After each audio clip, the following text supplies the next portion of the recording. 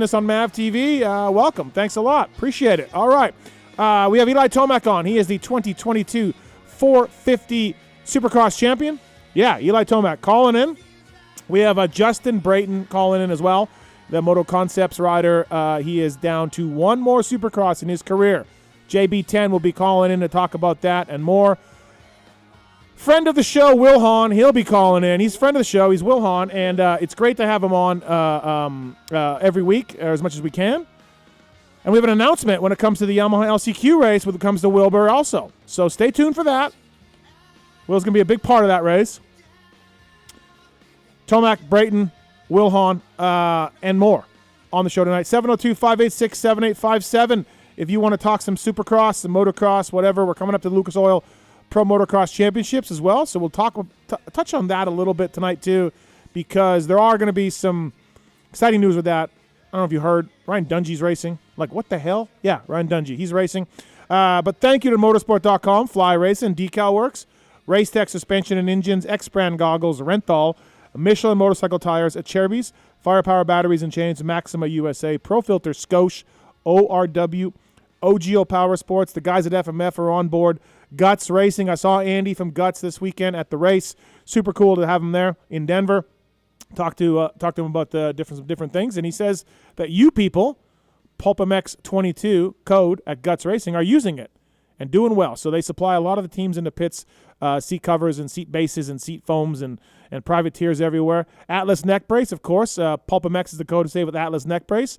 Logan Carnow, Atlas neck brace rider. Kyle Chisholm, Atlas neck brace rider. Works Connection, motorcycleindustryjobs.com, Get Data, WUSA, Ride Engineering, Inten Cycles, Suspension Direct, Manscaped, Wiseco Piston, all on board with us, as are you people, of course, as well. So if you're watching on YouTube, if you're watching on RacerX Facebook Live, thanks, man. Appreciate it.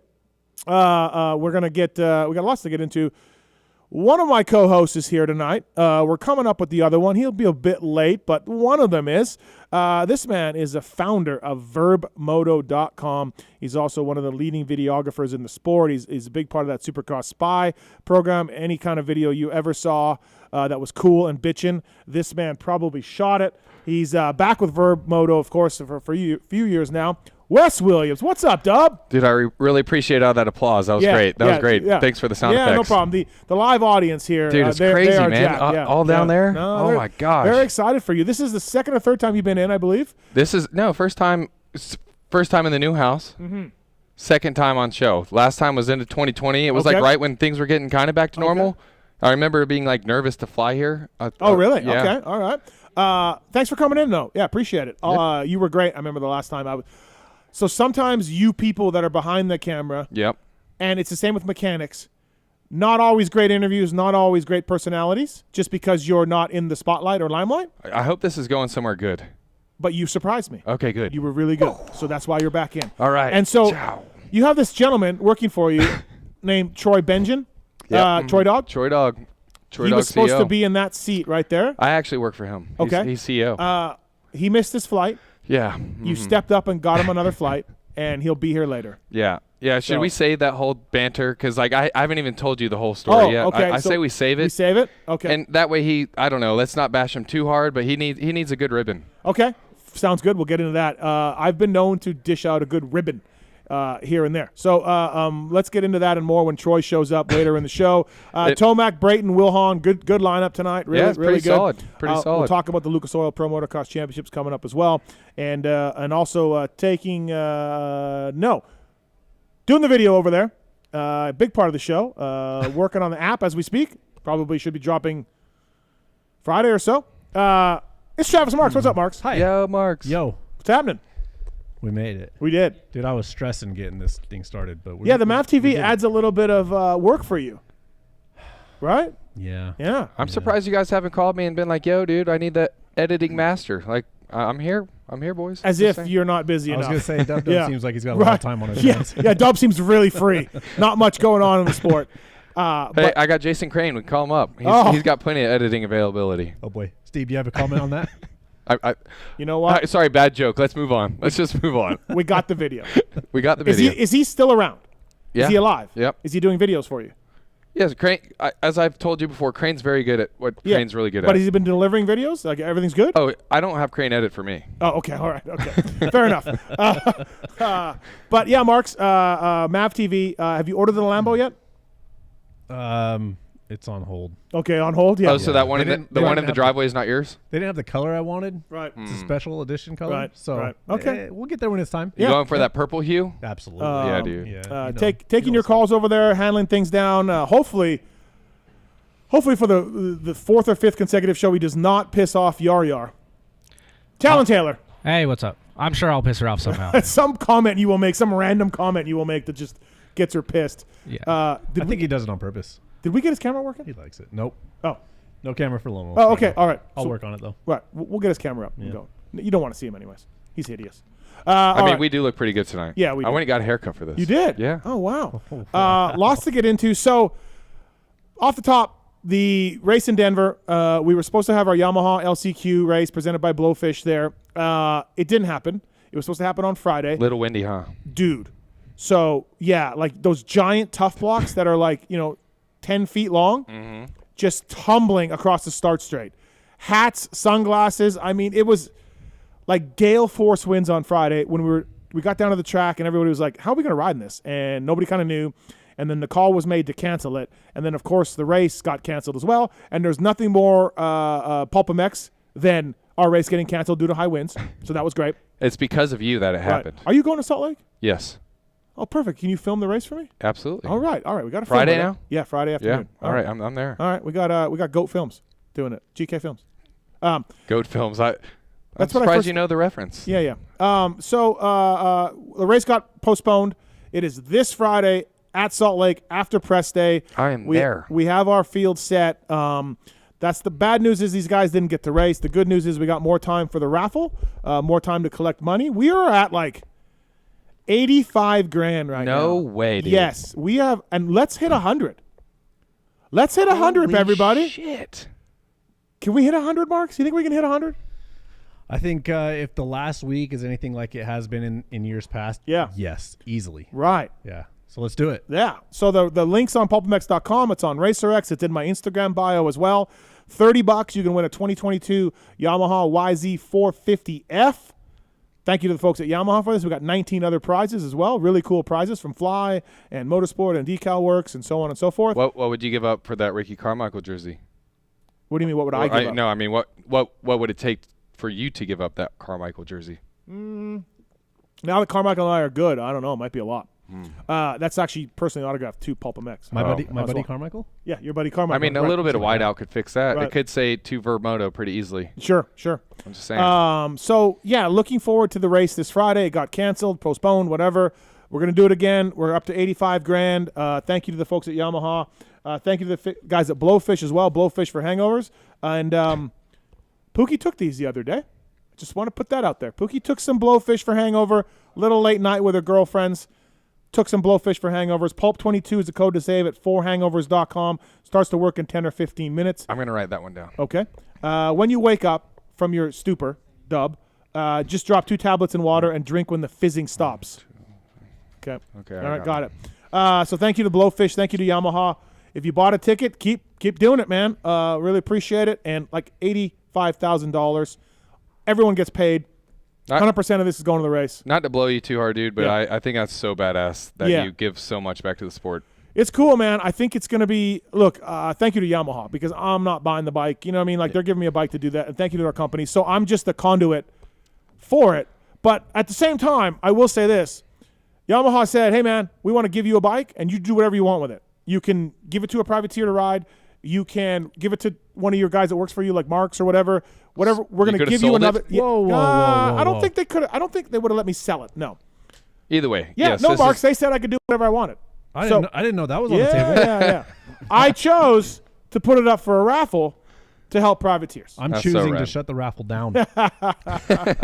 Protest. You know what? The last time I went out with Tallon, he was riding a Beta that looked like it was the shop bike for the last 5 years. So maybe he could have got the Yamaha. I don't know. But anyways, so yeah, looking forward to you people buying some tickets and supporting this, of course. Really, really cool. It'll be on Friday. and we'll get the results. Wes will be filming. Yep, you can now watch the videos on Vurbmoto. They'll be there.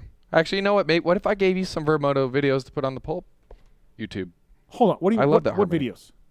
I'm gonna film it. That's yeah, what but you we're just gonna asked me get to the do. footage. We get the footage. Oh, okay, that's fine too.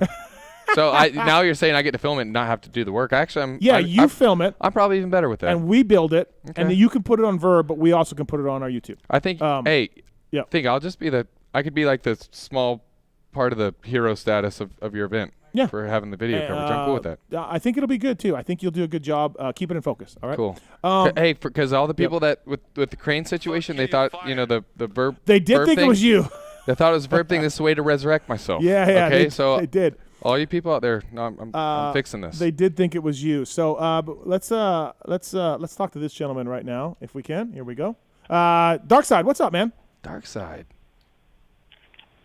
No intro. Well, I was waiting because I was expecting the intro. I don't know, man. Mav TV, maybe we've changed. Okay. Well, hey, I'm just calling in early because in honor of my boy Wes and Troy Dog coming in eventually, and having a bonus week that I get to come to the race now, I'm going to do another 5 tickets, and we'll give them away to another listener. All right. At the end of the night. Yeah, How do you feel about that? Pony Pod has bought 5 tickets, or going to buy 5 tickets, and if you match Pony Pod's 5 tickets tonight, one of you will get all of Pony Pod's tickets. You'll double your chance to win a 2022 YZ450F, right? Yeah. Yes. Marks, we can do that. If one of those 10 tickets that I've bought in the last couple of weeks wins the bike, I'm gonna be really pissed. Yeah, and that'll be awesome. That'll be great. Hey, you could do a timeshare, Darkside. Just you get to ride the bike half the year, right? Yeah. When are you going out to ride? When are you going to ride your YZ250? The weekend after Salt Lake City. So 2 okay. weeks. All right. Well, can't wait for that update. And I don't know if you've heard the update, but apparently I'm racing on Sunday now at Paula. I did not hear that. No, that's great. Yeah. Yeah. I was like, oh, this ought to go really well. I haven't been on a bike in 6 months. And then you're going to race a YZ250. Great. Well, and a bike I've never rode, a track I've never been on, and after riding Friday and Saturday, and now racing Sunday, apparently. That ought to go real well. No, yeah, I like your chances for success. I think you're really set up well, so it should be no problem. All right. Yep. Goal, Toronto Maple Leafs. Do we have a goal siren, Marks? Absolutely not. This is gonna be a tough show. This is gonna be a tough show to do. Good job though, Toronto Maple Leafs 1-0 against Tampa. Are you in a little bit better mood now? Yes. Before we went on air, Steve was in a very bad mood. Yeah, I was not happy. But he's got a little smile going now. All right, so do we have his intro? We're good.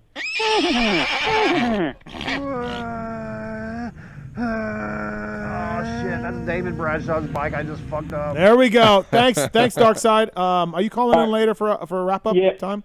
Yeah, I'll call in later when Troy Dog's in. All right. Nice. All right. Sounds good. See you later. All right, see you guys. All right. I want to talk to Eli Tomac. I want to talk more. Let's get some phone calls going, though, here. Brad's on the line. Brad, you want to talk to Wes Williams from Verb? I just want to talk to you, Steve, and Vurbmoto is awesome, man. I'm glad for everything you guys do. It's just amazing for the sport. I saw some the Vurbmoto, the shootout, the thing that was going on. I've just been watching everything. But, Steve, for you, I just want to ask you a couple questions. First, congratulate you on the MAP TV deal. That is awesome. Thank you. And then as far as Ryan Dungey, I would argue that his mental strength might be better than Cooper Webb's. I've never seen a guy so dedicated mentally. I mean, he come back, and not saying that he couldn't come back anyway, but he's just so meticulous in everything he does, even with his coffee brand. I mean, I've never seen a guy so focused. It's like the damn guy's on Adderall all day. No, he is very focused individual for sure. But I mean, how do you measure someone's mental strength, right? I would point to the times that Coop has gotten somebody late in the race and come up on top and hasn't ridden his best all day and then still won that main event. So I would just answer with that. And again, you can't really measure it one or another. But I would think that Coop, is strong like that. I just believe there's a lot of things going on this year, and personally, I think we'll see the Cooper Webb that we've seen previously next year. And then I wanted to say congratulate you, but something important I got to tell you, man. I called last week. Remember, I'm dealing with a lot of health stuff for St. Louis. Your show keeps me going every week, man. It's the one thing I look forward to. But I reached out to a couple pro riders on Instagram. I'm like, man, I'll never hear from these guys. Yep. Zacho responds to me today. Osborne, he said, dude, I'm sending you some stuff, man. get well soon. Marchbank says, I'm sending you a jersey signed, and I'm going to make a video of me signing it. What a bunch of awesome guys. The motor community's got some of the nicest guys in it, and I'm just awesome. so Good to grateful. hear. No, that's cool, man. Listen, all these guys get hit up by a lot of people with a lot of stuff that they want to get help for, and it's understandable. So to see those guys respond is cool, man. Yeah. It is really cool, especially something special, someone that wants to get on and get better. And so, dude, I just want to tell you I love the show, man. Please keep it up, and I'm going to try to buy some tickets to this raffle and help these privateers out when I can. And awesome, man. Thank you, man. Congratulations. Appreciate it. Bye-bye. Thank you. Brad sounds like a good dude. Sean, what's up? You want to talk Ken Roxon? Yeah, dude. So you think we can all agree that motocross season is harder than supercross, right? Yeah. How come he can't make it through a supercross season, but he can make it through a motocross season? Well, we'll see if he makes it through the motocross season, right? But he did last year just fine. Yeah, no, for sure. He's always said motocross comes easier to him. He's taken the time to rest, right? So he had an issue. He talked about it on the show where he got COVID early in the year. Then he was sick in December with not COVID, and he came in January, got COVID early on around San Diego time. So he never got any rest, and now he's got rest. So I would hope that he's feeling better. Yeah. I mean, I'm a huge Kenny fan, but like supercross always seems to be excuses, which like obviously I can't fucking do it. Like no one else can either, but kind of surprised that motocross is easier in a way than supercross. Hey, let's see how he does, right? Yeah. So I guess. Yeah. All right. Thanks, Sean. All. I appreciate it, guys. Thank you. Appreciate it. Sean makes some good points for sure, but I mean, Kenny is an ultimate wild card for outdoors. Like, could he come out of Paula and win? Yeah, absolutely. Right. We haven't seen him. Or could he come back and win the championship? No, but could he come back and struggle and still not get healthy and pull out? I think both options are on the table. Yeah. Don't you feel? Absolutely. Yeah. And I do think motocross comes easier for all of them because they, as amateurs that you love so much, grow up riding motocross. So I do think it comes more naturally. And if you were just to pick one, I think motocross is easier. Yeah. For most guys. Right. Potentially. Okay. All right. Let's get to Damien on two. Damien, what's up, man? Hey, listen, I know you like to talk a lot of shit and, a little hyperbole on the, I'm so great side, and then another, I'm a friggin' horrible media guy side. But I got to ask you, man, if you actually stopped for a moment and put any thought into what a big deal this is, this LCQ challenge thing. Like, seriously, like, stopped and went, since like the Wonder Warthog and you get a $50 gas card or whatever, what has been done for these guys by anybody, really? Well, they all have their own guys that help, right? That help them out and stuff. And there's low-key stuff going on behind the scenes to help out privateers. Like, collectively, though. Yeah, collectively not much, right? Steve's downplaying this way too much, isn't he? Well, that's what I'm saying. Like, if you privately, you and Pookie just went, hey, geez, this is kind of turned into a really big deal. Like, have you put any thought into that at all? I mean, what am I going to get out of it? Like, do I get an award or do I, who can't, like, I'm not, that's the whole point. No, but that's exactly my point. Is you don't get shit out of it. That's fine. I'm just no. I have a house with these tall ceilings, and I have this cool life, and sponsors that pay us well. So, like, I'm just doing a job, right? Like, I'm just doing my job. Obviously, when I worked for Nick Way and Tim Ferry, and they were top privateers in Supercross. Like, I lived it as a mechanic, right? I lived it. I saw the things these guys had to do, and beating factory guys was fucking cool, and I was stoked on all of that. So some of my helping these guys now is back in the day, right? But you know what? It's not all roses either, because I got my Race Tech Rant coming up tonight, and believe me, it's got something to do with this. But no, man, I put out a tweet like a month and a half ago, and I got some flack for it. And one of the things I tweeted was that, like, I don't like some of these ex-motocross guys on social media telling you how to live. You know what I mean? Like, I don't like that. Like, how do you have it all figured out? None of us have everything figured out. Wes has problems. I got problems. Mark's has got a shit ton of problems. Like, True. We're all just human. We're good. We do good things. My boy Mark's over there. Yeah, we do good things. We do bad things. I'm sticking by my basement boss comment, by the way. I love it. Oh, this is Damien. Yeah, basement. Yeah, right. So, anyways, like Like, I get it. My I thank you for I thank you like for the call, but like, yeah, man, I'm just doing a job. It doesn't make me any more special than you or anybody else. And some of the things that gets me mad on social media is these ex-motocrossers trying to say that they have all the answers and they know everything when they never even went out of high school, right? So I don't want to be that guy. I don't want to be the guy to be like, hey, look at me. I got it all figured out. I'm the guy. Like, I have an opinion about things, like everyone does, but I'm not going to sit there and say like, oh, yeah, I did this and I did that. You know what I mean? Like, fuck it. Like, it is what it is. This thing's going to be over $200,000 in 4 years for privateers, right, Marks? Is that right? And that's kind of my point. Like, well, it could be 100,000 this year. Yep. Right. So there's been how many ex-mechanics that lived your life that went through all the same shit you went through back in the day, and granted, you're in a position now to affect some change because you have the mic, but like other people have had this opportunity. And I'm not saying like, oh, Steve Madden is the greatest guy ever. I'm just saying, like, do you understand on some level privately what a big deal this is? That's all. Do you think that the winner of this race should kick me back some money? No, because that was a topic in one of my group texts this week. Like, my buddies were like, hey, whoever wins should kick you down some money. And I'm like, no, I don't care. Well, but, I mean, what is that going to look like? You know, I mean, we talking $1,000? That's I don't know. Dude, you got like Trump money and high ceilings and shit. Like, dude, I could use $1,000. $1,000 ain't going to do you much. You know what I'm saying? So, I don't know. I don't know about that. Right. Okay. All right. I was just asking. Certainly be appreciative in some form. Yeah, I don't really care. I was just asking. It was a topic of debate. It's passion. Steve's passionate and humble as hell about it. It all comes down to how much you love the sport. Like, there's so many times that all of it. What him and Weege do all the damn time, they're like, I respect the shit out of it. Like, it is so hard to grind as hard as they do, and it's all because you love this shit so much. And I think at the end of the day, all of us just want to get back all of our little pieces as much as we can. Look, again, Yamaha gives me a motorcycle. Fly steps up. Works Connection, Guts, like all these companies stepped up for prizes. I'm the conduit for it, but I'm not. I'm just kind of talking about it and raising awareness, right? It's not my money. It's not, so all of that a little bit. But, no, thanks, Damien. I appreciate the call. Thank you, man. That was really nice. No worries. Thank you. That's kind of what I was getting at. Like, I didn't want to blow you that hard, but I would have said the same thing. You are definitely a basement boss.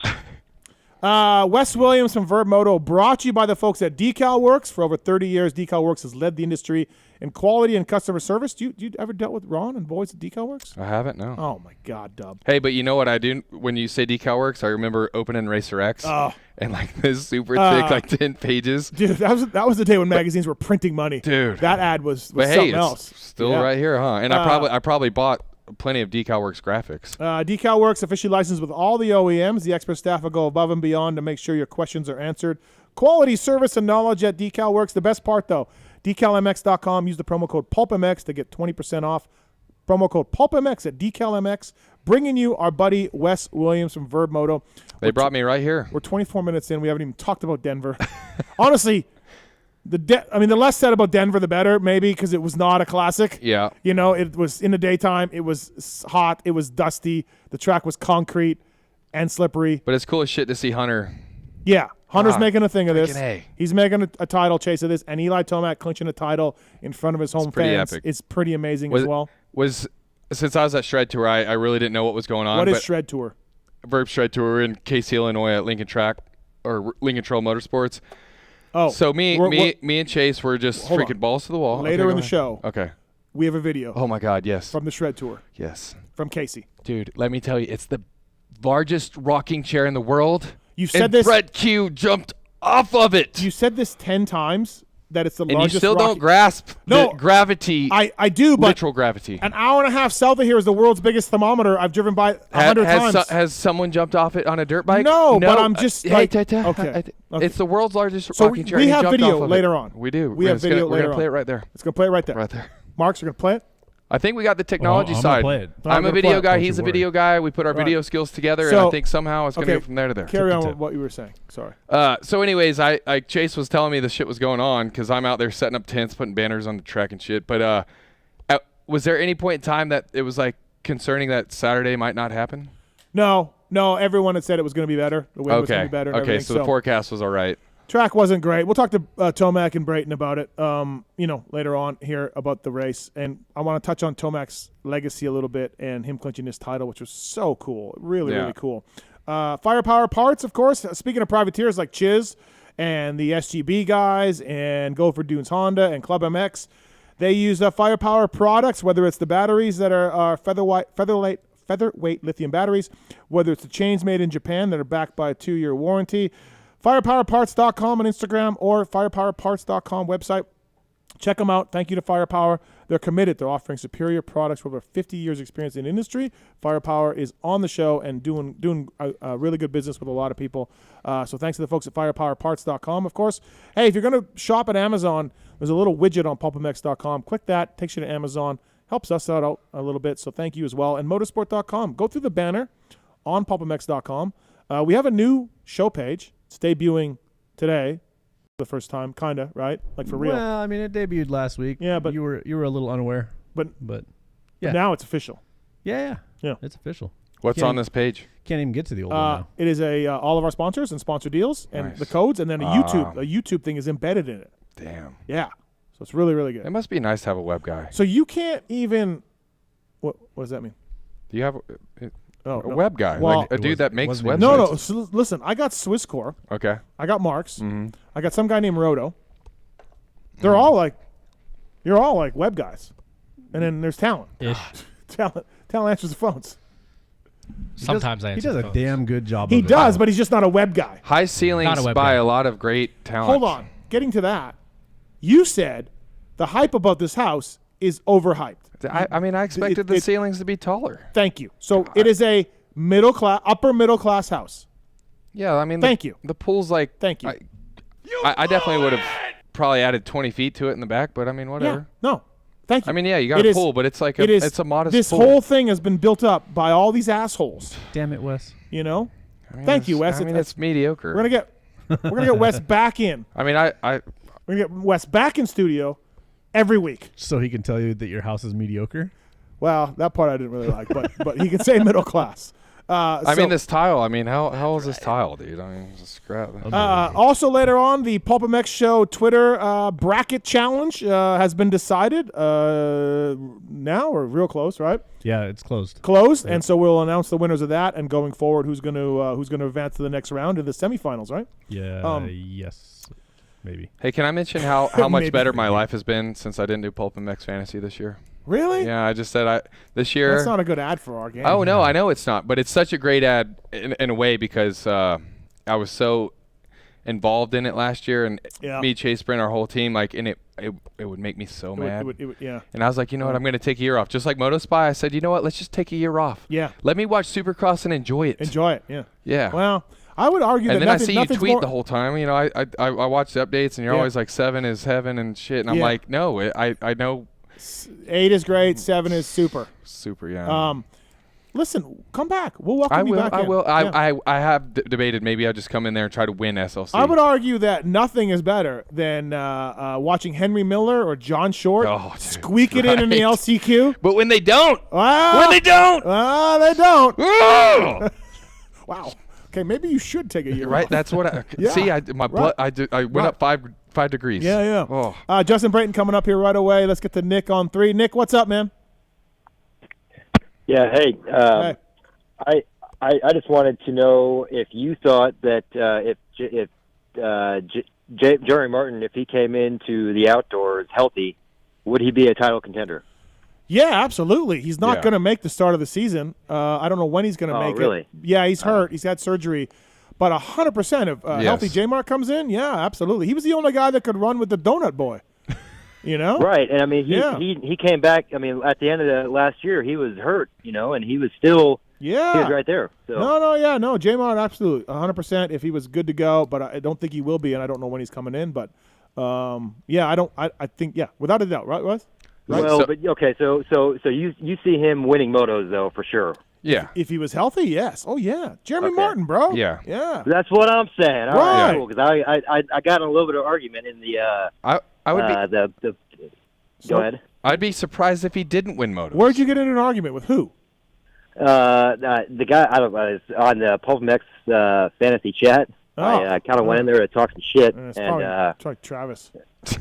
No, it was the guy's name was Brewis, so he can suck it. But, yeah, he can suck it. J-Mart. He was talking shit on J-Mart hard. So I just wanted to call in because I knew you'd agree with me. So right. You know. All right. Thanks for calling, buddy. I appreciate it. Hey, you got a bike? You got a bike, Nick? I don't, but my brother's got a bike. No, not good enough. We got to move on. Thanks, right. Nick. Appreciate it. Podcast brought to you by the folks at Renthal, the undisputed global leader in manufacturing design since 1969. Renthal has become notorious for a relentless obsession to detail the quality through their commitment to produce the finest products on the market today. Renthal.com. They had those purple bars. Those are sick, by the way. Yep, they're all sold out. Limited run. They brought back the 90s with the purple bars. The 90s were a good time. Those two-strokes, Steve. Renthal, whether it's Monster Energy Kawasaki, whether it's Red Bull KTM, whether it is the folks at Honda, they use Renthal. They've always used it. And fraction of a second, a few grams, a couple of millimeters, it all counts. Welcome to the winning world of Renthal. Speaking of Renthal, our next guest uses Renthal bars and has done for a number of times over his career with a number of teams. JB10, Justin Brayton, what's up, man? How are you? What's up, Steve? I'm doing well. How are you guys? We're good, man. So Jeremy Martin, that caller wanted to know if he could challenge for outdoor moto wins. I mean, we're all in agreement, right? I mean, it's Jeremy Martin. So yes, right, yeah. right. Really, two-time champion. Yeah, absolutely. I feel like it's not a problem. Look, we're 32 minutes into this show. Justin and Wes here and I have barely talked about Denver, so I feel like there's storylines to talk about from Denver, but there's not much to talk about Denver itself. But do you want to talk about Denver and tell us how it went? we can talk about Denver. I like the city. I think the city's cool. It is a good city. Views. Yeah, downtown's cool. Mm-hmm. I mean, obviously Tomac clinching there. That's a huge storyline. I think another storyline is Hunter. I'm seriously on the line for the 450 main several times now that I'm like, Hunter's really, really good. I don't know how many times I've said that. So, you know, he obviously gets overshadowed a little bit by his brother, but he's good, man. Like his qualifying, I mean, he qualified fastest again. That's what his second or third time. And he was on here 2 weeks ago with Kiefer, and Kiefer has a history of pissing off our guests on the phone, whether it's Tomac or whoever. But he kind of got Hunter a little bent out of shape. In that he said, "Hey Hunter, early in the season you didn't look very good. You didn't look great at Anaheim 1 press day, and you kind of got better." And Hunter was like, "No, man, I felt as good as I ever did." And he was like, "When?" And Hunter was like, "So tell me when I didn't look good." And then it got into this little weird thing where they both were weird. But he has gotten better. He has gotten better. They both got 4 wins. For sure, yeah. Both the Lawrences got 4 wins. Okay, so I'm highly confident Christian wraps this thing up. Yeah. It's closer than Christian and his team wanted it to be with Hunter's resurgence here. But JB, we're all still highly confident that Craig gets it done, right? Yeah, absolutely. Okay. It doesn't help Christian though this week with what happened last year. No, because that plays on riders' minds, right? I mean, getting hurt there last year, being in title contention. It was a little bit of a long shot last year. What was it, 8 points or something like that? Yeah, something like that. Yeah. But it can happen. So it definitely could have happened. I don't know what the point spread is right now, but for sure it's heavily favored for Christian, right, to get it done. But Hunter's given himself a chance. I mean, taking it down to the last race, and anything can happen. It's a showdown. So it's a showdown. Yeah. Does Jet get in there and help a little bit? Christian and Jet they've been teammates and friends in the past. Like, does anything happen there? I doubt it, but you never know. No, exactly. I feel like Christian's got this, but again, Christian's not some multi-time champion rock, right? Like, this is his first title. A lot on the line. A lot of nerves. Yeah. But I think Craig gets it done. It's 18 points. So, I mean, Christian's got a cruise like, dude. Where do you think it'd be if Hunter didn't crash out in the whoops? It'd be a lot closer.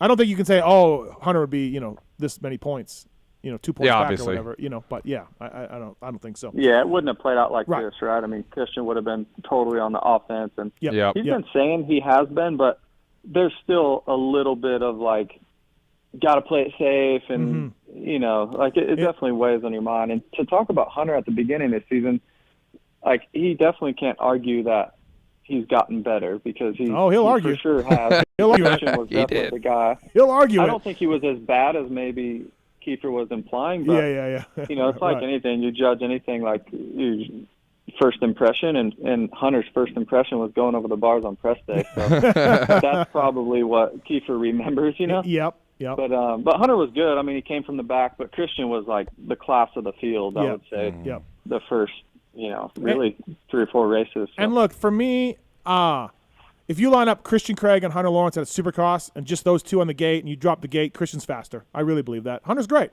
I'm not in no way am I bashing Hunter Lawrence, but depending on the whoop section, maybe. Well, yeah. I mean, I'll still take Christian Craig. I guess I'm in love with that riding style. I don't. Oh, it is sick. You know what I mean? But JB, I feel like for Denver, and you raced it. Obviously, another top 10 finish. One more to go for you. We'll get into all that. You raced it. I feel like if Christian had gotten the start and Hunter was behind him, Christian goes to win. Yeah. Goes on to win, right? Like everything was literally the first lap position. Yeah. Yeah, especially if you were close in speed. And, with the track conditions, which we can talk about that if you want, the track conditions you had to take some risk to go fast because it was a game of a tenth here and a tenth there, but to get that extra tenth, you had to take some chances to not push the front wheel or lose the rear, and it was pretty rocky and obviously super dry, marbly on top. So, did Christian want to push that envelope? Maybe, but maybe not. We didn't get to see it because he fell. But it also, those conditions, I think Hunter's style, which Christian's super smooth too, so I can't really say that. But Hunter's style he's so smooth and precise and calculated. Yeah. He was good. Yeah. When we had Hunter and Jet in the rookie years, they came when we were in COVID Cross, they came to the hotel studio we had, and I was like, Jet, how much taller are you than Hunter? And Jet's like, we're the same height. And I was like, wow, like it's all riding style. Like Jet looks taller because he's using his legs, he's absorbing things, he's kind of over the back of the bike, right? Hunter's very textbook. And I just assumed that Hunter was taller. And they're like, no, man, we're the same height. And I'm like, oh, okay. So, yeah, funny how that works. Yeah, right? It seems like Jet rides a little more like straight back, kind of like more upright and taller, where Hunter's kind of like hunchback and like crouched on the bike. But have you guys ever looked at, like, if you take a photo of them going off the same jump, a lot of times I feel like you could copy and paste. Really? Yeah. Okay, yeah. I've always looked through our photos. You've shot them a lot. And I'm like, a lot of times there's obvious differences, but a lot of times going out scrubbing or hitting jumps or certain things, I'm like, I swear to God, you copy and paste, and if you layered them on top of each other, it'd be identical. Wow, okay. Cool, JB, one more to go, man. One more to go crazy. for you. Congrats, man. Yeah, thank you. It's obviously a lot of feelings this year, leading up to this. It's been really tough this season to try and enjoy the moment, embrace it, and all those things, get all the feels, but then also try and do well. Like I've never wanted to go out just cruising, and so I've had to balance that. And it seemed like the beginning of the season, the whole coming in, having fun, like it wasn't really working for me. So I'm like, all right, back to grind. I don't care about having fun. Getting good results is fun, right? Right. So, once I did that and really started putting in a good bit of work during the week, I got a 5th, a couple 6th, a 7th. Like I was right around that group, which was that was good for me, right? That was that was fun, I guess, getting up there and being in the mix. So, but yeah, one to go. Crazy, excited to move on to the next chapter, but also really proud and fun to reflect on my whole career. It's been a long one, and a lot of positives, a lot of learning experiences, and a lot of great friends I've met in the industry that I'll be friends with forever. So yeah, a lot of positives to take away. We had you on a live show a few weeks ago, and you told the story again. Your first arena cross. You're running stock suspension, stock springs and everything. You're just showing up at Des Moines. Like, I guess I'll try this. I'll see how it goes. You started riding pretty good. You tell your parents I'm going to California, never really thinking that this was going to turn into this career. And here you are, 4th. You'll be tied with Larry Ward for the 5th most main events ever. You've made millions of dollars racing. You won a Supercross. And it all started with like, yeah, man, I'm from Iowa, and I'll just see how this goes. Crazy, and Wes Wes wasn't running around talking about Justin Brayton at Loretta's and he's going to be this great champion. No one was saying this. You know what I mean? No, I was definitely not one of those amateur phenoms, to say the least. No. And that's literally how it started. We drove our box van to Des Moines Arena Cross, and we did it, and you know, took a lot of chances, and true definition of if you want something, you can truly go get it. It was really difficult, but I wouldn't trade it for the world, and it was just something I was so passionate about, and still am. But you know, Father Time takes over, and 38 years old. Could I do it for a few more years? Probably, but there's no sense in doing it right. I got 3 kids, and proud of everything I've done, and wanted to go Salt Lake City this weekend. So. We think we'll see you at some World Supercrosses in the fall, so you'll be around racing still. But and AMA Supercrosses, this could be it. Probably will be. And look, you may go out this weekend and win. Let's assume you're not. What was your best race this season, do you think? Like, Wygant would argue, you know, Anaheim won heat race all day long. But what do you think was your best race this season? I would say San Diego or I think it was A2. San Diego, I was riding really good. I had just passed Barsha, I believe, for 6th or 7th, and had a lot of speed. I had some speed in practice all day, and it was like a good turning point for me with coming in a little bit injured and getting back to, you know, racing at a high level, and felt good about it, and just had a crash late in the race, and I ended up getting 11th. And then A2, it was either A2 or A3, I forget, but I was, I think I was 7th or 8th and crashed out with like 4 laps to go, just overjumped. I think that was A3, it might have been A3, but was riding really good at those races, and was just had a crash, which, you know, my whole career I've never been a crasher. No. So for those 2 races, I was so frustrated. I'm like, really? I was just having a great race, and on paper it wouldn't have looked stellar, right? I mean, a 7th or an 8th doesn't look stellar on paper, but who I was racing with, who I was battling with was at a high level, and I was proud of that. And but to crash out late was like super unlike me. So but trying hard, and that level at the beginning of the season was extremely high, and you had to go for it. That was Wygant, where you just showed your bike on top of the jump, and Wygant's entire world was crushed. Funny that Wes, funny that JB picks 2 races where he crashed outside of the 5th and 6s. You know, like funny how that works, right? Those were the 2 standout moments. Right, yeah, sure. Right. But just because you were riding well, just because you knew you were, yeah. Had a really good lap time that day, but I went over the bars. Yeah. Well, it's funny that you bring that up, because some of the races I've had podiums and stuff, I was riding terrible. In other races where you get a 6th, I was riding great. Like where I got 5th this year, I mean, that's where Sexton and Webb crashed out. I wasn't riding good really at all. I was an 8th place guy that day, and some circumstances happened, and I got a 5th. Dallas this year, I rode in the Triple Crown. I mean, I rode really bad in 2 out of 3 of the Triple Crown, and I think I ended up 7th. So on paper, it looks okay, but your riding isn't always great, you know? Right. Yeah, absolutely. Renthal.com bringing you Justin Brayton on the PulpMX show. Please check out Renthal. How'd you like those purple bars? Were you down with that, JB? I liked it, yeah. I thought it was really good. It was back to the Super 90s. cool, Right. Some 997s. Yeah. Had on. Right. Yeah. Hey, so you're racing Iowa. It's coming up. This thing has turned into like a bigger and bigger deal all the time.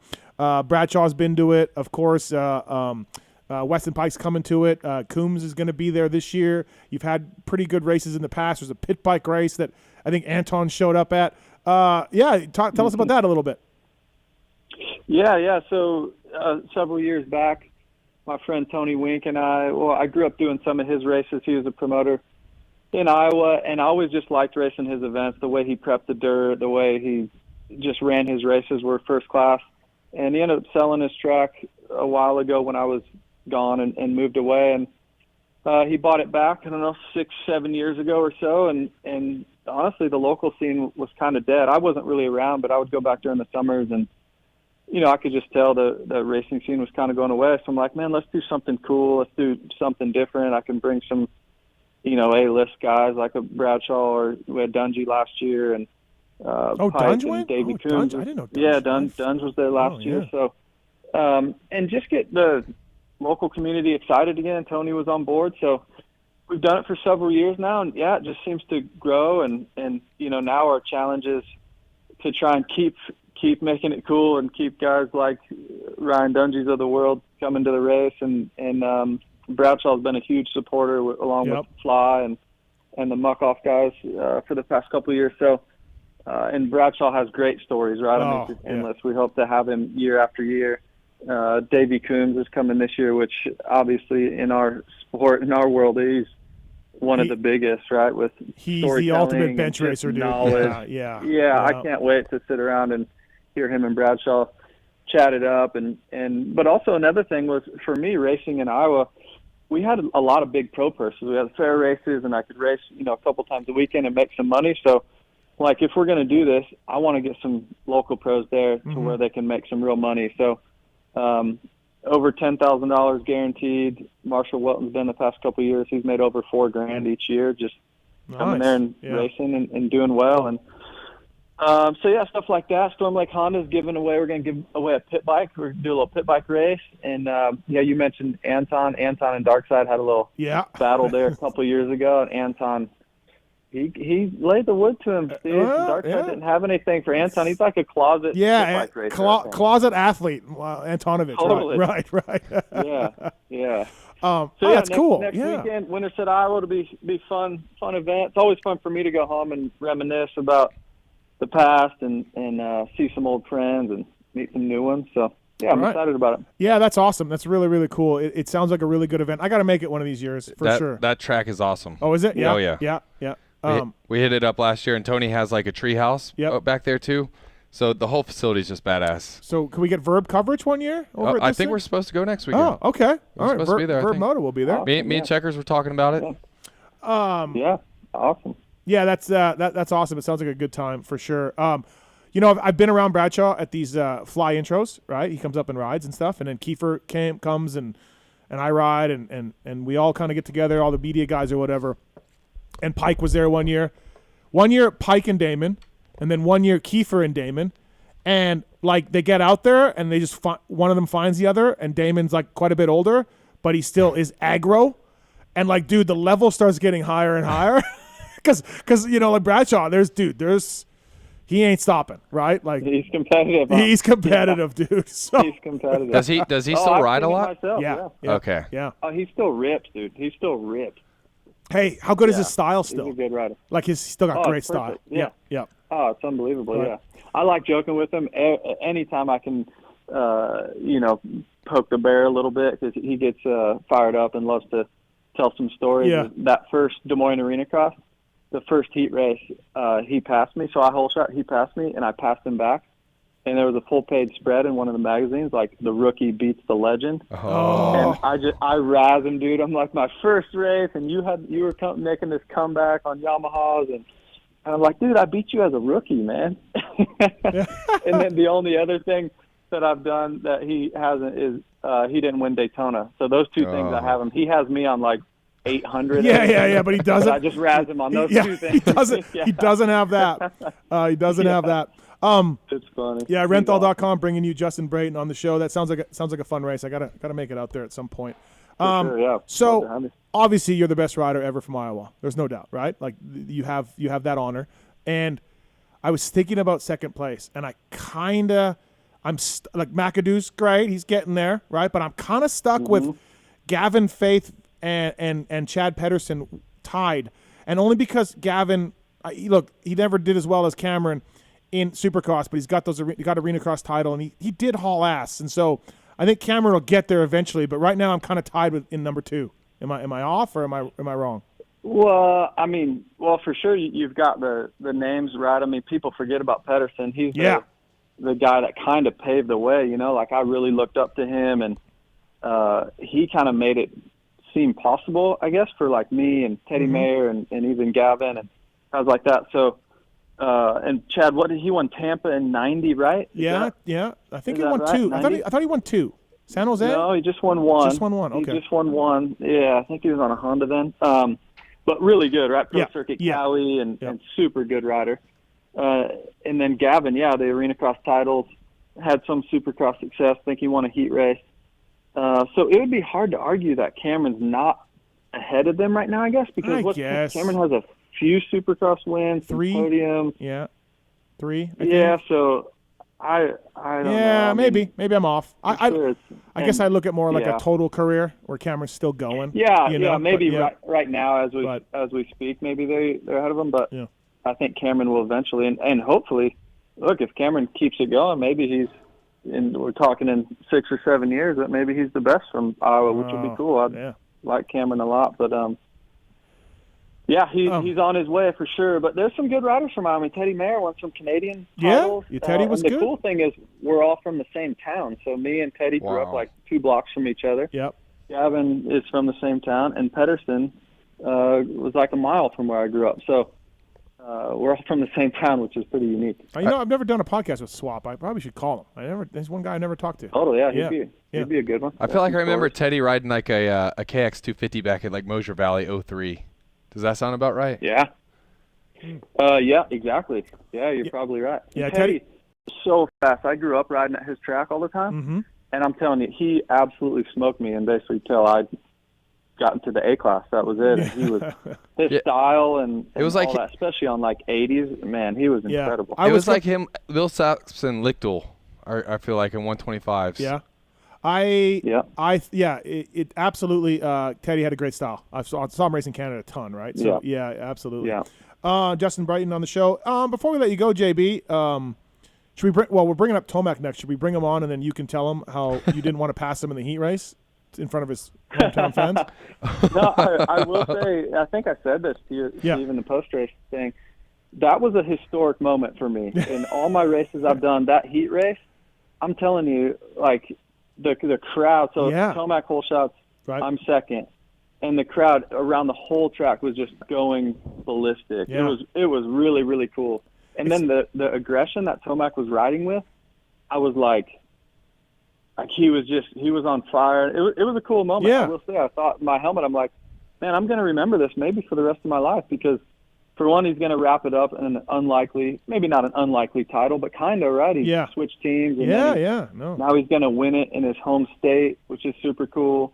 The oldest champion ever, right? Yep. Like that's pretty cool. So, yeah, pretty historic moment and neat for him to get it done. And what a cool storyline even leading into next year, really cool. Absolutely. Wes Wygant was like, well, during the heat race, he's like, we're not going to pass Eli in his hometown. We could, but we don't want to. And I'm just like, you're an idiot, Wygant. I love it. Right. I love it. Yeah, it's great. Hey, so, by the way, what are the chances you get a text from Coy Gibbs saying anything about like, hey, good career, or congrats, or anything? Do you get anything from Coy Gibbs?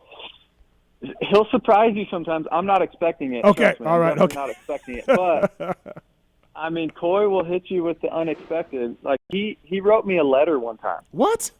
I was racing for him. Coy wrote me like a really nice, sentimental letter. It was incredible. What? Really nice. Yeah, it was great. This is totally breaking news. Coy will catch you off guard. Right. Coy's got a big heart, as we all know. Yeah. I'm definitely not expecting it, but okay. Who knows? Maybe I'll run into him somewhere and. Good job. That was good. Yeah, exactly. We were discussing like if you dropped James and Ricky into this year on their bikes, where would they finish? This was a PulpMX show topic a couple years ago, and Red Dog was completely out to lunch. But anyways, talking about that a little bit, you've been around a long time. Like I really believe, whether it's hockey or motocross or whatever Wes is into, the athletes get better every year because we're smarter about nutrition, we're smarter about training, we're smarter about how to get better. We have specialized coaches more and more, all this stuff. I firmly believe that, like Tomac is better than Carmichael as far as he's faster now than Carmichael because of bikes and technology and all that. Okay, so everything evolves is my point. But if you still got to ride Ricky went as fast as he did on the equipment that was available with the science that we knew. Now, long-winded way of saying, what's evolved more from the start of your career to now? Obviously, 2 strokes, 4 strokes, but has the skill – I think the skill has gotten better because James showed everybody what you could do, and then now the riding facilities and the coaches and these kids live at these things. So I believe rider skill has gotten better than ever before. But in your opinion, JB, what has evolved the most? Bikes, technology, rider skill? Like what from your start to your end, which is coming this Saturday, what do you think has evolved the most? That's a really good question and an awesome bench racing question, right? That you could sit on for a couple hours. I guess in a short-winded answer, I think all of it's evolved, but the main thing is the video technology. Like, look, Ricky could ride any motorcycle and take it to its max, and I think match anybody in the world in any era. So, in saying that, but do I think Tomac is faster than Ricky was? Probably, but if Ricky had the same technology and equipment, he's going to go that faster, right? That's where I'm at. Exactly that. Yeah. Or James, the same thing. Or Chad, like Chad at 25 years old, give him a good bike today. Like he's unbelievable. So like or you always hear about Hannah and those guys in the old days, or what would RJ have done? Like they're all the best in their era, so they would be the best most likely in this era. So, but what we do have an advantage on is now it's easier than ever to learn and to go faster because of social media and because of Dartfish. Like, I actually don't like that Dartfish. I like it because I'm racing, but I would have a bigger advantage if we didn't have it because I can pick up tracks quick and I'm a jumper, so I like doing different rhythm lanes and like my studying and stuff. But now, like, we just look at a tape and it's like, well, there's a fast way through it. That's what we have to do. And then, Tomac's getting me right there in that turn, or this guy's faster here. Okay, I need to pick up a little bit. They're like, you just learn quicker, where before you would just hear from somebody that, hey, he jumped this. You would hear from somebody. Faster than you, I think. Yeah. Exactly. That's how it was. Like, I'm sure Ricky's mom just said, hey, so-and-so's faster in that turn over there. Oh, okay. Well, there's no real proof. It's just from the naked eye, where now we actually have factual evidence that somebody is faster in a certain section. So, no, you can see that. I'm definitely not on the – go ahead. When you guys come up for the second practice, you can see everyone has watched video, and everyone knows what rhythm to do, right? And you're just like, well, that's it. We're screwed now. It is a cool thought, though, if that didn't exist. Like how much different it could be. All of it. It's EFI, it's tuning, it's Lit Pro, like everything. We can give you this percentage of throttle in this turn. Every lap. You know? Like, it's nuts. Perfect example is this weekend in Denver going into the sand section. The whole first practice, a lot of people would go double, table over, single, 3-3 to the outside. Well, I forget who did it, but somebody went to exit this section. They just went double, single, but jumped into the sand on the inside. And it's half a second to go inside. Well, then guess what? Hardly anybody went outside anymore, and then the inside just developed. But I would have thought freeing to the outside, you think, man, that'd be feel fast, quick, right? It feels super fast. Feels fast. But you just cut off so much track. By going to the inside. So right there's a prime example of, okay, well, I'm not going outside anymore. I'm going to go inside. So. No, you're right. You're exactly right. So you're not so much on rider skill. You're going technology of the sport more. I think so because if Ricky in this era he's Ricky. How could you ever say that somebody now is, and we learn from him and we learn from James and we learn from Chad and we learn from all these people. You learn from Timmy. Timmy, learn from Timmy. And his mechanic. They would have done the same. They would have learned from their previous generations and been just as fast. So, I'm definitely not on board with saying, oh, we're so much better than we were. And I've got, my 2012 Honda, that thing was incredible. I mean, for sure bikes have evolved, but, you give the right rider a bike that was really good. What I'm taking out of this is we should really go back to two-strokes and get rid of Dartfish. I'm not on that train either. Damn it! I love two-strokes, but hey, take that back. Totally, I'm with you. I was not good on a 125. I had to race a 125 in my career. I don't think I would have had a career. Yeah, that's a great point. Rentall.com bringing you Justin Brayton on the show. All right, JB, thanks for calling in. You're going to come in this summer. We talked at the race, and we're going to get you in co-hosting this summer. Looking forward to that. Yeah, let's do it. Absolutely. Vegas is great in the summertime, I hear. We'll get up early. We'll go e-biking. It'll be fantastic, JB. Yeah, there you go. I like it. Thanks for coming on. Good luck with your race, everybody. Where is it again? Winterset, Iowa, next weekend. Riverside Raceway. Should be fun. Riverside Raceway. Yeah. All right. Well, good luck with that. Tell Bradshaw and Pike I said what's up, and thanks for calling in, buddy. Thank you. Cool. Thanks for having me. All right, you guys. See ya. Hey, that track was so badass that it's one of the only stops that I've got to that I'm like, I have to ride. Really? Track owner Tony had a KTM 150. Yeah. I rounded up boots and gear and helmet, and I was like, I'm gonna go shred. Right. Nice. Yeah. I am like when I was a mechanic, and I walked out for the first practice of every national. I'm like, this looks amazing. Yeah. I wish I could ride. Just that though. Those first few laps. The first 5 minutes. Yeah, that's what I mean. And then that's it. That's it. Then Yeah. I'm out. Yeah. But yeah, it was certainly a great. It's pretty. That's how I feel at Loretta's every year. Like at the end of the day, Yeah. I'm like, you could not pay me to ride this one lap right Yeah, now. But yeah. if you see it in the morning, you're like, fresh tracks would be amazing. sweet. All right, let's get right into our next guest. That was Justin Brayton, of course, brought to you by Renthal. Our next guest brought to you by OGIO. Traveling is a pain in the ass. We know that, but whether it's a 9800 like Kiefer checks for 2-night stay or a OGIO 9800 for your gear, I have the layover bag. I have a backpack as well, the laptop sleeve, tons of pockets. You probably use OGIO every single day. I bought the OGIO rig after I was here last time. I didn't even know what it was, and you were giving one away, and I went and looked it up. Yeah, because it's a little bit bigger. It's a little bigger. Instead of the curved top on the Yes, 9800, the rig, it's a square, and so now I can fit like all kinds of lights, Wow. tripods, and everything. The gate ladies hate it because it's a lot heavier bigger. than it looks. Yeah. I pack it in, it's like full 70 pounds. If you want a deal from OGIO, email us using the contact form on PulpMX.com. We'll pass it on to the folks at OGIO, and they will give you a deal from the PulpMX show. OGIO bringing you our next guest of the night. This man is a 2022 450 Supercross champion. Eli Tomac. What's up, ET? How are you, man? Hey, guys. Thanks for having me on. Thank you for calling in. I appreciate it. I'm sure you're swamped with texts and everything else. I really appreciate you making us time for us. And yeah, man, congratulations. That's awesome. You got to be so stoked. Like we were talking about this on our review pod. Like when you won the first Supercross title, and we know all the drama coming into that, ups and downs. You were the fastest guy for a number of years, but didn't get the title. And then you wrap it up. And it's in the daytime at Salt Lake with no fans. It's not exactly a storybook way to win the title, right? Like it's awesome. You'll take the check and you'll take the title. But this one in Colorado, fans going crazy, fantastic, right?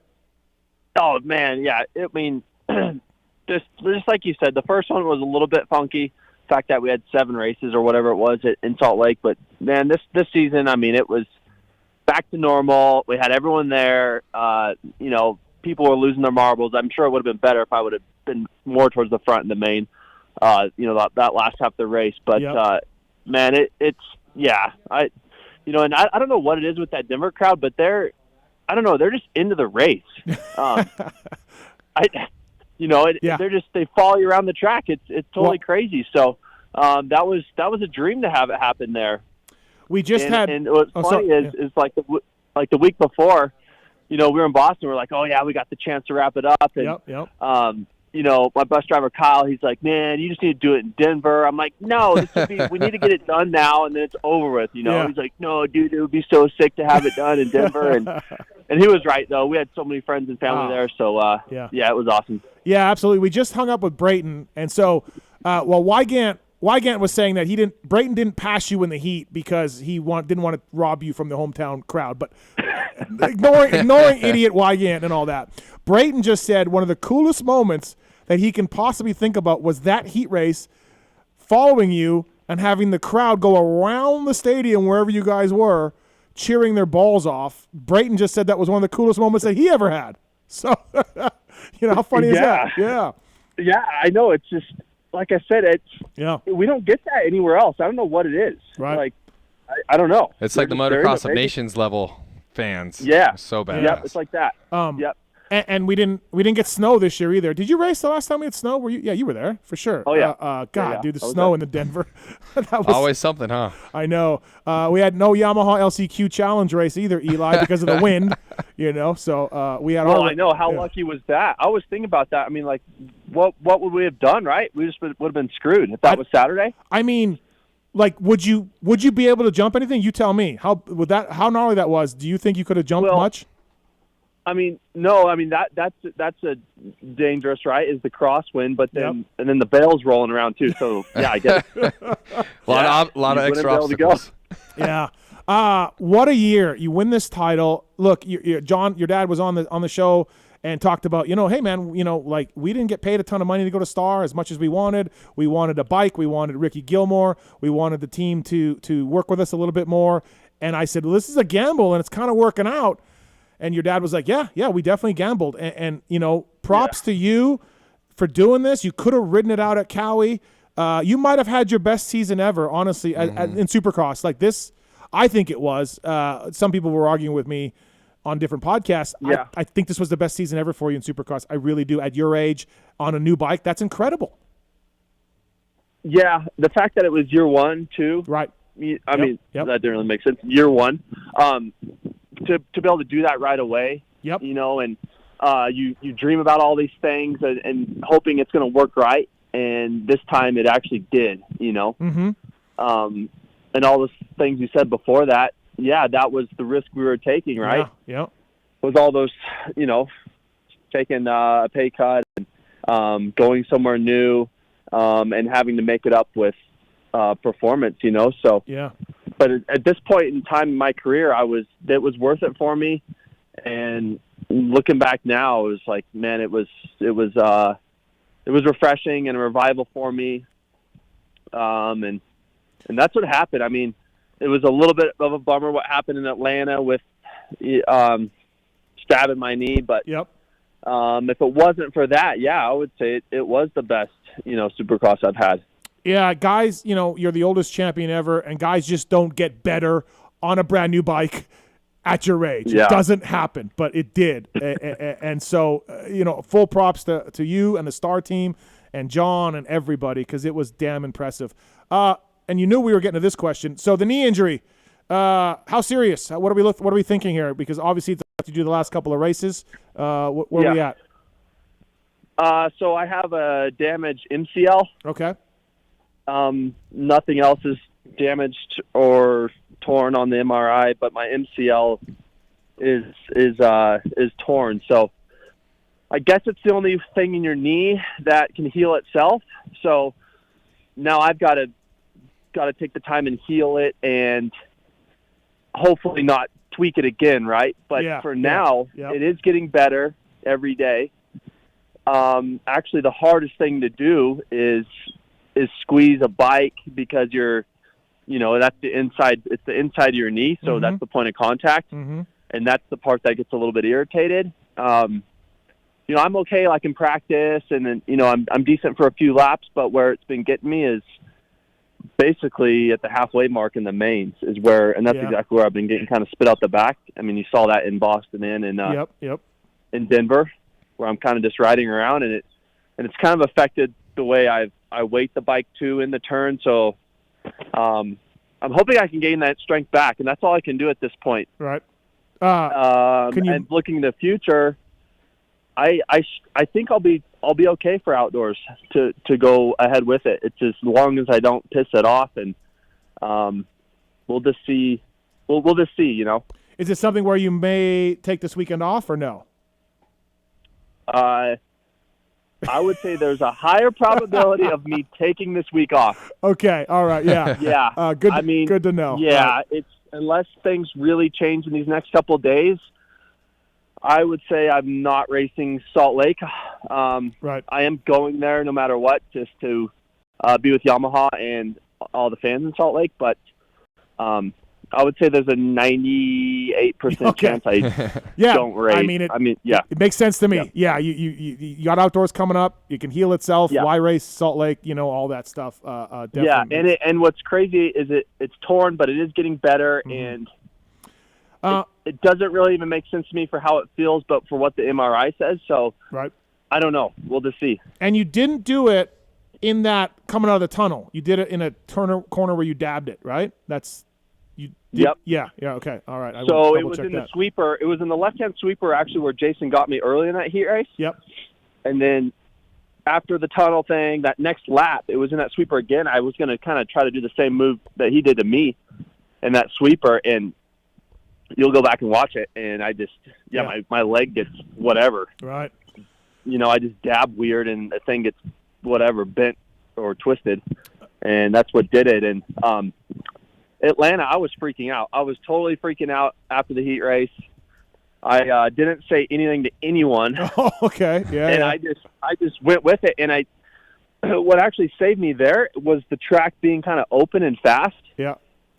And not really tight. Yeah. Because I had a harder time in actually Boston and Denver than I did in Atlanta, just because all the stop and go and the way you have to load your knee in the corners and the jump. So that Atlanta main event was kind of a blessing for the way it was doing it there. Right. Yeah, man, I can imagine you were stressing. And well, I mean, it would have been really nice if you would have shot me a text, because we were discussing you after Atlanta, being like, I don't know, man, that was weird. We haven't seen that from Eli. I know. That's the best part, right? I'm like, I don't know. I just rode weird at the start of the race. But what really was going on? I get it. Whatever. I've been on a team. I was jacked. Right. Yeah. I've been on a team. I get it. Eli Tomac brought to you by folks at OGO Power Sports. 702-586-7857. If you want to talk to Eli, if you got a question for him, we got a few people on hold already.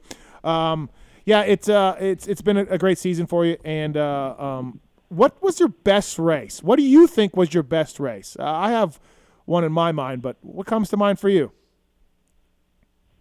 I have to say Seattle. That was mine too. Yep. That was my best riding. I think I hole shotted, and it was the easiest race to win, and I was way out front. And you were gone. Everything was easy. I was shredding. That was it. Seattle. Yeah, it was pretty amazing. Hey, I got it. Yep. At what point in time in the Supercross season do you get to be like, I'm freaking overriding the same 2 test tracks, and you want to start riding outdoors? And conversely, like, when in outdoors are you like, holy shit, I'm tired of riding the same damn outdoor track all the time. I want to go back to Supercross. That's basically what happens. Is like halfway through, you're like, why do I even need to go out on the practice track? It gets pretty monotonous. So once you're like into the season, it's nice just racing on the weekend. So when you're in the middle of the season, you're like, man, I just want to go race. That's what we all look forward to. Yep. We saw that you got fined $1,000 after Boston for not doing TV stuff. What?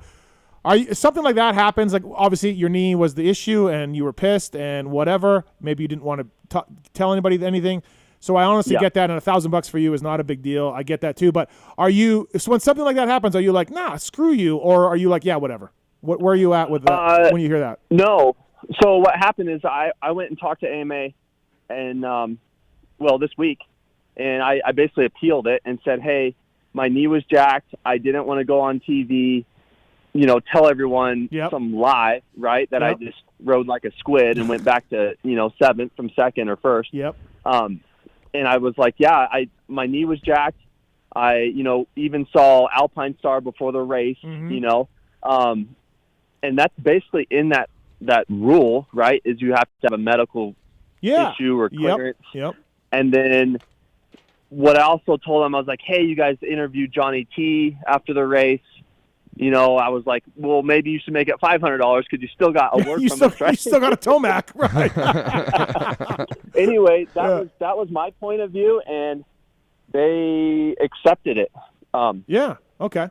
So that was it. I mean, I understand I shouldn't just go blowing by the TV and people want to hear it, but in my head, I was like, I'm a really honest guy. I don't want to lie to everyone on TV what happened, and if I was saying something, it was all BS anyway. And I'm not going to tell someone that I'm hurt, because I do think motocross is enough of a contact sport to where it does matter if a guy's, hurt, especially his knee, right? Right.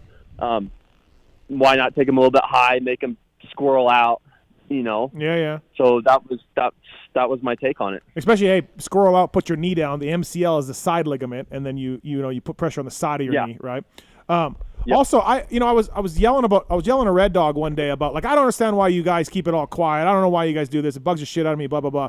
Red Dog said, hey, man, if I was late in a moto and I knew a guy hadn't been riding because of some injury, or I knew a guy had been off the bike, and I knew he was hurting, Red Dog is like, that helped me. That gave me motivation out on the track late in a race. And I'm like, that's a great idea. I wish, I still hate that you guys don't say anything. But it does make sense, like what Timmy was saying, Well, it's that, and the whole, you know, what happens if I bump the guy a little bit extra, you know? So it's both those. Yep. Yeah, absolutely. We got a phone call for you here on the PulpMX show. Eli Tomac brought to you by the folks at Ogio. We have Nick on 3. Nick, what's up? What's your question or comment to Eli Tomac? What's up, guys? Hey, I just wanted to say to Eli that I grew up in Colorado. My first national that I really went to as a true fan was in 2015, and that's when Eli was otherworldly on the bike, you know, a minute and a half at Hangtown in Moto 2. And my dad and I, we actually live in Idaho now, so we just drove 10 hours to Colorado to watch Eli win the championship.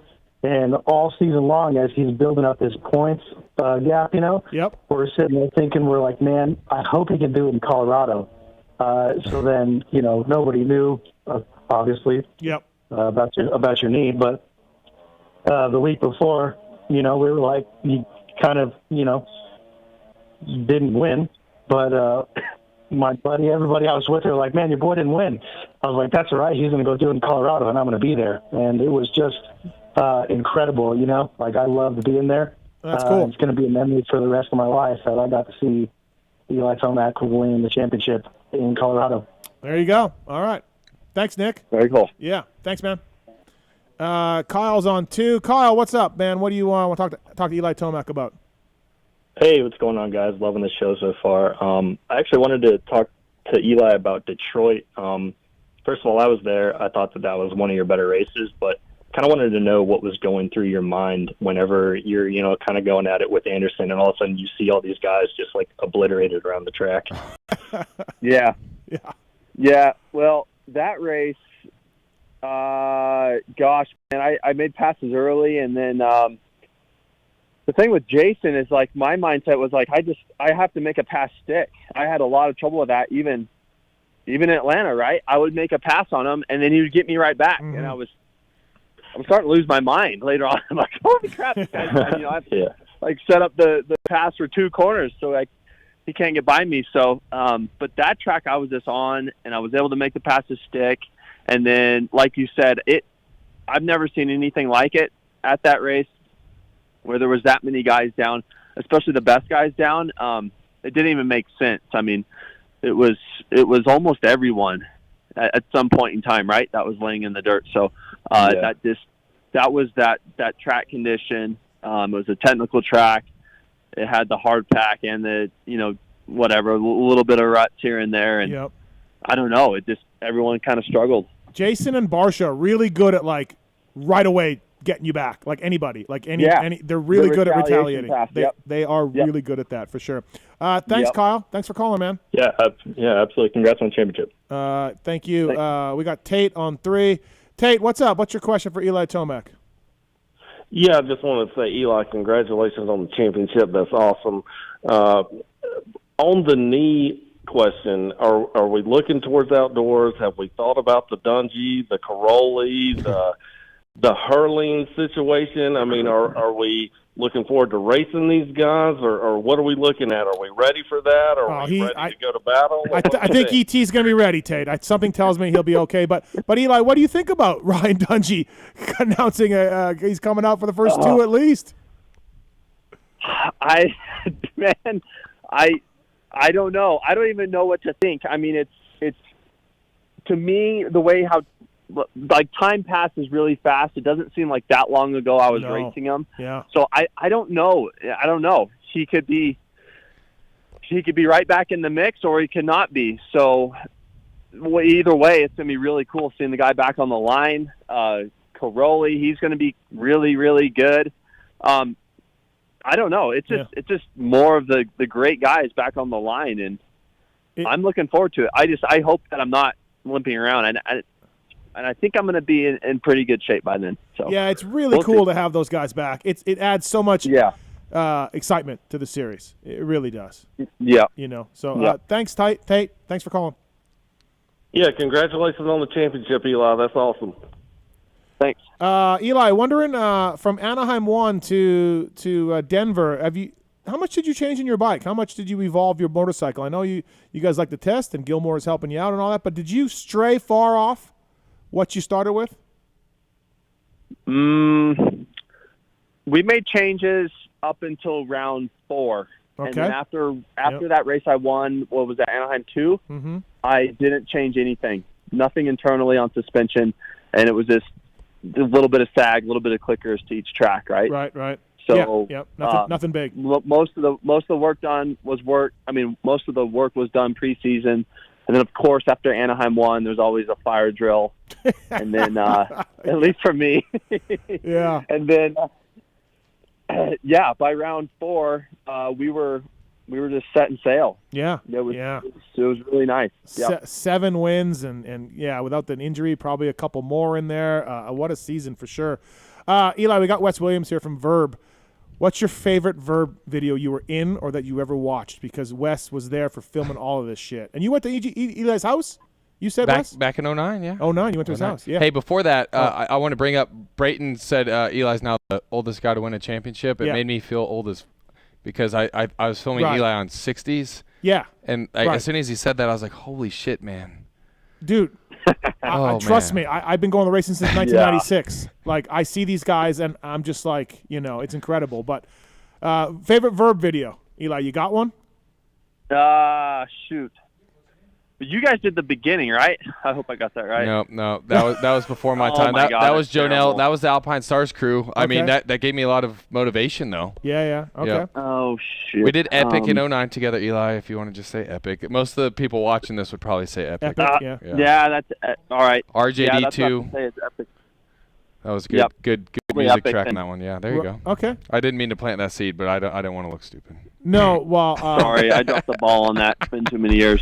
Yeah, and done a lot of videos. Hey, you know what's cool though is when we decided to bring Vurb back in 2020, I was just digging into archives and I barely even remembered the footage I had, but I pulled up like World Denny stuff and I started clicking through it, and it was like him and Anderson on Suzuki 65s just battling. I'm like, dude, this is the coolest shit ever. Dude, Suzuki letting Eli go because they kind of just pulled the support, right, Eli? They just had no program anymore, but unbelievable. Yeah. Right? That was back in 09, right? When it all tanked. Well, yeah, and then, dude, I remember Lake Whitney 2010, you just came out and you were like 4 seconds faster than everybody, even Anderson on the Cowie and the Volcom helmet, and then obviously you went on to win Hangtown. Holy shit, that was a solid Tomac year for amateur Tomac fan. Steve wouldn't have even known who you were back then. No, I definitely knew because John and Eli won championships at Loretta's, so that was a big deal. Don't lie. No, I did know that. I know. That was a big deal. I know. And then somebody, I remember saying like, "Hey, is this Tomac kid? Like, is he good? Like I don't know, right? Like I'm like, is he like legit?" Hangtown happened because Eli got no, this was before then. Okay. But Eli got a lot of press because of John, right? And everyone thought that was cool, and everyone But me, not going to any amateur race, I'm like, hey, is this kid just getting pressed because of his dad, or like is he legit? And then someone's like, oh no, he's really good. I'm like, okay, all right, got it. That's how I check in with amateur status. Like I don't really know, right? But especially back then, it used to. I feel like it would go in ebb and flows because everybody like Tomac was a little bit ahead of like Treadle or some of them. So like I don't know, depending on the year, it would like some really good battles, and then they jump up a class, and then you'd almost like second guess, like, man, I wonder if he is. I think Tomac always was going to be that guy. But. Right. What Wygan and I discussed in a pod a little while ago is Ken Roxon, Jason Anderson, and Eli Tomac have literally raced each other so many times. Yep. It's just nuts when you think about the history between you three guys. Yep. You know? Yeah.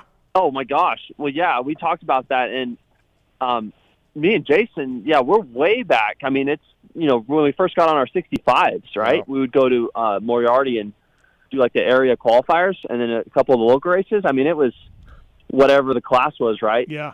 7 to 11 or 10 to 11, 65s. It was all the way back then, right? And then now we're both and you're still 29. Yeah. He's at your old team. He's at your old team. That's what I think's ironic. It's like crazy how Jason moved to Kawasaki and arguably had one of his best years yet. I mean, obviously didn't get the title, but the improvement he made. Yep. And then Tomac switches it up. I don't know. It's pretty cool how it all played out. No, absolutely. We got a call from Australia here from Brett. Brett, what's going on? What do you want to ask Eli Tomac? Hi, guys. Congratulations, Eli. Your Aussie superfan here again.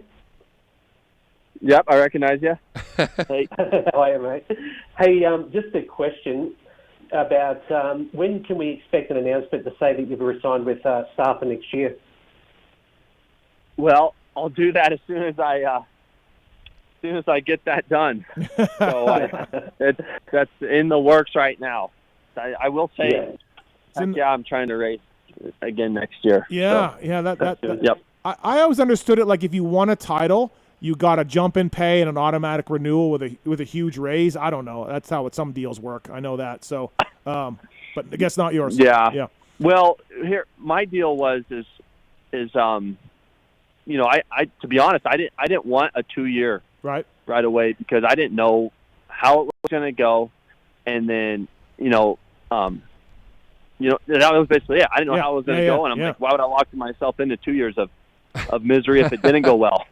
Good point. Yeah, that's what happened. Again, going back to the gamble that everybody took, right? Like, that was another gamble. Yeah, exactly. And what does the record, the number 2 spot mean to you at this point? Is that within reach? Oh.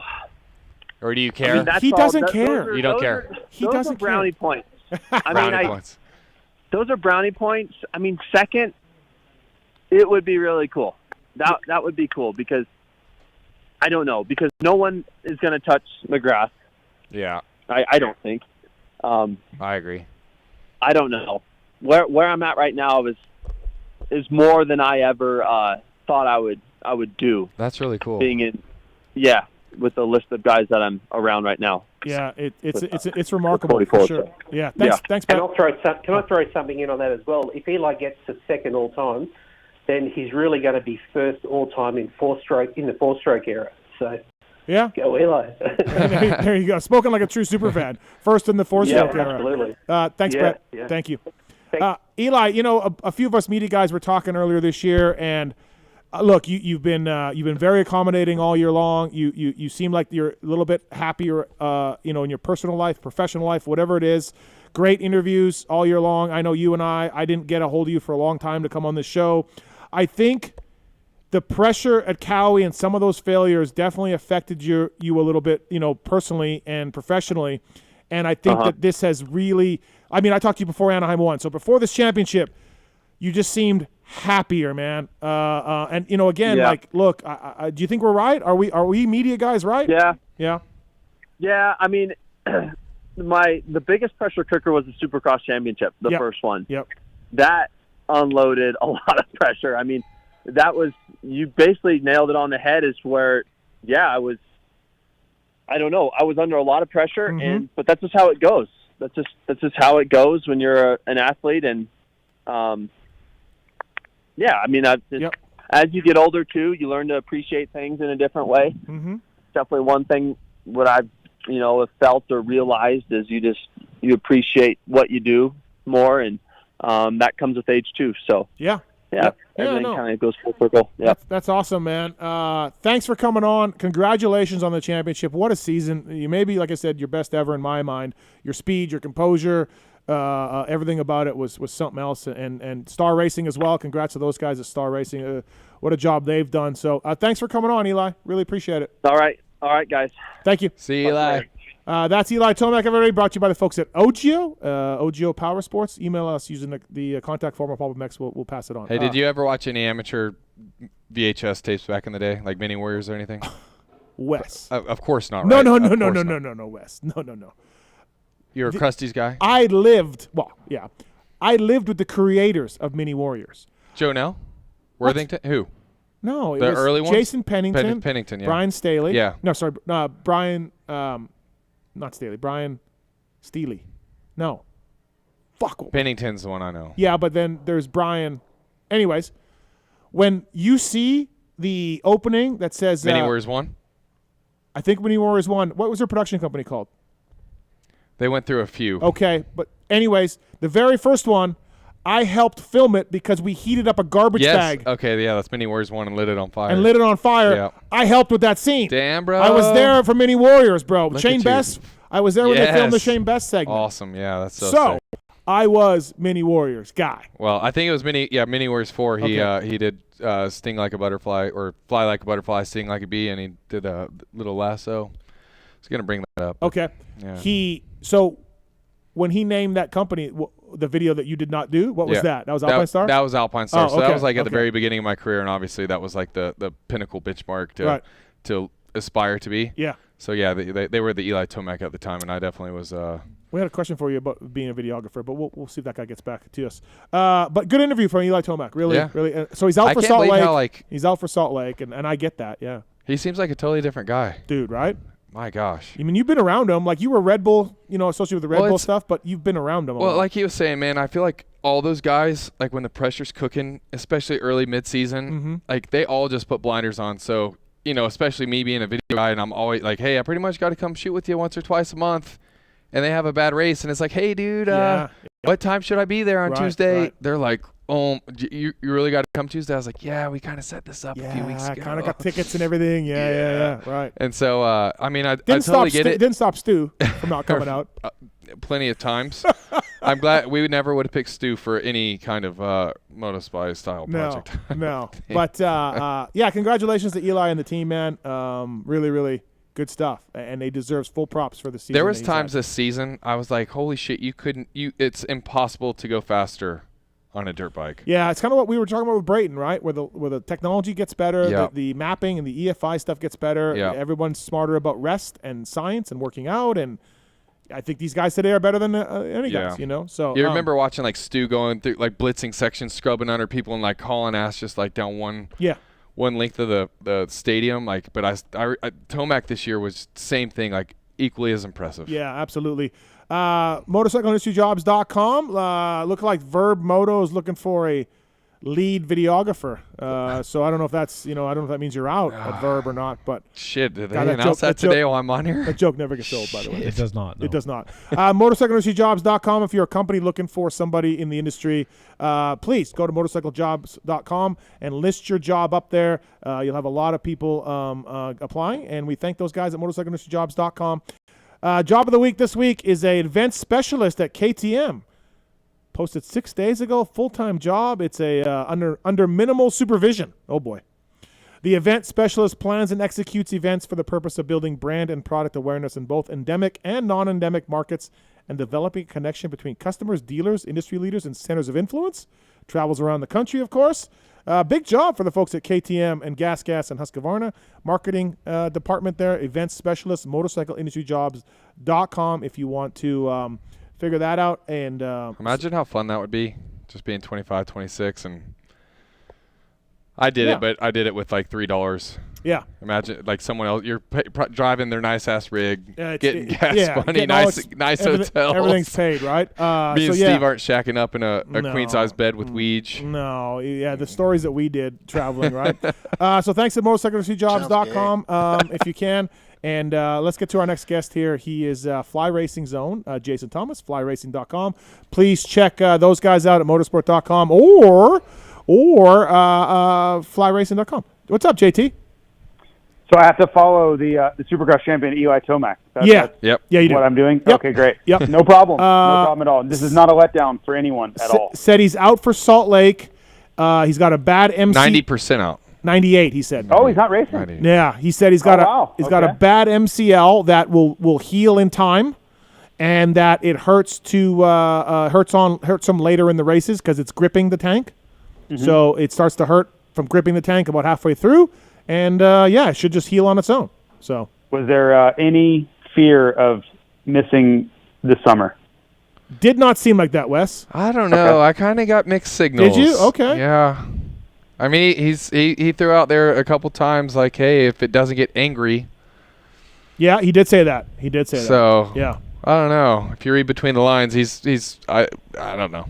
Well, an MCL will heal on its own. It's it's not that big of a deal. But yeah. So. But he's got to start putting in motos. He does. He's an Eli Tomac though. Yeah. He's a bad dude. So, but anyways, Jason Thomas on the show. Flyracing.com, of course. JT, are you going to Brayton's race? Are you going there or no? No, I'm not. Okay. I will be in Spain. Oh, that's right. Hey, I saw JT for the first time. I was leaving Boise like 2 weeks ago, and we were on the same flight. We were flying back from Atlanta, rather. Okay.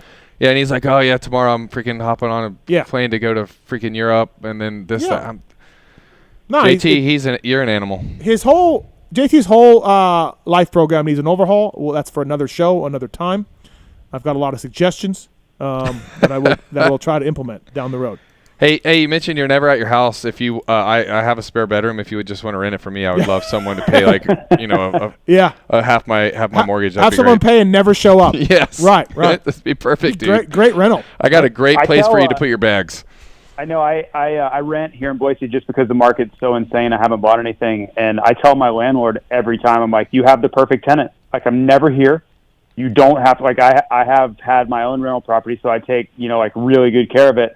And it just sits empty all the time. Like, it's the perfect deal for you. Hey, how much of a bachelor pad is it? I need to come over one day. I need to see if it's me 10 years ago. It's not. It's respectable. Okay. At least when I was there. Yeah. You hired an interior designer woman looks to, good. to come in and couch, sofa, like not a lawn chair. He's not sitting on a lawn chair or a beanbag. Like, everything's legit. Good. Like pictures hanging on the wall. Yeah. Okay. I think there's photos. Yeah.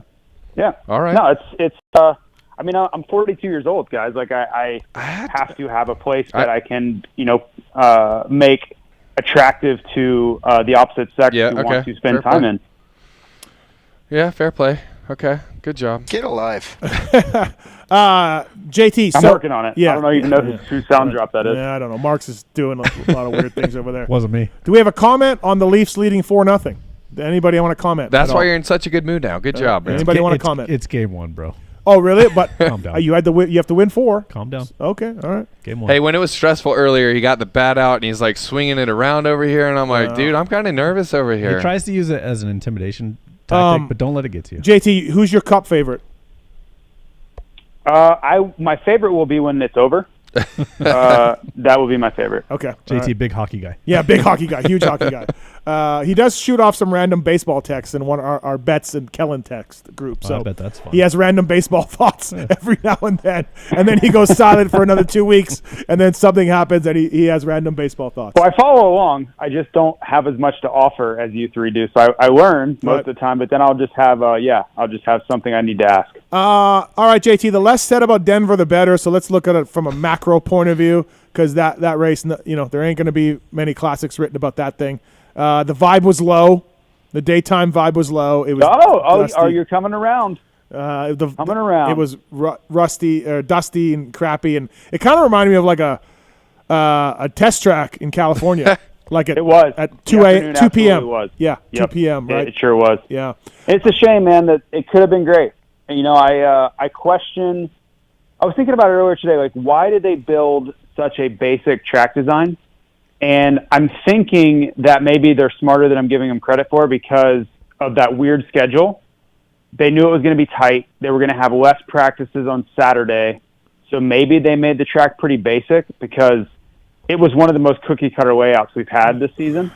And there really wasn't any other way to kind of approach the track in most cases. Mm-hmm. So I was thinking like maybe they did this on purpose because they knew the schedule was going to be so, such an early one on Saturday. Maybe. I think that's too much credit because these dudes... I'm trying to give them credit. Yeah, because these dudes can jump anything within 10 minutes, right? So I don't know if I buy that. Like, but normally, like, all year they've been really, like, creative and aggressive and some big rhythms and lots of different ways to go through sections.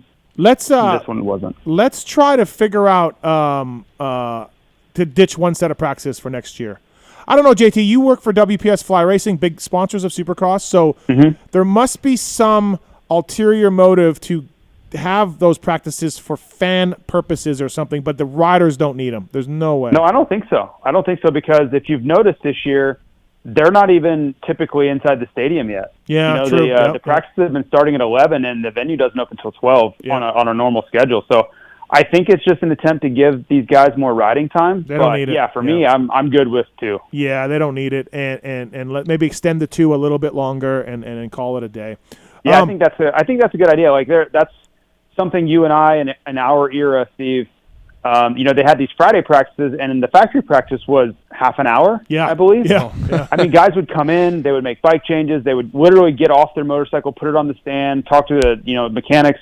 And that's drastic. I get it. We don't have time for that. But making it 2 of them and making, I don't know what the time thing is, but you can make them like 20 minutes long, and guys would have a chance to come in and actually talk to their guy, make a settings change, work on the where I flow on the track, change a wheel, conversation. Change a wheel. Well, even just being able to talk to your mechanic about a section, like, hey, where am I losing so much time at? Because you can't, as a rider, you can't see what's going on most of the time. Like, you can't tell what guys are doing. Right. But it's so cramped now. You don't have time for that. Like you just have to put your laps in those qualifying sessions and make sure you get a good time in. So I'm kind of with you. Like let's use that time, cut it to 2 practices, but maybe extend them. Well, like Tomac just said, he had hardly changed anything since round 4. So I doubt these guys would really come in and change much. But and then they go back and watch tape. Are they really going to change that much? Well, they could change their line in sections, like, and it would. I think it would help more of the second tier guy. Is like, yeah, absolutely, yeah. You know, are those guys like, are they tripling that rhythm section or not? Like, they don't have dartfish. Yeah. They don't have, they don't have all these tools that the other guys have to fill in the blanks for these guys. So you think about a guy like Alex Nagy. He doesn't have anything. He doesn't have a place to sleep at night, let alone someone telling him, where the fast line is. Yeah. In between practices. So yeah, that's a good point. Yeah, JB, we just asked JB the greatest gain, since you started in the sport. Is it rider skill? Is it the bikes? Is it technology? Like what has gained the most? And he said, honestly, it's the video. It's the dartfish stuff. Everyone knows exactly where to go. Everyone knows the fastest way through the rhythm. There's no guessing anywhere, and you can see it out there. It's hurt the racing. It has hurt the racing. It really has. It's taken any innovation or creativity out. And there are guys that I think are much better at that than others. A guy like Marvin, you still see it sometimes with Marvin. Like he'll put a section together that's really unique, but that would have been something that he can really utilize, during the night show or something that guys just hadn't thought about. But guess what? If one guy does it one time, everybody knows about it, and it's not a secret anymore because of that Dartfish software. It is awesome. It's really impressive, but it has, I think, taken a little bit away from that skill set that's maybe more the mental game and less the physical game. Right. All right. Hey, by the way, Marks, what's this all about? What's the deal? We got a $10 donation from Derek Crocker on YouTube. So thanks, Derek. He said, yo, shout out to Wes and the Verb crew for all the epic opportunities they have given me. Can't wait for MX/Verb Classic. And this show is so good tonight. There you go. DNC photos. Yeah. So thanks Derek, for that. It'll get any better when Troy comes in. But he is lost at Vegas Airport right now. Dude. So if you thought Kiefer was bad, Troy what's going on with is this guy? so bad. I don't know, dude. Troy Dog. Oh my God. I don't know. You'll have to tune in when he gets here because I'm sure just not a traveler. Clearly. He's not a traveler. I literally had to call him and tell him how to download Uber and then explain that. Who doesn't have an Uber app? He's never ever used Uber. He said he didn't know what it was either. God. What? And so he's trying to ask right now. He's like. He's on Uber and is telling him to go to Terminal 1 parking garage because that's where rideshare is at. And he's like, what's rideshare? Yeah, it is a little janky. I will say trying to use rideshare at some of the airports is a little janky, so I'll give him credit for that. But not knowing what Uber is, I'm completely. Well, I mean, I think he knew what it was, but I literally had to give him step by step. I'm like, but if you don't have an Uber app, like, come on, bro. Yeah, right. I have another Kiefer travel story, by the way, if you guys want to hear it, if it's time. I'm always into those. This is Chris Kiefer, who does not travel much, and I go on and on and on about him. So there was a baseball game Friday night. The Rockies were playing, and we were having lunch, and I said, hey, I might go to the baseball game tonight. And he goes, there's no baseball game. And I'm like, what? I'm sure they played tonight. He goes, no, I checked. And I go, oh, okay, because literally like a bunch of industry people were going to the baseball game. Yeah, they all went, yeah. So I pull up the app, and I look, and I'm like, yeah, I'm like, the Reds are in town. I go, what do you mean you checked? He goes, we drove by it. I looked at it. It was empty. So at 1 o'clock in the afternoon or noon, they drove by the stadium. He looked at it. It looked empty, and therefore there was no game. Like at that moment, there was no game. So therefore, he was correct. Yeah. Just not the timing. I checked. I just assumed he checked like a schedule. But no, he actually literally looked at the stadium. Nobody was there. And no one was there, so that parking lot was empty, dude. Dude, this guy. Like, he is amazing. He is just, it goes on and on. Fly Racing, flyracing.com, Jason Thomas on the show. Hey, one race left, no Eli Tomac, so Anderson could win this weekend very easily, get a 7th win, tie Eli. That's not what I want to talk about, though. What I want to talk about is Mookie, 295, Barsha, 291, Marvin, 287. So... Oh, you love these inconsequential points battle No, that listen. no one cares about. There's money for third overall. Yeah, There's money. For third, it's different. There'll be I'll money, give you that. right. But you remember when you were trying to pump up Weimer? Yeah, Shorty for fifth overall. Yeah, Weimer and Shorty. No, they did not care. But endless eye roll right. that we're giving you. But this is for third. This is bonus. This is bonus it money. Does matter. Yep. Mookie's 4 up. What do we think? What do we think happens? It's interesting. I mean, Mookie rode great last week. You know, I would have said that the knee thing had been bugging him because he didn't look quite as sharp. No, but yep. But he looked great last week. And then, you know, if you want to take Marvin's side, look how fantastic he was at Salt Lake last year. You know, he went, 2-1 last year, or 1-2, excuse me, at the Salt Lake rounds last year. And then he's got just a string of podiums going on right now. Mm-hmm. So, the one outlier I would say is Barcia. Barcia hasn't looked great to me lately, and it seems like when he gets on tracks like Denver and like Salt Lake, his track record has not been good, at Salt Lake specifically. He just has not had good luck, and I would say it's probably the riding style is not helping anything, but if you had to pick, I guess Barcia would be the one I would say had the lowest chance. All right. What do you think, Wes? What do you think? I think it'd be pretty cool to see Malcolm go in and snag it. Yep. Although Marvin has been crushing it too, so it'd be cool to see both of them. But I don't know. What a cool story for Malcolm. Even if he were to pull off a win, maybe. The tough part here. Sorry, Wes. Yeah, go ahead. Just the tough part is that he's 8 points down from Mookie. Yeah. It's almost impossible now without a crash to make up 8 points the way this field is. Yeah. You got no Tomac either, right? One more guy. So, absolutely, right? But then again, it is Mookie. Like, granted, his consistency's been way better this year. Dude, but look at how shitty Denver was, and look how crappy the dirt's going to be this weekend. Like, that, he rode well. So, how does Mookie, like JT said, lose 4 on Barcia and lose 8 on Marv? Can't really see it. But he's just going to have to crash. Yeah. It's going to have to be on him. Third overall, if he gets it, though. What a season. That's crazy good. Right? Crazy good. What does he do in another year? This last year, he was on a Star Yamaha. It was a last-minute deal. He would be taking breaks in the middle of the race. Literally. Like, the Star guys are like, yeah, he just takes breaks in the middle of the race because he's tired. Alden ain't having that. And, dude, and now he's all right. Now it'd be like a football player. You know, you watch these really top-tier pass rushers, they'll take plays off in a football game. That's kind of what Mookie was doing in some of these races last year. And you're like, dude, come on. Or Randy Moss when he played for the Raiders. Literally took a lot of – running play. He just stand there. He just stand there. So, but, yeah, what a season for all these guys, and including Marvin Musquin, who got a win, has led 4 laps this year. Marv's been good. Yeah. Marv's been really good.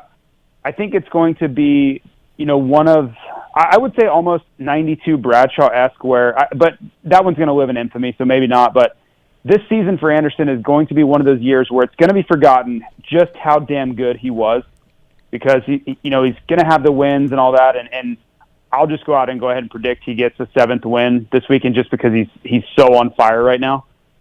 But he's not going to have that championship. And in 10 years, I don't know that people are going to remember how fantastic he was this season, and that's a shame. He has been just phenomenal, and the mistakes cost him, no doubt about it, and that shouldn't be overlooked, and Tomac is the deserving champion. But man, Anderson really, really got it together this year, and it was really impressive.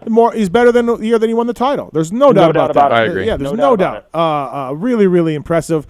And again, like Cowie needed this, man, because we all know Tomac's left, and low-key threw shade at Cowie a little bit about not thinking outside the box and not being, sort of aggressive enough with stuff. And that's a whole other story. Like, I don't necessarily all believe that. But with Tomac reaching a new level, like, if Cowie had a crappy year, fan perception would be, Yeah, credit to Fahey and Bruce Sternstrom and all those guys for going and getting someone who could fill that void, right? Well, I'm sure it stings to lose the championship to the guy you lost, but winning 6 or 7 races, whatever it ends up being, that's a pretty nice consolation prize. I honestly thought, though, Anderson's personality was going to be, like, counterproductive at Cowie. When I heard that happen, I was like, there's no way he's going to – like, if Tomac could make this work, how is Anderson going to make it work? And then just freaking comes out on fire. You know what I think is one of the biggest misnomers, and if you ask the general public, like you took a poll in the pits at a just random Supercross race, I think there would be such a gigantic disconnect between the amount of work that Anderson puts in and what the perception of course, the amount of work that Anderson puts in. And I don't mean necessarily like that. I know Anderson puts in the work. I just meant like personality-wise and like how he likes to be himself. Yeah, sure. And even like almost anti-media to a large degree. You know, I just figured like him going in with that mindset and personality and knowing how most Japanese manufacturers are pretty hard-headed when it comes to making big changes and going to left field or right field instead of staying the straight and narrow. So I don't know, just thinking, Anderson's personality just being so unique, I guess. Like a free spirit. Yeah, I just didn't know how that would mix with like the Japanese environment again. So I was talking to someone at Callaway about Anderson, and this person said I'd never spoken to Jason before he came here until he showed up at their test track. I didn't know him at all. I had a completely different perception of how he was. That's cool. He goes, this guy. I think that's most people. Yeah. He goes, dude. He tries hard. He works hard. He's there to the very end. He treats everybody with respect. He wants to get better. You know what I mean? All of that stuff. And he goes, I could not have been more wrong about Jason Anderson. But now that working with him. So even like going back, like I would always hear stories about Anderson putting in the most laps always. And I'd be like, really? Like it just caught me off guard. But I kind of knew that going into this Cowie situation. Then I was hearing more of those stories. Yeah. Going into this season. That's why I picked Anderson to win Anaheim 1. I didn't think he would win this many races, but I just felt like he was in a place where he was going to have no pressure. I knew how prepared he was from just hearing the stories. There's whispers always going on. Yeah. And some you just have to just kind of blow off, but these seemed really legit. But yeah, I mean, we're giving him praise, but I think it's well deserved, man. Just an incredible season that will go down into the record books as being forgotten. I think that's what I fear because it shouldn't be. He got a lot of bonus checks. I don't think he'll get those. Right? No doubt. Yeah, for him, no problem. But I hate when we overlook these seasons by guys that are just so amazing. And in the end, they just come up a little bit short, and they don't get their name in the record book. He's in New Mexico too. Like that's a big thing, man. He's doing his own thing and still keeping it up, right? Still riding well, still, all of that stuff. Like he doesn't have the pressure on him of Alden or Cowie or anything. He's at New Mexico, and props to him for doing what he needs to do. Yeah. It's funny. So go back a few years when he was still on Alden's program, and I remember, I don't think he really fits Alden's criteria. Like, to work with Alden, you kind of have to be put in a box. And that box typically creates incredible results. That's really hard to argue. But I don't think it really fits Jason's personality or kind of the program he wants to be on. And I don't think you necessarily have to. Like, Eli Tomac's never been on that program. Look how great he's been. Yeah. But I remember seeing Jason at a hotel, like in the breakfast area, just crushing this breakfast. And I knew, like, he was eating, like, I don't know, a dozen things that he wasn't allowed to eat. I know what he's allowed to eat and not. I mean, there's dairy going on and potatoes and bread and all kinds of things that he is not supposed to be within, 6 feet of. Yeah. Forget about eating. Like, you shouldn't even be looking at it. Some sort of osmosis might happen. And I was just like, well, whatever. I mean, it's obviously working, and he is kind of marching to the beat of his own drum within that program. And I think there was a lot of that. You heard about guys sneaking off to get food and do stuff like that. But that's a memory I'll never forget. I wonder if Cowie is like more open-minded when they lost Tomac. Do you think with Jason coming in, do you think they said, hey, we need to take a deep breath and kind of reset and adjust our expectations? Or do you think they stayed how they were? I don't know. Like Steve may know a little bit better than me. I just haven't been inside that program enough. And I don't think it's as rigid necessarily as we came to think with Tomac, right? I think they have their settings with the bike that they know that work and they want you to stay within it. But I've never felt like they're like crazy uptight. I think that with Tomac, it just was a situation that built up animosity over the years. And that stuff takes time. Like if you want to go a direction and they don't want you to go, that's what I felt like. I don't think they hated each other. No. I just felt like Eli got to a point where he felt like he was being held back and they wouldn't let him go to where he wanted to go. And I mean, look what they accomplished when everybody got what they want, right? Cowie is going to win 6 races minimum. Eli got what he wanted. He's going to be the champion. Like it seems like it's working for everybody. So sometimes hard situations can come out well in the end. And two things can be true at once. Both sides needed a change and everybody's good. You know what I mean? Like absolutely. Like I really, I agree with that. So Jason Thomas, Fly Racing, flyracing.com. We saw Shane McElrath got released from his team deal. So do we know anything, Wes? Do we hear anything? Like he should be racing outdoors, we think, right? You would be the one to know. Anstey will be on Cowie, I believe. Wow. On Factory Cowie alongside badass. Anderson. That's badass. JT, will he be wearing fly? Do we know? How's the negotiations? What's going on with that? There are conversations ongoing. Okay. I think this weekend will be pretty pivotal for a lot of that stuff. Okay. As you know, we're down and out on the rider count. Like we've lost a ton of guys. We're about to lose Brayton on top of that, right? Yeah, because true. it's the only race in Supercross. So it's dire straits on that front. So hopefully Good thing they got you, something Steve. pans out. All right. So yeah, that'll be interesting. Good for you guys if that happens. So what are you hearing about Shane then? You Nothing. passed to me like I would know, but you would be the one to know. Yeah, I haven't heard anything. Honestly, I haven't heard anything. So don't know. I mean, what kind of spots are open? What's open, right? Hep maybe. Like because Deuce doesn't do the outdoors, right? Bogle. Maybe they tell Bogle, hey man, it ain't working out. Like just you take outdoors off. Mm-hmm. You know, I know they like him and all that, but maybe he's not in the right headspace to ride outdoors. So maybe they, so. Does Husky need a 450 guy or no? Yeah, I don't know, right? Maybe. I can't imagine Dino is going to be ready to ride soon. No, Dino's out for a while. Absolutely, Yeah. right? So, maybe there's a spot That there. would be crazy. Seeing Shane go to there. Yeah. Yeah. He just needs to get some races. I can see it happen. Like Austria clearly is okay with him, right? He's been a part of a bunch of KTM programs. So. Yeah. Before we let you go, JT, go to commercial. Let's talk Ryan Dungey. Like Wes, where are you at with this? Where do you think? Dude, I don't know. What do you think about him coming back, and where do you think he's going to do? I thought it was crazy. So I was with Chase Stallo when the news broke the other day, and we're both just jaws dropped. We're like, holy shit, right? And I don't know. I'm with Tomac. Like, I don't know what end of the spectrum to think. He's Dungey. Can he come back and freaking win? Yeah, but like, would I be surprised if he gets sixth? He can't win. I don't think he can win. I don't know. He's Dungey, dude. I know, dude, but 6 years is a long time. It's been 6 years. Wow. We're we're dating ourselves here every time. Oh. Could he win Millville? Maybe. Here's the thing I mean, who knows? If there's a bunch of injuries and things happen, who knows? I mean, Instagram video's hard to tell, but like his style still looks on point. He still looks like the same damn Dunge. You And know he's in always shape. You know he's in shape. He's always like. So I have $100 bet that Caroli. No. Shit. Which way did I go on this bet? I have $100 with somebody that Caroli beats Dungey or Dungey beats Caroli. Okay. At Paula. That sounded stupid. Ooh, I don't know what one I'm check on that. Yeah, who did I bet with? Not Truman. I don't know. I don't know who I'm taking on that. I don't remember. I think I took Caroli.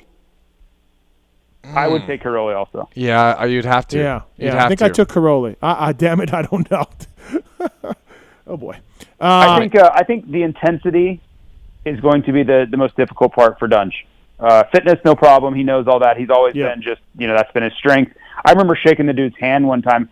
Actually, the race after I got in his way at Hangtown. Oh, yeah? I went up to him on the starting line and apologized to him at the Texas National, and kind of like grabbed his arm and shook his hand, just like, man, I'm really sorry. I would never do that on purpose. It's just, totally my fault. And I remember grabbing his arm and be like, dude, like, it's like rock hard. Like, I'm not even kidding, like rock hard.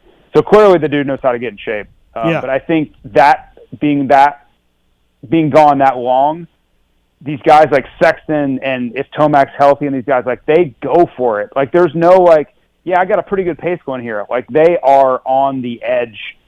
You can obviously tell, like, Sexton crashes almost every time he goes out there. Like, they are pushing the pace so damn hard. And I think that's the last frontier for Dungey to find, is that edge, right? Being willing to take those chances and be willing to push the pace, because he was never really good at doing that when he was in his prime. That was always like the weekends he got beat badly, it was because Vurbmoto or Tomac or somebody was just like on another level. That's what I worry about the most, is just getting out there and be like, man, I don't have this, like 99.9% percentile speed. Yeah. Yeah. And, and we haven't even talked about Ferrandis. I mean, he's coming in. He's got the number one plate. Like, dude's gnarly. Like, he's going to be ready. Right? Like, that's why he's not out there right now. Right. So, back to Dungey or Caroli, what do you think they have expectations, or like, I don't know, Dunge? We had Caroli on the show last week, so I talked to him on the phone, and I said, what are you thinking? What are you at? He's like, Podium would be amazing. But top fives would be great. I think he said top fives would be great. Podium would be amazing. But yeah, somewhere in there. I can see him top fiving. I think he 3 to 7. I think he will. Right. He's such a great starter. Right. On the grid. And like just that whole dynamic. Like, are we going to be dirt outdoors? Yeah. Again? Yeah. Okay. That's the only question mark I had was he hasn't done dirt starts in a long time. Racing, right? They've been using grid in Europe for a very long time now. So how does he do on full dirt starts? Because he had the grid dialed. Like, he was always at the front. So that would be kind of my one question mark. By the way, breaking news, Kiefer told me that I told him that I took Dunge. So there we go. So now I just got to figure out. You just counteracted your bet. Now I just got to figure out who it's with. But anyways, yeah. Also, I wonder about Dunlops. He's been on Pirellis forever. Dunlop makes a good tire. There's nothing wrong with it. But tires are damn important, and Caroli's got to get used to Dunlops. Every tire works a little different. So. And the bike's way different, and right? can Pirelli get the same tire? Like, who knows? The Pirelli in Europe is badass, right? They're very, very good. But they need to ship them over here. Are they using the exact same spec? All that stuff. So is he gonna use Pirelli? No, using Dunlop. But I'm saying like Pirelli in Europe is probably really, really good compared to the Pirellis here. I would. No, it's the same. They would be able to get the same. You think they get the same? Yeah. Okay. Yeah. I'm not saying that John Short or whoever's running Pirelli as a privateer here is getting the same tire that Jeffrey Erlings is getting in Europe, but Tony Cairoli's getting what he needs. I would almost guarantee you. Right. Okay. So I would believe he's running Dunlop, but if he's I don't know. Honestly, that's a good question. I will get you an answer tomorrow. How about that? Okay. All right. Well, please tweet that out then if you can. Okay. All right. Jason Thomas on the show, brought to you by the folks at Fly Racing. 5-0 Toronto right now. Game 1. Wow. So. Well on our way. They haven't cracked yet, huh? Well on our way to 16 wins that we need to get the cup this year. Clearly. So, yep. All right, JT. Thanks for coming on. Appreciate it. Wait, do we have X-Brands for JT? No. Troy. No. Yeah. Troy okay. All right. Moving on. Thanks, buddy. Thanks for calling in. All right, guys. All right. See you. That's Jason Thomas, everybody. Before we go to commercial, Michelin. Randy. Go. What about him? Just go. He's a badass. Honestly, the great Randy Richardson. Let's talk about Randy Richardson. I saw him get so much flack for joking around with you on the show. He did. Yeah. He got a lot of flack, and I felt bad for him. Well, you know what? One thing you got to know about this show is you'll never make everybody happy. That's true. And that has something to do with my Race Tech rant coming up as well. Michelin's got the Starcross 6 out, featuring Michelin adaptive design. It offers a 16% more traction when new than the old one, and 19% more traction when worn in comparison to the Starcross 5. Thanks to Michelin Silica technology, the Michelin Starcross 5 tire range provides up to 11% more durability. Go to PulpMX.com. There's a test by our own Chris Kiefer about the Michelin Starcross 6, and he's a fan of them. He likes them better than the Starcross 5. You can run a little bit lower air pressure with the SC6, which is a good thing. Available in 6 versions, sand, mud, medium soft, medium hard, and hard versions. I'm surprised, Marks, that Mr. Legendary hasn't hit me up for a set of these yet. There's still time. Oh, yeah. It's early, and knowing tits, it will come. I feel like he would be right on this about, hey, do you think I can get a set? But he has not hit me up yet. He'll ask nicely. MichelinMan.com/motorcycle to learn more about the Michelin Starcross 6 tire range. Please, MichelinMan.com/motorcycle. And all tires. Bicycle tires also. They are the official sponsor of the wrap-up show. Did you watch the video Danny Stu did with FMIP at Day in the Dirt? Oh, I did. Teaching Weech how to do the burnout? Oh, I did. This is what came to mind after I had time to think about it. Okay. The hand in Weech's back wheel. Yeah. I remember watching the video when Danny sent it to me. I was like, oh, God, what's about to happen? Oh, yeah. I'm like, I cannot believe you sat there and readjusted Weech's back wheel with his hand on a clutch. The throttle, Oh, my God. Right. And then all the comments even, I noticed it, and then all the comments were like, dude, your hand. Yeah. Weech said that Danny Stu did him dirty with that video. Did him dirty. Oh, yeah? Yeah, because there was a proper burnout. So we just claiming that. So the video, I don't know. Video doesn't lie. All right, Wes Williams here from Vurbmoto. Troy Boy. He has arrived. He has arrived. Yeah, I have not meant to be on my phone at all, but we know Troy's delicate, and I'm making sure he's not. So we're gonna come back with Troy. also. So please stay tuned. We'll be back. Wil Hahn's going to call in. We got some segments he is on the going. way. He's on the way, right? Yeah. Is that what he's here?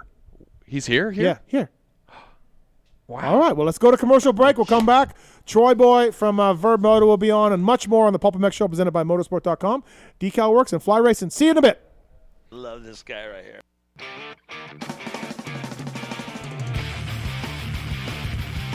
Those who love motocross know Motorsport.com has the knowledge and expertise to make your next ride your best ride. Motorsport.com has a broad selection of in-stock parts and gear at competitive prices. We specialize in bringing you OEM and aftermarket parts, riding gear and accessories for dirt bikes, motorcycles, ATVs, and UTVs. All thanks to the most dedicated and experienced team of gearheads in the industry who use the very parts we sell on Motorsport.com. Motorsport.com always offers fast shipping and free delivery on orders more than $79 to ensure you never miss a ride. Whether you race on the track, ride the trails, or commute on the street, shop Motorsport.com today for the best customer service and experience when buying the parts and gear you need to stay on 2 and 4 wheels. Make your next ride your best ride, only at Motorsport.com. Steve. Kiefer. Do you want to hear about one of the best rides I've ever had? Dude, it's not time for After Dark yet. Chill down, dude. I just want to talk about race tech stuff. Oh, that's it. Okay. Gosh, man. Basically, I've had the chance to do some stuff with race tech recently with the CRF 250R and, of course, the KX 250. And as you know, I've talked about on the show, I wasn't a real hardcore fan of race tech stuff back in the day. But since Rob and Andrew and those guys have assembled at race tech, the stuff has been great. So for you guys out there listening, if you guys are looking to get your engine work done or even some suspension work, or as Steven says on the show sometimes, get your seals and your oil rebuilt in your fork and shock. Get it rebuilt. It helps.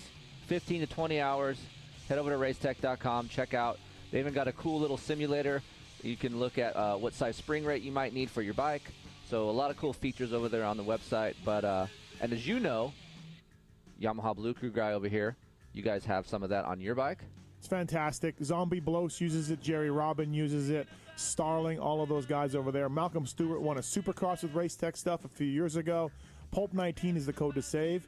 Mention PulpMX when you call. You can save on the service. You can save on motor work. You can save on springs if you just want to do that and get it put in yourself or do it yourself. Race Tech is the one-stop shopping for motor and suspension work.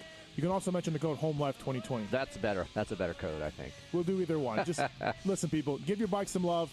Get your suspension modified service. Get your motor modified serviced with the folks at Race Tech. Good people. Love the guys at Works Connection. They continue as a 10-year sponsor of this show because, yeah, just like you, they're committed to the sport. For 33 years, they've been designing and distributing leading-edge performance products like Elite Axle Blocks, Elite Clutch Perch, Pro Launch Start Device for performance, radiator braces and skid plates for protection, along with a shock pump, a tack, hour meter, and more for maintenance. Works Connection, great guys up there in NorCal, and super cool company. We're stoked to be associated with them. When you take a look around the AMA pitch, you'll see Works Connection proving ground for products under the canopies of Team Honda, HRC, Star Racing, and other top teams.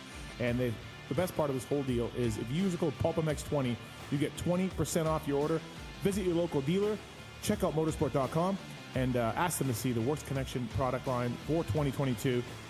Great company, great products. Check it out. Thanks to Works Connection for coming on the show. PulpMX20, the code to save.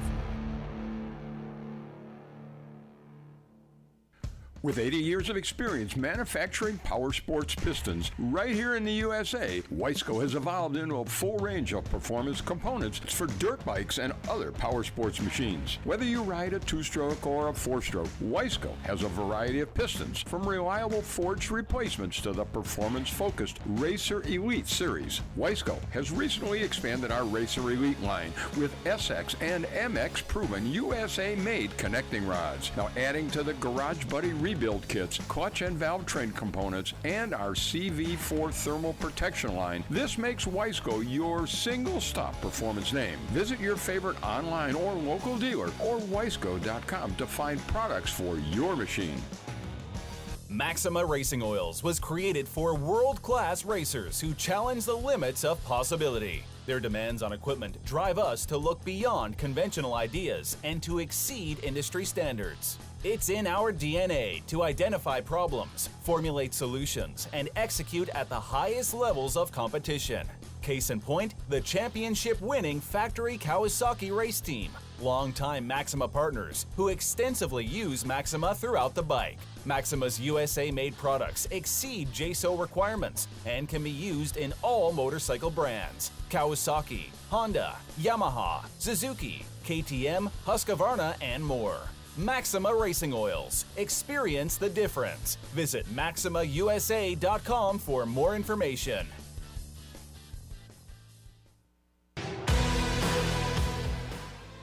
In 1990, my dad, Jamie Gregg, started Guts Racing. Guts stands for Greg's Ultra Trick Seats, because I was just a little kid that wanted a trick seat.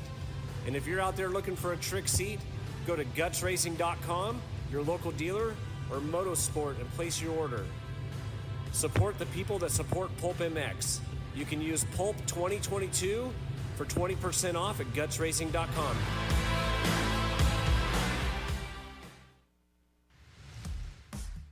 FMF Racing is proud to celebrate over 45 years of fun, building every FMF exhaust right here in the USA.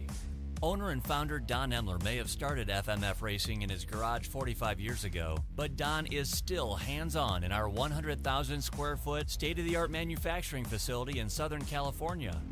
FMF's goal? Design and manufacture the world's best performance exhausts 100% in the USA under one roof. FMF is a proud sponsor of the Lucas Oil Pro Motocross Championship for over 25 years.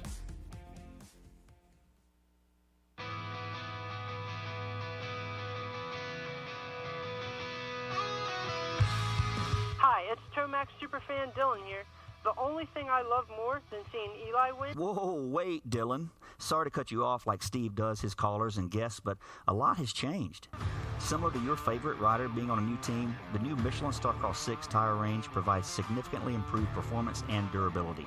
Designed to win, the new Michelin Starcross 6 tire range offers up to 16% more traction when new and up to 19% more traction when worn in comparison to the previous generation. This means consumers will not only benefit from improved performance on their first few rides, but that this performance increase will continue throughout the extended life of the tire.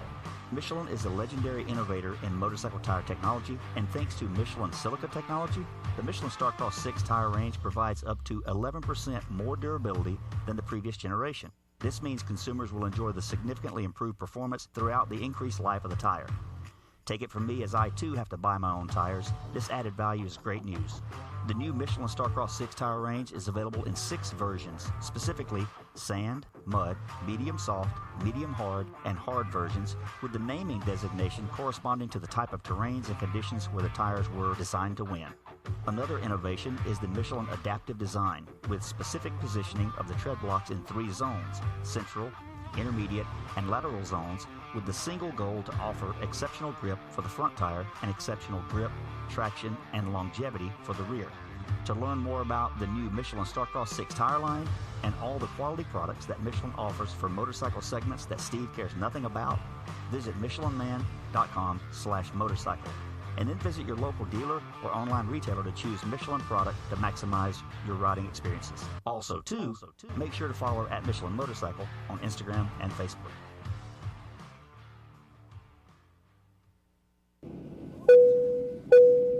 Attention riders! Welcome aboard the all-new Atlas Vision. We hope you enjoy the added mobility, quicker flight time, and additional views.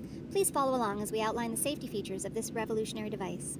The first thing you will notice is the added headroom. The fore and aft positions no longer come with annoying restrictions, so feel free to move about the cabin. Quicker flight times can be achieved by unmatched comforts and unencumbered movements. Yes, we're built for speed and comfort.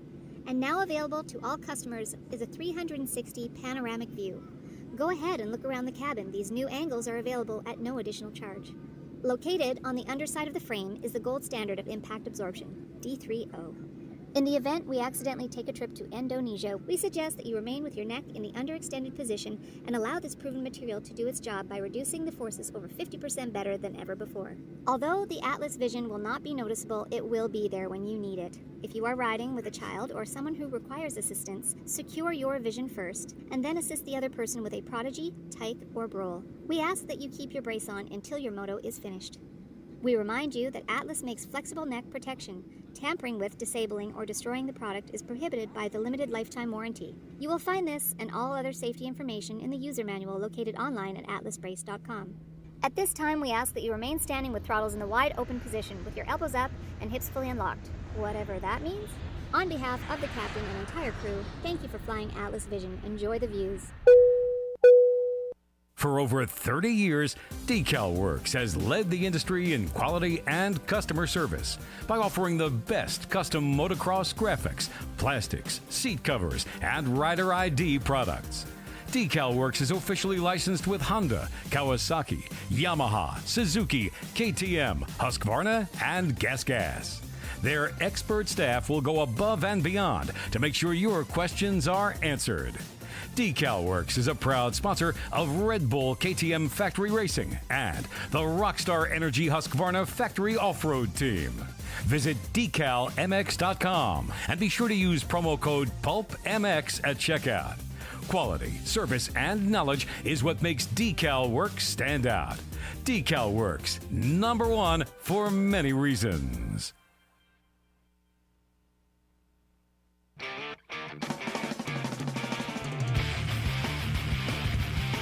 Those who love motocross know Motorsport.com has the knowledge and expertise to make your next ride your best ride.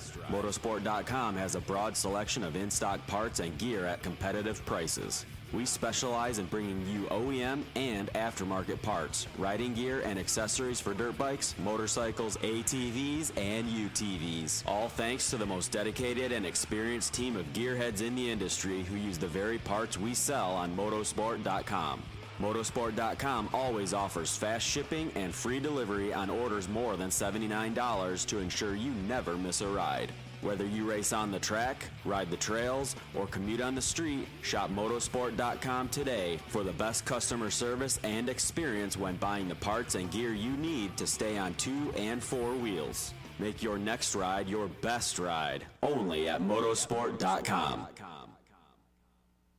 Maxima Racing Oils was created for world-class racers who challenge the limits of possibility. Their demands on equipment drive us to look beyond conventional ideas and to exceed industry standards. It's in our DNA to identify problems, formulate solutions, and execute at the highest levels of competition. Case in point, the championship-winning factory Kawasaki race team, longtime Maxima partners who extensively use Maxima throughout the bike. Maxima's USA-made products exceed JSO requirements and can be used in all motorcycle brands: Kawasaki, Honda, Yamaha, Suzuki, KTM, Husqvarna, and more. Maxima Racing Oils. Experience the difference. Visit MaximaUSA.com for more information.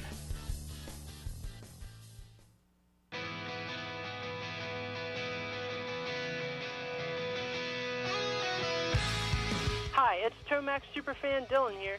The only thing I love more than seeing Eli win... Whoa, wait, Dylan. Sorry to cut you off like Steve does his callers and guests, but a lot has changed. Similar to your favorite rider being on a new team, the new Michelin Starcross 6 tire range provides significantly improved performance and durability. Designed to win. The new Michelin Starcross 6 tire range offers up to 16% more traction when new and up to 19% more traction when worn in comparison to the previous generation. This means consumers will not only benefit from improved performance on their first few rides, but that this performance increase will continue throughout the extended life of the tire.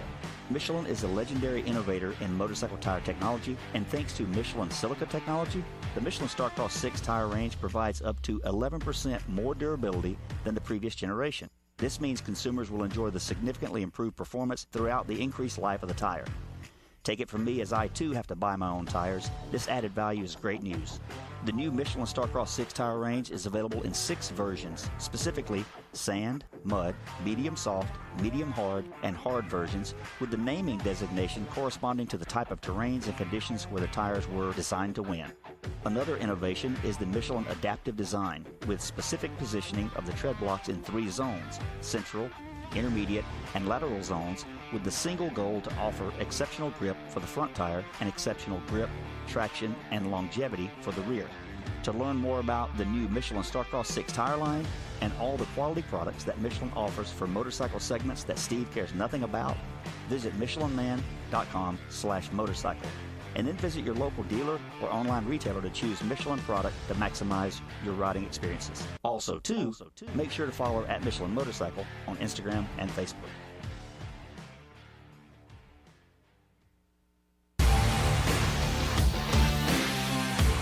Love the guys at Works Connection. They continue as a 10-year sponsor of this show because, yeah, just like you, they're committed to the sport. For 33 years, they've been designing and distributing leading-edge performance products like Elite Axle Blocks, Elite Clutch Perch, Pro Launch Start Device for performance, radiator braces and skid plates for protection, along with a shock pump, a tack, hour meter, and more for maintenance. Works Connection, great guys up there in NorCal, and super cool company. We're stoked to be associated with them. When you take a look around the AMA pitch, you'll see Works Connection proving ground for products under the canopies of Team Honda, HRC, Star Racing, and other top teams. And the best part of this whole deal is if you use the code PulpMX20, you get 20% off your order. Visit your local dealer, check out motorsport.com, and ask them to see the Works Connection product line for 2022. Great company, great products. Check it out. Thanks to Works Connection for coming on the show. PulpMX20, the code to save.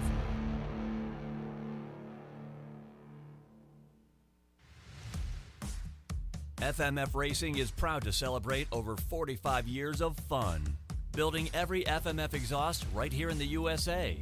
Owner and founder Don Emler may have started FMF Racing in his garage 45 years ago, but Don is still hands-on in our 100,000 square foot state-of-the-art manufacturing facility in Southern California.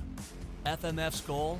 Design and manufacture the world's best performance exhausts 100% in the USA under one roof. FMF is a proud sponsor of the Lucas Oil Pro Motocross Championship for over 25 years. Steve. Kiefer. You want to hear about one of the best rides I've ever had? Dude, it's not time for After Dark yet. Chill down, dude. I just want to talk about race tech stuff. Oh, that's it. Okay. Gosh, man. Basically, I've had the chance to do some stuff with race tech recently with the CRF 250R and, of course, the KX 250. And as you know, I've talked about on the show, I wasn't a real hardcore fan of Racetech stuff back in the day. But since Rob and Andrew and those guys have assembled at Racetech, the stuff has been great. So for you guys out there listening, if you guys are looking to get your engine work done or even some suspension work, or as Steven says on the show sometimes, get your seals and your oil rebuilt bushings in your fork and shock. Get it rebuilt. It helps. 15 to 20 hours. Head over to racetech.com. Check out. They even got a cool little simulator. You can look at what size spring rate you might need for your bike. So a lot of cool features over there on the website. But and as you know, Yamaha Blue Crew guy over here, you guys have some of that on your bike. It's fantastic. Zombie Blows uses it. Jerry Robin uses it. Starling, all of those guys over there. Malcolm Stewart won a Supercross with Racetech stuff a few years ago. Pulp19 is the code to save. Mention PulpMX when you call. You can save on the service. You can save on motor work. You can save on springs if you just want to do that and get it put in yourself or do it yourself. Racetech is the one-stop shopping for motor and suspension work. You can also mention the code HOMELIFE2020. That's better. That's a better code, I think. We'll do either one. Just listen, people. Give your bike some love. Get your suspension modified service. Get your motor modified serviced with the folks at Racetech. Good people. With 80 years of experience manufacturing power sports pistons right here in the USA, Wiseco has evolved into a full range of performance components for dirt bikes and other power sports machines. Whether you ride a 2-stroke or a 4-stroke, Wiseco has a variety of pistons, from reliable forged replacements to the performance-focused Racer Elite series. Wiseco has recently expanded our Racer Elite line with SX and MX proven USA-made connecting rods. Now adding to the Garage Buddy rebuild kits, clutch and valve train components, and our CV4 thermal protection line, this makes Wiseco your single-stop performance name. Visit your favorite online or local dealer or wiseco.com to find products for your machine. For over 30 years, DecalWorks has led the industry in quality and customer service by offering the best custom motocross graphics, plastics, seat covers, and rider ID products. DecalWorks is officially licensed with Honda, Kawasaki, Yamaha, Suzuki, KTM, Husqvarna, and Gas. Their expert staff will go above and beyond to make sure your questions are answered.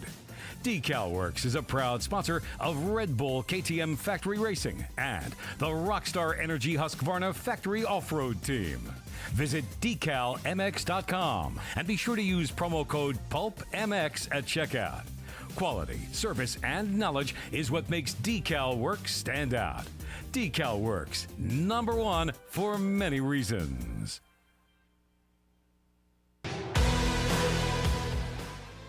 In 1990, my dad, Jamie Gregg, started Guts Racing.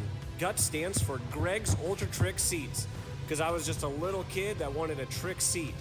And if you're out there looking for a trick seat, go to gutsracing.com, your local dealer, or Motosport and place your order. Support the people that support PulpMX. You can use Pulp 2022 for 20% off at gutsracing.com.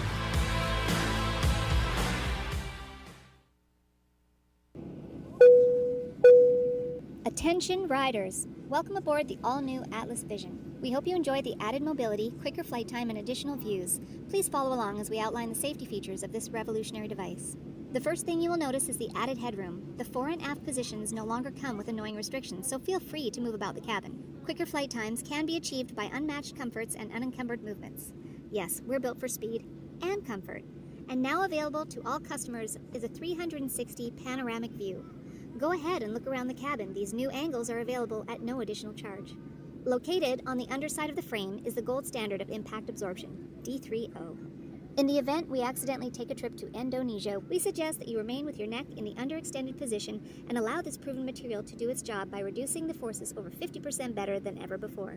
Although the Atlas Vision will not be noticeable, it will be there when you need it. If you are riding with a child or someone who requires assistance, secure your vision first, and then assist the other person with a prodigy, tyke, or brole. We ask that you keep your brace on until your moto is finished. We remind you that Atlas makes flexible neck protection. Tampering with, disabling, or destroying the product is prohibited by the limited lifetime warranty. You will find this and all other safety information in the user manual located online at atlasbrace.com. At this time, we ask that you remain standing with throttles in the wide open position with your elbows up and hips fully unlocked, whatever that means. On behalf of the captain and entire crew, thank you for flying Atlas Vision. Enjoy the views. Welcome back, everybody. PulpMX Show presented by Motorsport.com. Fly Racing, DecalWorks. Thanks for listening. Thank you, Justin Brayton. Thank you, Eli Tomac, for calling in. Really interesting to have those guys on and some really good interviews. Of course, Wes Williams from Vurbmoto is here. Wes, thanks for coming in. Yeah, cameras are that way. And also all here, the fans. He's here. He's made it. Oh, Troy Dog! I made it. Yeah. Give a weed. Yeah. Troy. Yes. Troy Bendgen from Vurbmoto. What an extravaganza you have done to get here, Troy, today. And so yeah. we got yesterday. We got some time. We got some. Hold on. Let me look here. Wait, I think we're coming up with Wilbur actually. Yeah, we're coming up with Wilbur. So we don't have time to get into this. Will's next. Hey, we'll keep people in suspense. We'll keep them here until the end of the show. It's Your part of watch my time. race tech rant. And then your retention level is about to be the best of YouTube history. Yeah. And then, Marks, did you know that in Casey, Illinois, there's the world's largest rocking chair? I learned it. Dude, it's huge. It's like the biggest rocking chair I've ever seen. Well, because it's the world's largest one. Exactly. Yeah. That's my point. Right. That makes sense. Right. So we're going to talk to we're going to see something really cool from that coming up as well here on the show. Thank you to Maxima. Love Maxima 927, still the #1 selling performance two-stroke oil in most markets around the world. Also the SC1. Love the SC1 from Maxima. The four-stroke stuff that Monster Energy Pro Circuit and Monster Energy Kawasaki use has their new Peak system on it, unique and exclusive to Yamaha or to Maxima. And chain loop, MPPL, you name it, they got it. Maxima USA. Pulp 20 is the code to save with Maxima. So order from Maxima, whatever you want. Mountain bike chain loop too, my specialty. Do you use chain loop on your mountain bike? I do. You use Maxima? Of course. Okay, just checking. Easy, bro. Come on. All right. I'm sponsored too. Okay. Pulp 20 is the code to save at Maxima. mountain bike products as well. They're doing a good job of that. Have you tried their I don't even know the name of it now. So BioWash is their BioWash stuff for bikes and dirt bikes and mountain bikes and stuff. But they have like a metal wash. Troy, you must know about this. Absolutely. Right. Everything. So you spray it on like the sprockets and the chain. You know what I'm talking about? You let it sit there for a little bit. Okay. It's like a grease, degreaser. Yep. Sounds really good. It is. I mean, it sounds amazing. Thank you.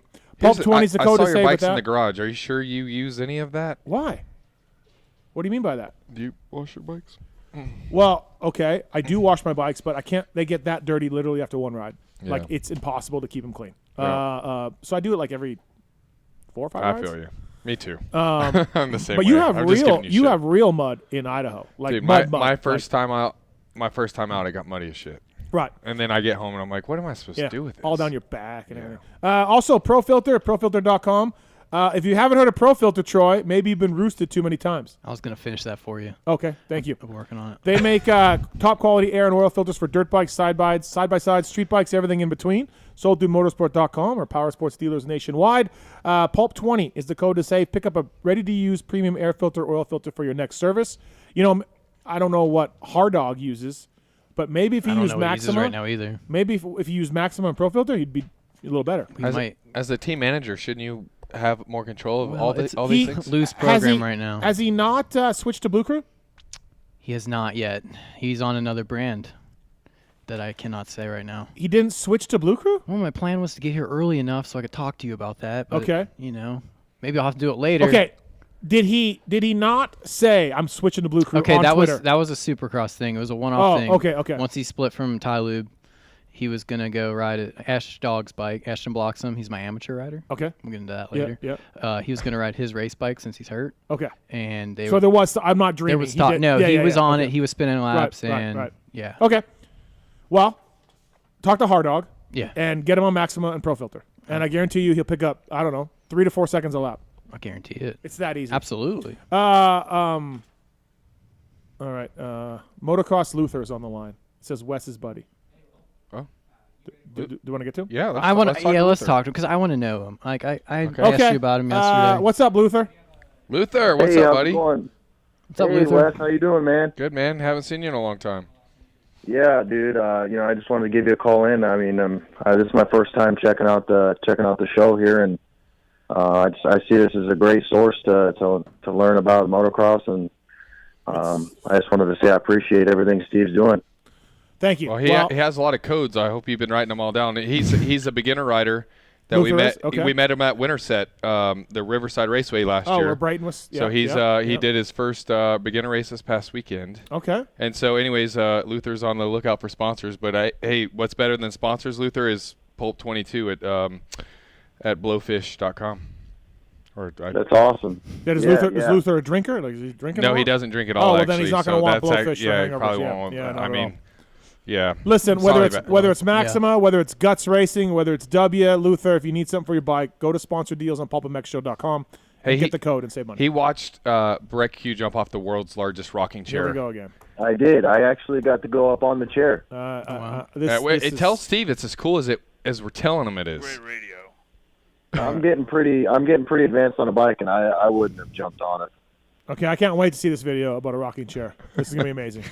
Well, hell yeah, Luther. Brett Q's cool. He's pretty gnarly, so we'll watch that. But it's the world's largest rocking chair. Count me right now before I see this video. Count me as a 5. That's always you, though. You're always a 5. Well, no matter what. Let's see if I get any higher. What's up, Luther? We got Wil Hahn. We got to get to. So, what else is going on? What else do you want to talk about?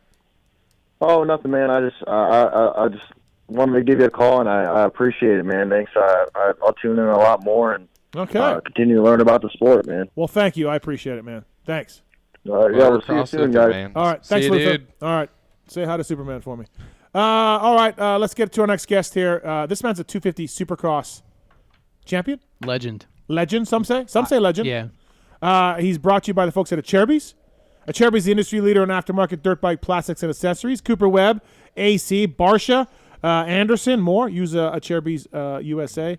They fine-tune their products to offer the highest level of performance and protection in the industry. Bring your bike bike back to life with the full line of replacement replica plastic kits, handguards, disc guards, and more. I was going to bring up the handguards. I love handguard look. You know what? It's good.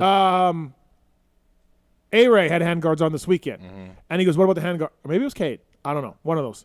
They said, what about the handguards? And I'm like, dude, I'm team handguards. Like, me too. I think Travis it looks Pastrana sick. Yes. looks sick. Yes. Bring it back. You know, Right? I thought I'm down with handguards. Yeah, Yep. same. So I know some people absolutely hate them. Fins and handguards, bring them back. There was a rider, either I worked with him or he was on a team I was on who just refused to wear handguards even if it was muddy. Like, forget it. I hate those things. And I'm like, really? Like, okay. So anyways, Acherbys makes great handguards. Check out the latest products by visiting them at Acherbys USA or follow along on the social media pages by searching for @Acherbys USA. So Acherbys USA bringing you our next guest of the show. He's a friend of the show. Huge announcement tonight when it comes to the Yamaha LCQ Challenge race. It's Wil Hahn. What's up, Wilbur? How are you, man? Not too bad, guys. How are you? We're good. What's your favorite Vurbmoto video? Like what when you think of Vurbmoto and this idiot Wes Williams, what do you think of? Two things: any platinum and prospects. Oh, the prospects. Yeah, All right, that's old what up. school. What the hell are prospects? Steve don't know no OG reference. It's a movie. They're two movies, right? Or in the ranks was. So When- so okay, hold on. When the beginning came out, Vurbmoto's a company that focused on amateur racing and filmed amateur riders riding. Right. So then you went and took a video called Prospects and you went and filmed amateur riders riding. Yes. And so how is that different this from was a normal Verb video? This was actually 2 years before Verb. Oh. So I did prospects in 05. Okay. So it was a lot of 04 footage. Was Wilbur on a prospect or no? I think he was in there. Wasn't he might have had a few shots in there. Like I said, Wilbur was I like, think I would have had a couple of small ones. yeah, he was like kind of in the tail end of like when I was starting filming. Yep. He was like pretty much GoPro level or B class, I guess. Was But like Barsh- I was like way into super minis back then. I was like freaking 16, so like super mini class was my jam. Was Barsha's 125 the ultimate Vurbmoto video? That was 08. I mean, we had a few 125 videos. Oh. You mean his platinum? That was 2011. that on one. the Geico. That one. Was that? I mean, it's probably the that's number probably one the video? most It's up number there. one. It may not be the number one, but it's probably the most one recognized. You're welcome for me knowing that. Are you surprised I knew that? No. I know. Oh. I Okay. feel like you should. Okay. Yeah. All right. Good talk. Wilbur, what's up, man? Oh, nothing. No, just lying down for the night and hanging out. All right. Well, thanks for coming on. Yeah, Appreciate see you, Will. it. Yeah, see you, Good Will. talking to you. Hey. Oh, wow. That's it? Wow. No. See you, dude. Listen, big news, Wilbur. By the way, for people who are wondering, Will and I went 1-1 this weekend. I believe it's 8-7 for him going into the last final round. I believe. Will? Sounds right to me. So it's 8-7 for him. We got one round to go. I got to bring it Friday. I got to bring it Saturday and pull out the win. So. I mean, I got really lackadaisy mid-season, and it's just not going good. But I'm going to come back now. Yeah. You got me pretty good a couple times here lately. So good job. All right, Wilbur. So. But hey, how hard is it to like play when you're like I as a media guy? It's freaking hard as shit. So like if you're doing his job, like it's even harder, isn't it? What are you talking about? Oh, are you not talking about PulpMX Fantasy? No. Sorry. No, the flip-off game. Flip-off game. Oh, flip-off game. We have a game. where we yes, have- I know. Okay, I know all right. now. The I'm flip-off sorry. game. Yeah. Yes, I thought you meant round. Never mind. No. Okay. Sorry. So, Wilbur, it's so PulpMX to have a race at a Supercross, and then Gale Force Winds canceled it. That's so PulpMX. So, our Yamaha LCQ. Go ahead. That's all I was thinking the whole time. Right. I was so excited about it too.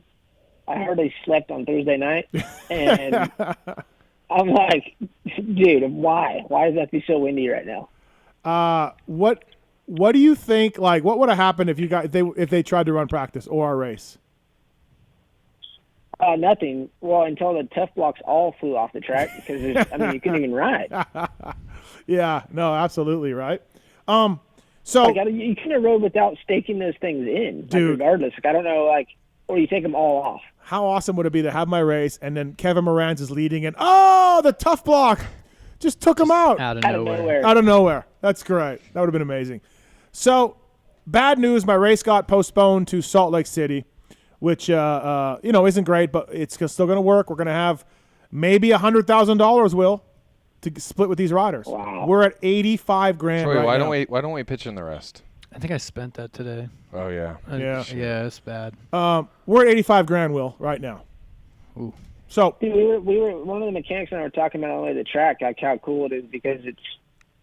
I mean, just that amount of money, like to those guys, and to keep them going and stuff like that. Just the thought of that, and how much, honestly, the community of motocross is raising with that as well. Like it's all people that are fans. It's pretty damn cool. And thanks to Yamaha, right, for giving a bike up. Like really cool company, absolutely. Yeah. So the bad news, it got canceled or postponed to Salt Lake City. The good news is I get to film it now. Oh, another more bad news. We lost the Kiefers. Heather and Chris can't make it. They're amateur racing somewhere in America. So that's bad news. The good news, though, Wil Hahn has stepped up, and he is your 32nd boy. Yeah. Yeah, Will. Yeah. Yeah, Will. Are you ready? What's the I'm trying to outfit? decide what to wear. I'm Yeah. so excited. Sounds I'm good. so excited. What are you wearing? What are you going to wear? What are you wearing right now? I'm not sure. That's awesome. I'm not quite sure yet, but we're going to figure it out. But have you told your team you're doing this? Yeah, oh, yeah. No, I announced it when you told me. Okay, so are they They basically sent out an email. I wanted to announce it to everybody. so are they saying like you gotta like they're on board with you wearing something provocative? We talked about it, like something similar to that. I mean, hey, Because honestly, I know you and Bam Bam, and I'm scared what could happen here. yeah, there's got to be an idea. He's holding back right now. Bam is gonna have you. I don't know what he's gonna have you wearing. I mean, probably a skirt. Who knows? Can you wear assless chaps? Is that I mean, is that legal? This is a question. I want to debate this, but like I've always wanted to ask this question to Jenny. I've always called them assless chaps myself, but aren't all chaps assless? Aren't they just called chaps? I mean, it's not a bad. It's a great point. Yeah. Have you ever worn Like chaps? every time I've said it, yeah, no, I've worn chaps, Oh, okay. and I'm like, Of course he has. I'm like literally thinking. I wanted to be a cowboy till about 10 when I didn't grow, and then basketball was over too, and then ended up in dirt bikes. Basketball. I think this is gonna be great. It's gonna be fantastic. So, yeah, are you gonna sway your hips a little bit? Has to. I mean, you have to. You do. I do the test track for the guys. You got to simulate it. Bring back the Mercedes Terrell, baby. There you go. Yeah, this is gonna be fantastic. I can't wait. So Are you thank get- you, Will. yeah. Thanks for stepping up. Will, are you getting your everybody. hair and makeup done for this too? Or? Yeah, planning on it. Okay. Got a Yes. makeup and artist and everything scheduled for sure. Make sure that's those that's cool. Make sure those eyelashes are on point. I'll get the close Yeah, up. you got the fake ones. That's Hey, I hot got right now. you were on the airplane, so you wouldn't know this, but I got recruited to film. Yeah, Wes is So filming. I'll Of be course out you there. did. Yeah, Of And- course he did. right. And Feld actually gave me access this weekend, so Yeah. I will be out there. Yeah. The Yamaha LCQ race will be filmed by the legendary Wes Williams. Even better. So, Pro- Is the it pro- live now? The Prospects no, 2.0. no. We're going to put it on YouTube, on our YouTube channel after. Oh, okay. Yeah. So, Nice. thanks, Will. Thanks for helping us. I kind of had like an over-under. Now that it's almost 100K, I'm like, I feel like half the field will not make it to Saturday for two reasons. One, half are hung over, and the other half possibly injured. So, we were on the starting line before they canceled it, and all the privateer guys were kind of circling me. I was getting a little nervous, by the way. They were circling me, and they were, talking about the race and asking me questions. And A-Ray walks up and is like, "It's time to die!" And I'm like, "Oh my god!" Like, so this is where these privateer heads are at right now. Yeah. It's time to die. Oh my god! Oh, should be great. So yeah, Wil Hahn stepping up, helping us out. 32nd boy. We'll get Barsha to throw in the extra 15K. I also like that it's Yeah. 30-second Oh. board boy and not man. Oh, yeah, boy. That's great. Because girl, right? 32nd girl, 32nd boy. Yeah. Also, there was talk. So I think an unnamed privateer was trying to make a deal with Bam. The Bam puts on his gear and races for him. Oh my gosh. This is where we're at. Yeah. Right, Will? I mean, understandably so. Right? There That would was, be that's a good idea. Will, there was It was- low key discussions. I was laughing my ass off on track walk because then Justin was also into it because it wasn't like he was like, "No, dude, I'm good." He was also basically like, "Dude, honestly, I kind of want to do it." Right. We would never know. Never. Never. And Nagy So Chiz and Brees are starting second row. Nagy's trying to offer.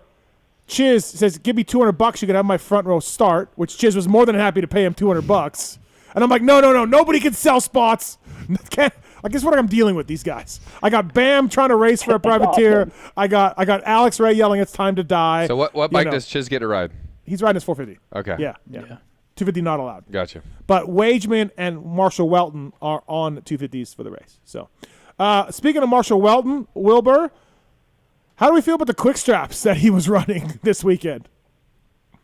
I'm probably the wrong guy to ask because although it is kind of funny, like I used to have a thing because it started on the 60s. There was a kid I raced in arena cross that, like, we were just rivals, right? So I didn't necessarily like him. Yeah. And I was winning a lot of them too. So he beat me one night in Fort Worth, and it burned into my memory forever. He turned around after the checkered flag, unclipped his goggles, and gave me a thumbs up, and it ruined me. So you got beat. It ruined me. Yeah, because he beat me, and I'm like, he just clicked his goggles off, and he beat me. He didn't even think, and so he could do it super quick because it's a click, right? So yeah. Yeah, and they're dangling on the other side of the helmet, and you're like, no, dude, no. Yeah. He's like doing this, like he's got hair. Yeah. So Marshall Welton, Kiefer got Marshall Welton to run quick straps this weekend. What a taunt! And Marshall got an interview, and real quick. The goggles were just hanging there. They just Did you see that, Will? Yeah, I saw the photos on Twitter, and I'm just disappointed. It just disappointed. brings back such bad memories for him. Luckily, it really does. Luckily, Kiefer's damn system failed, and Marshall had to put regular goggles on for the LCQ and then for the main that he made as well. So I think we can stamp out quick straps. Can we just stamp that out now? That didn't work.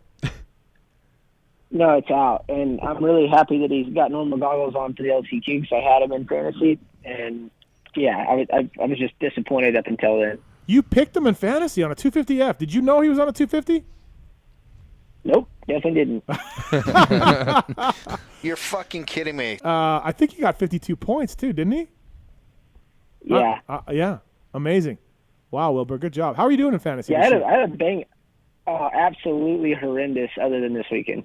Oh, okay. Yeah, 4th overall, right? Did you see that? You got 4th Marks? overall? Ever? Marks. Who got 4th overall? Wilbur got 4th. Oh, Wow. yeah, because I replied to him on Twitter and said he was cheating. Yeah. What? Yeah, I did. Got no response from What's that, our Wilbur. prize for 4th? Can we check that out real quick? Yep. Let's see what Wilbur wins. He probably wins like a TLD hat or something. You win a $100 Motorsport gift card. Oh. Wow. Yeah, nice. Just what Will needs. Well, yeah, Wilbur needs that for sure. You can get everything for free from the industry, but yeah, whatever. So you win a $100 Motorsport gift card. Well, then we can put that on the line for best trick in the race on Friday. All right, you want to do that? All right. Well, yeah, let's do it. I think Nagy will win that, but yeah, we can figure that out. You and Paul Parabinos are chiming in $100 each for fastest lap in the race, right? Yes. I believe it was fastest lap. I can't remember now. Yeah, it's fastest lap. Yeah. So it's awesome. We're getting all these people stepping up for this race. Do you have a spreadsheet for everything? I might have missed that. No. Well, Marks has a spreadsheet, but actually, we might as well do this now. What can I throw in for? I want to throw in $100. So is there is there open slots? Oh, hold on. Evan Dixon, $1,000 just for the purse. Damn. Courtney Lloyd, $1,000 just for the purse. Brett Carlson, $1,000 just for the purse. Canadians, by the way, Courtney and Brent. Canadians, heart of gold. Allison Kennedy, another Canadian, $200. PRMX is putting $500 into the guy who gets 8th. Yes. I like that. Christian Craig, $1,000, first rider to the finish line. Gets that extra $1,000. I love that. What, like first lap leader or like the winner? First to the finish line. If you played fantasy, you would know what this is. Yeah. Yeah, first lap leader. Meh. No? No. Not first official Oh, lap. I see. Mm-hmm. Sometimes it's different. It's half a lap, sometimes a quarter of a lap. I Okay, Hannah Ray, the lovely Hannah Ray. I met her this weekend. Officially a millionaire, I saw on Twitter. Oh, really? She said she made her $1 million. I was telling him this yesterday on the way home. Wow, OnlyFans. Will, do you have an OnlyFans, Will? I wish. I might make my dog one, though. Hannah Ray, $1,000 for the whole shot. Damn. The guy who gets the whole shot. Anton, our buddy Anton, $100 for the rider who passes the most people in the race. The Anton Hart Charger. That's a good one. That's a real good one. Charger. Wil Hahn and Parabinos fast lap, $200. Rider gets the fastest lap. The Pony Pod.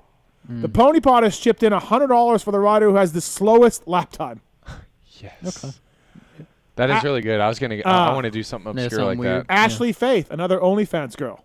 She is chiming in $250 for the rider who loses the most positions in the race. The Hero to Zero Award. The ultimate anchor. $500. Trina Camarina. Just to the purse, $500. Okay. Guts Racing. $250 to the best placing Guts Racing rider, whoever uses Guts, and $250 to the worst guy using Guts. Wow. Okay. Justin Brayton, the 10 Cycles 10th Place Award, extra $200. Heart of gold. Yep, from JB10. The Weege Award. Somehow the pain pills has to be. got into Weege. He pledged $100 to the last place rider. Okay, awesome. Yeah. Wow. I'm surprised he's not. I gave him a bunch of gift cards, and I'm surprised he didn't re-gift the gift cards for the prize. Top placing Fly rider. Fly Racing's chimed in $200 for the rider who finishes the highest in Fly Racing. Sweet. That's good. My buddy Regis Harrington. Andy, for people who don't know. You remember Andy Harrington, Wilbur? I got to transfer some stuff. Yep, sure do.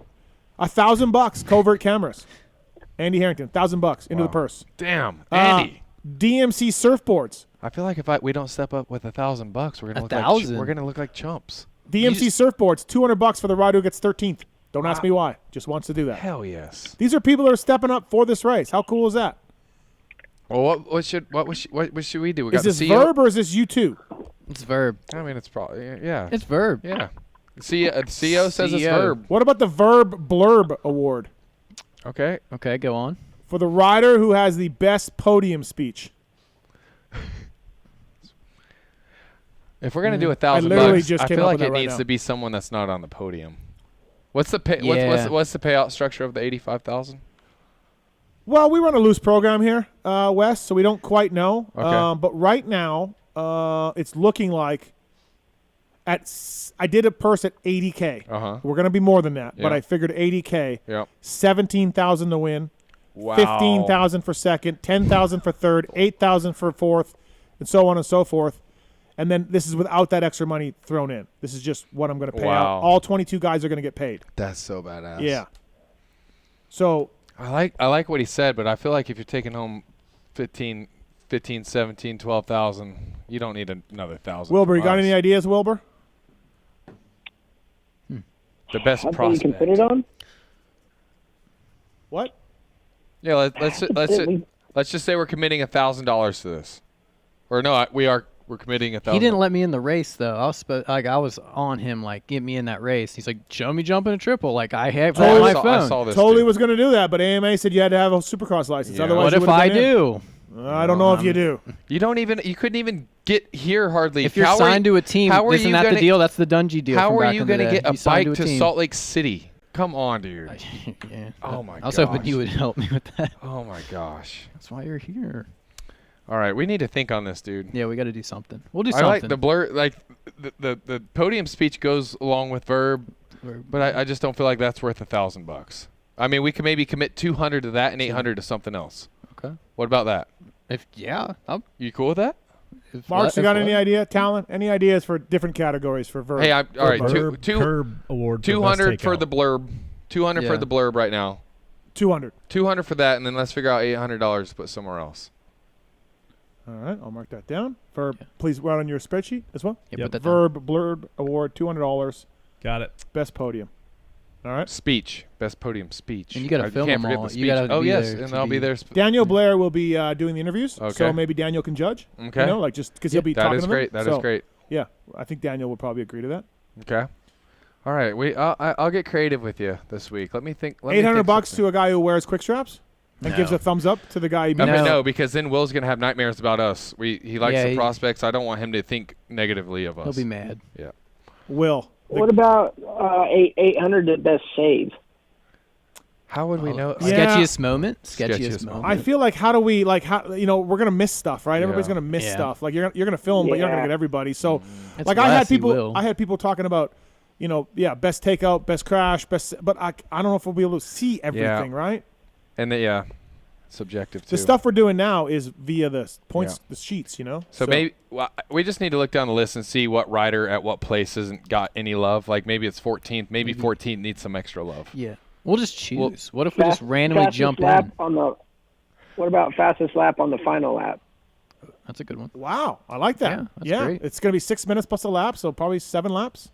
Let's see. That's actually pretty Yeah, cool. 7 or 8 laps. Because guess what? You know what? If you are in 20th place, maybe you're freaking sending it because you want that extra 800 bones. I like that. I like that. Yeah, that's good. Boom. Verb, fastest on last. $800. I think maybe we could come up with something that has a snazzier Well, ring to it. I'm but just doing it. I know. I'm just making my notes. I'm telling Troy to write down a note. So write it down, Troy. I don't have a pen. You don't have your T-shirt. You don't have. Let me write it on my hand. I guess I came unprepared. Wow, Troy. I lost my shirt. How is this guy a Verb employee? I'm the CEO. I'm I'm top his dog. Employee. Yeah. Okay, all right. Well, hey, great. I appreciate you, Will, for coming up with an idea that we should have had. That's really good, Will. Yeah. Wil Hahn, brought to you by Chairbees USA, at a Chairbees USA. Barsha runs a Chairbees. Troy Lee runs a Chairbees. Will? Yeah, we do. All right, moving on. Vanguards. Hey, the less we talk about Denver, the better. So let's just move on a little bit, okay? Because that race sucked. It definitely sucked for Barsha, and it definitely sucked to watch. And outside of Eli and the crowd, there wasn't much going on. Yeah. Yeah, the Eli thing was cool. Yeah. Like, that was pretty cool to witness the crowd be that loud. Like, the only time I've seen a crowd, like, probably that into it was only, like, Minneapolis. I think that was 13 with Dunge and Vurbmoto. But, like, those are the only 2 times I've been in a stadium where I'm like, wow, this is pretty damn cool. Yeah, I agree. That part was cool. Let's talk a little bit about, first of all, you told me on Friday that you and Barsha, you guys run a loose atmosphere over there at Troy TLD Gas, right? Yeah, a touch at times. Yep. And then so Mosman's having a bit of an issue with this program? I mean, at times, yeah, I could say it makes a bit uncomfortable, but I would say most people in the truck are uncomfortable. It's just you and Bam are very comfortable and no one else is? Yeah, it's kind of, I'm starting to see that more frequently than not. Jesus, man. So I was talking about Barsha on my review pod this week, and look, Tomac deserves to be celebrated because he's a bad dude. He won the title, and he's missed one race in however many years, right? He missed Houston Supercross or whatever, and I believe he rode practice that day too. Wow. So he even was there and rode, but didn't ride the night show. That's so unreal. And it's an incredible record. And that was our rookie year, I think. Was it? I think so. Okay. Like 2011 Supercross, you're saying? 14. No. Oh, I'm 450. 450, sorry. Wow. Okay, So he's had that many consecutive starts? Yeah. Well, it'll end this week. He's not racing. He's 98% sure he's not riding Salt Lake. Where's 3 laps down Wilbur? right now with this stat? Yeah. Holy shit, that's Did crazy. you hear me, Will? That is crazy. I didn't know that at all. What'd you say? He said he's 98% he's not racing Salt Lake City this weekend. His knee. That sucks, but he probably wants to be ready for outdoors, I suppose. Yeah. Okay, back to my point with Wilbur. So, Tomac deserves to be celebrated, there's no doubt. But like Webb's going to miss the outdoors this year. Kenny's been off and on. Anderson's been hurt. Mookie hasn't ridden outdoors forever. Marvin Supercross only. Like, there's all these guys, these elite 450 guys. And I got to give it up to Barsha. Like, he rides both series. Mm-hmm. There's never any talk of him skipping series. He doesn't have a training facility he goes to. Obviously, MTF back in the day, but for the long time now, he's been on his own. He had a house in Florida, and now he's just based in California. Barsha never has a trainer following him around, making drinks for him, or doing anything.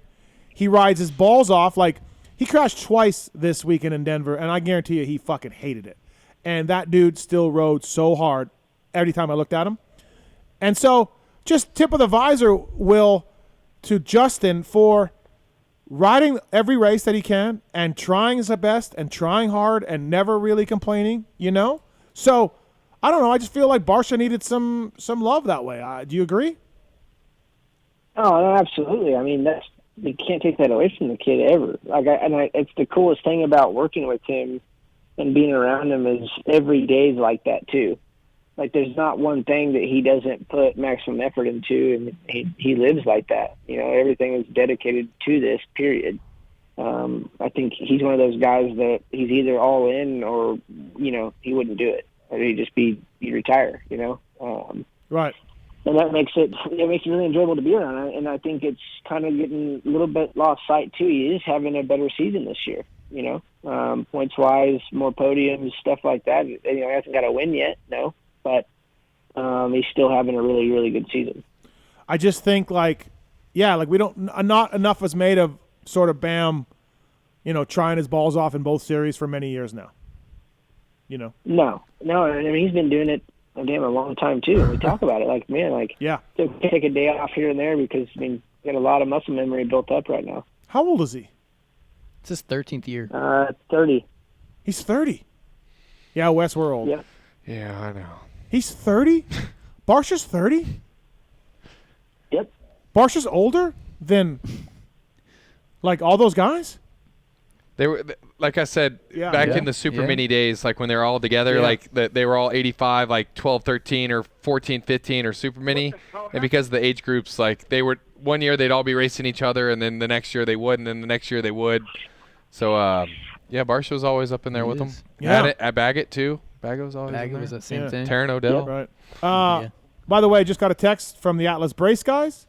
They have pledged $250 to the top Atlas rider in the Yamaha LCQ race. So thank you to Atlas. There it is. Atlas It just Brace. keeps adding up, dude. It does. He's It's rolling great. in. Got to keep track of all this. Marks, keep track of this. Yeah, the I see him. I see him writing down notes over there. Yeah, but he could be playing Mad Skills. You don't know what he's doing over there. On my Mad Skills computer? Motocross 3. I don't know. I don't think you know how this works. I don't know, Marks. Nobody knows. Okay. So, anyways, props to Barsha, Will. That's all I want to say. Hey, you know what? Another props. Last year, him coming to Red Bull, we got to do Supercross Spy with him.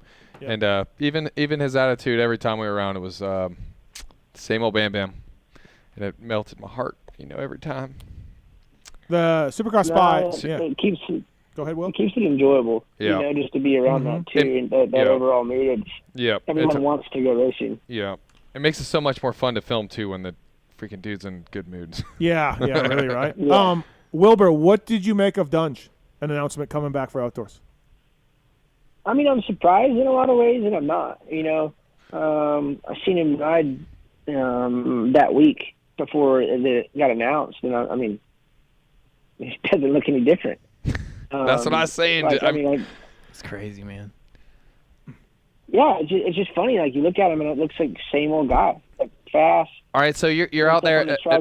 You're probably out there, Paula, with your stopwatch. I mean, what are you seeing? I mean, he was running plenty of pace. That's for sure. Low key, Will's like he's going pretty fast. Yeah. No, I went straight over to Pierce and I said, "You better step it up, dude. Dungeon's coming." Right. And what about Caroli? What do you think about the 222? I just think it's awesome he's coming here. Same. And spending some of his last times racing a dirt bike in America. I think kind of similar to what RV did, but opposite. Mm-hmm. And it's I think it's a pretty cool thing, and they would pick that to be his final couple races in the U.S. is special for all of us, I think. Yeah. Hey, so say both of them end up doing pretty good through round 2. What happens? Do they keep going? Yeah. Both of them? Yeah, I think they have to. Right? That's all we know. I think it's a total couching thing. Hey, they're in for the first 2, but dude, if they're anywhere in the top 10 and they feel competitive, they're going to keep going. Yeah. That's how I feel. Yeah, I would say I like if the there's tactic. A fourth and a You're fifth right. out of them, it's I'm in. Yeah, right. 100%. Yeah, I don't look for either guy to be on the podium or even top 5 at Paula, but they'll be in the mix and they'll get better. Yeah. Yeah. So, but Paula's not the best track to judge by either. I don't think everybody freaking rides there all the time. Everybody's gonna go fast. Yeah. Once you get to back to some other tracks, maybe. High Point. Yeah. Yeah. I think Millville would be a good test for Dunge, a good track for Dunge. I don't know, just guessing. Yeah, just saying it. Wil Hahn on the show, brought to you by the folks at Acherbys USA. Thanks to at Acherbys USA for more information on social media. Justin Barsha running Acherbys.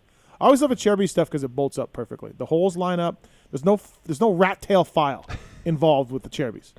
Just put your rat tail file, leave it in the toolbox. Hey, Will, if you could go back in time on that CR125 with the 66 on it, would you run hand guards? Because I know you didn't.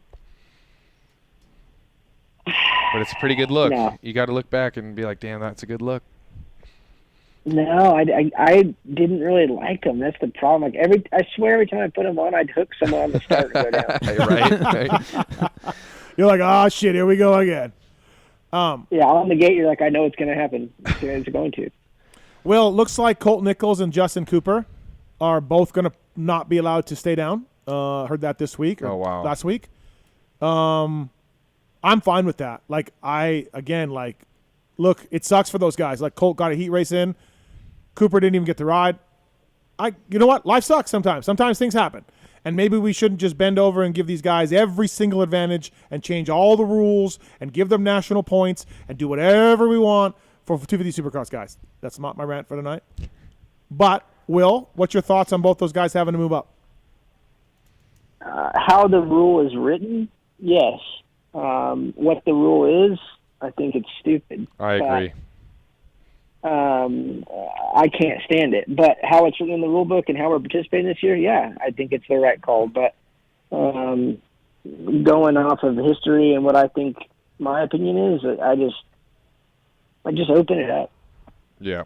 It doesn't matter anymore. Well, okay, yeah, that's another topic, right? This topic, yeah. right. No, I'm just saying, like, I just have to say it. I'm like, it's just Oh, the getting classes. to the point where it's like, what are we doing? No, it's fucking broken. It's terrible. It's absolutely terrible. The rules suck, and everything sucks about 250 Supercross. Nothing's cool. When you have...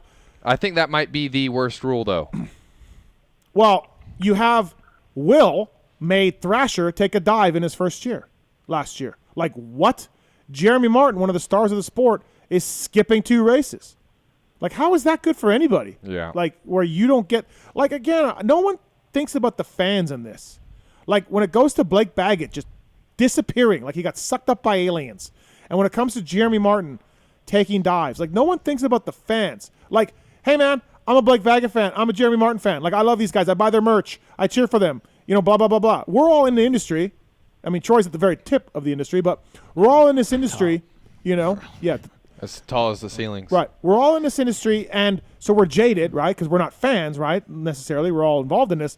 But, like, there are legitimate fans, and they don't get to see Jeremy Martin race because he's just near pointing out. And it's like, oh, really? And then you're a Blake Baggett fan, and your rider just disappears off of the face of the earth. And you bought all this Chupacabra merch. You bought $600 in Chupacabra merch. You're running around, you know, Chupacabra. And now you got nowhere to wear it. And you got nowhere to wear it, and you don't even know what happened to your guy. Mm-hmm. No idea. He's dead, or aliens got him, or whatever. So that's what I heard. When it comes to this kind of stuff, if the stars of the sport or the up-and-coming stars like Thrasher or the established stars like Jeremy Martin aren't racing because of rules, that's wrong. That's fucked up. Like that. Hey, AMA. Hey, Feld. Like, that's wrong. Change it. I've never even looked at it from that perspective. I just feel like... Of course you didn't, because you're elite. You're one of the elite. Totally. You're one of the elite. I work for this guy, of course. You're one of the elite lefties that doesn't ever care about the world. Think about how many careers I feel like have taken such a dive because of, moved up prematurely. Like, I feel like a lot of... Yeah, but guess what, Wes? There's a lot of videographers that tried to do what Verb did, and they weren't any good, and they had to go get real jobs. Life sucks. Clipped them. Clippy. So, like, I get that. I don't know. It's just so gnarly that you worked your whole life to get here, and then some rule. You worked your whole life to be a videographer, and the rules, you weren't any good. You weren't good enough. You didn't get that job at Verb or Racer X, and you had to go get a job pumping gas. Life sucks sometimes. You didn't make it. I tried to race pro, okay? I was a Canadian pro. I scored some points at a national level. And then they crashed. bumped you up. No, and then I crashed, and I got hurt, and I wasn't fast enough. And I had to stop racing. Yeah. Like, fair play. Life sucks.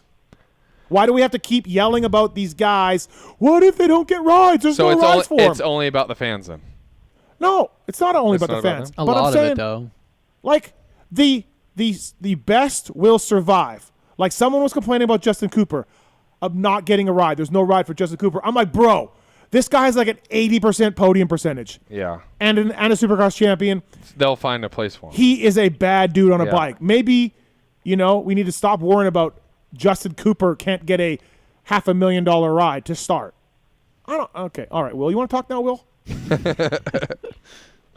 Sorry, I didn't mean to stir it up that hard. You poked the bear. Oh, we do have somebody on Twitter said $800 to the first guy to crash. Okay, let's take It's it. money, but money's money. Okay, I kind of like your fast lap on the last lap idea better. That's a good one. But Oh, no, they're saying for me. Yeah. I thought they were saying their own Oh, money. yeah. No, I I don't. was like, more money, let's No. go. No, we already. I like Will's idea. Okay, so that's not my race tech round of the night, but that's where I stand. Like, what are we doing? And that goes Will. I mean, you sort of agree with me. Like, what are we doing? Like, Will Mike could still be racing right now. Like, what if he loved riding 250s and he didn't ever have to move up? Because look, man, I've said it before. Make it way restrictive, so like 2-3 years you're out of there. Yeah. Or make it wide open. Just don't do what they're doing now. Yeah, I agree. Right. Or do that east-west thing Yeah, where it one either, side's... It either has to be a step or it's the same, in my opinion. Yeah. Okay, for everybody. So 3 years is 3 years. Yeah. Yeah. Right. So again, one of our listeners had the idea of making the West Coast 0 to 3 years of experience. That. And then the East Coast 4 years and up experience. And That's so you have all. I like that So idea. you have 3 steps. You have 250 Supercross rookies, 250 Supercross veterans, 450 class. And this way you see Christian Craig, who's 27 or 28, however old Christian is. How old's Christian? I think he's 30, 30? right? He's 30. Is he 29? You know what? He is 30. right. I was Yeah, yelling 30. that he was 32, and Christian got mad at me. So he's 30 years old, and he's racing against other guys like RJ that is also older. Yeah. And, Pierce Brown, how old's Pierce Brown? 20? 19. 19. Like, the difference between maturity and physical strength and physical fitness between Christian Craig and Pierce Brown is immeasurable. Yeah. I like that. That's probably the best idea I've ever heard. One of our listeners came up with it. I That's couldn't great. believe it. Good job. Normally we get Good job, we get listener. the dumbest calls ever on this show. That one was good. Have you told Prater about that? I told Pelletier about that. They like it? It's great work. He actually didn't. He didn't probably like looked it. at you. Yeah. Yeah. You know what though? They laughed about the nets at one time. Yeah. They laughed about the nets. Now look at him. And now look at him. Every week they're used. Good job, Kevin. Pretty Wheel. much. Yep. Good job, Wyndham. All right. What else for Will? 30-second boy is in. Quick strap story got in. Oh, Will. This is where you go. Yeah, Will. Yeah. Now you say. I'm here. Okay. You came up with Travis Preston a few shows ago. That was great. You guys did a fantastic job. You also took home a Manscaped. Oh, yeah. Yeah, I definitely did, and that thing is fantastic. Oh, you're a fan of the Manscaped. I mean, you can do no wrong with it. You can see what you're doing. I mean, if you want me to write a Yelp review, I can. It's just, it's phenomenal. I'm ready to buy one now. PulpMX 20. What a testimonial. PulpMX 20 is the code to save with Manscaped. That seems to be the common Wil code. Hahn got the performance package. Right, Will? You got the weed whacker and the lawnmower? Yep. Wow. With the light and Yep, everything. and the light, I got ball deodorant, I got all kinds of stuff. Yeah, you got the Crop Reviver toner. You got boxer briefs. Wow. Yeah, and they're very comfortable, by the way. It's time to bundle up with Manscaped Performance Package 4.0. The lawnmower has a light. It has a guard on it so you don't get your junk caught in it. Hey, dude, instead of my massive salary tonight, I'll gladly just take that. I'll take one. Well, I don't have any. I Oh. gave my last one to Will. Oh. Literally. He got the last one. Oh. Yeah. Okay. PulpMX 20 is the code to save at manscaped.com. Again, the Lawnmower 4.0 is the best trimmer out there. And the Weed Whacker is for your ears and nose. So that's also pretty good. I mean, Will, if you're done with it, you could send it my way. Or try it out, send it back. Yeah, no worries. You gonna share it? You gonna share it? Yeah, I'll bring it back to him next at Salt Lake. Okay. Or maybe Paula. Wow. Sounds gay. Wow. Don't even clean it off. Just send it on over. Why would you clean it off? Yeah, exactly. It's clean. It's Right. like sharing a towel. So, Wilbur, If you're clean, the towel's clean. we had RV on here, and he said like his wife kind of helps him clean up the back end there a little bit. Wow. Where are we at with that? Way to go, Kristen. No shit, asshole. Where are we at with that, Will? That's a negative. Okay. Yeah, All big right. old negative. All right. Gonna go ahead and leave that. Yeah, I'm just out on that. Yeah. Okay, well, if you see RV at the track, can you please, maybe he'll give you some details. But, yeah, Kristen gets all up in there.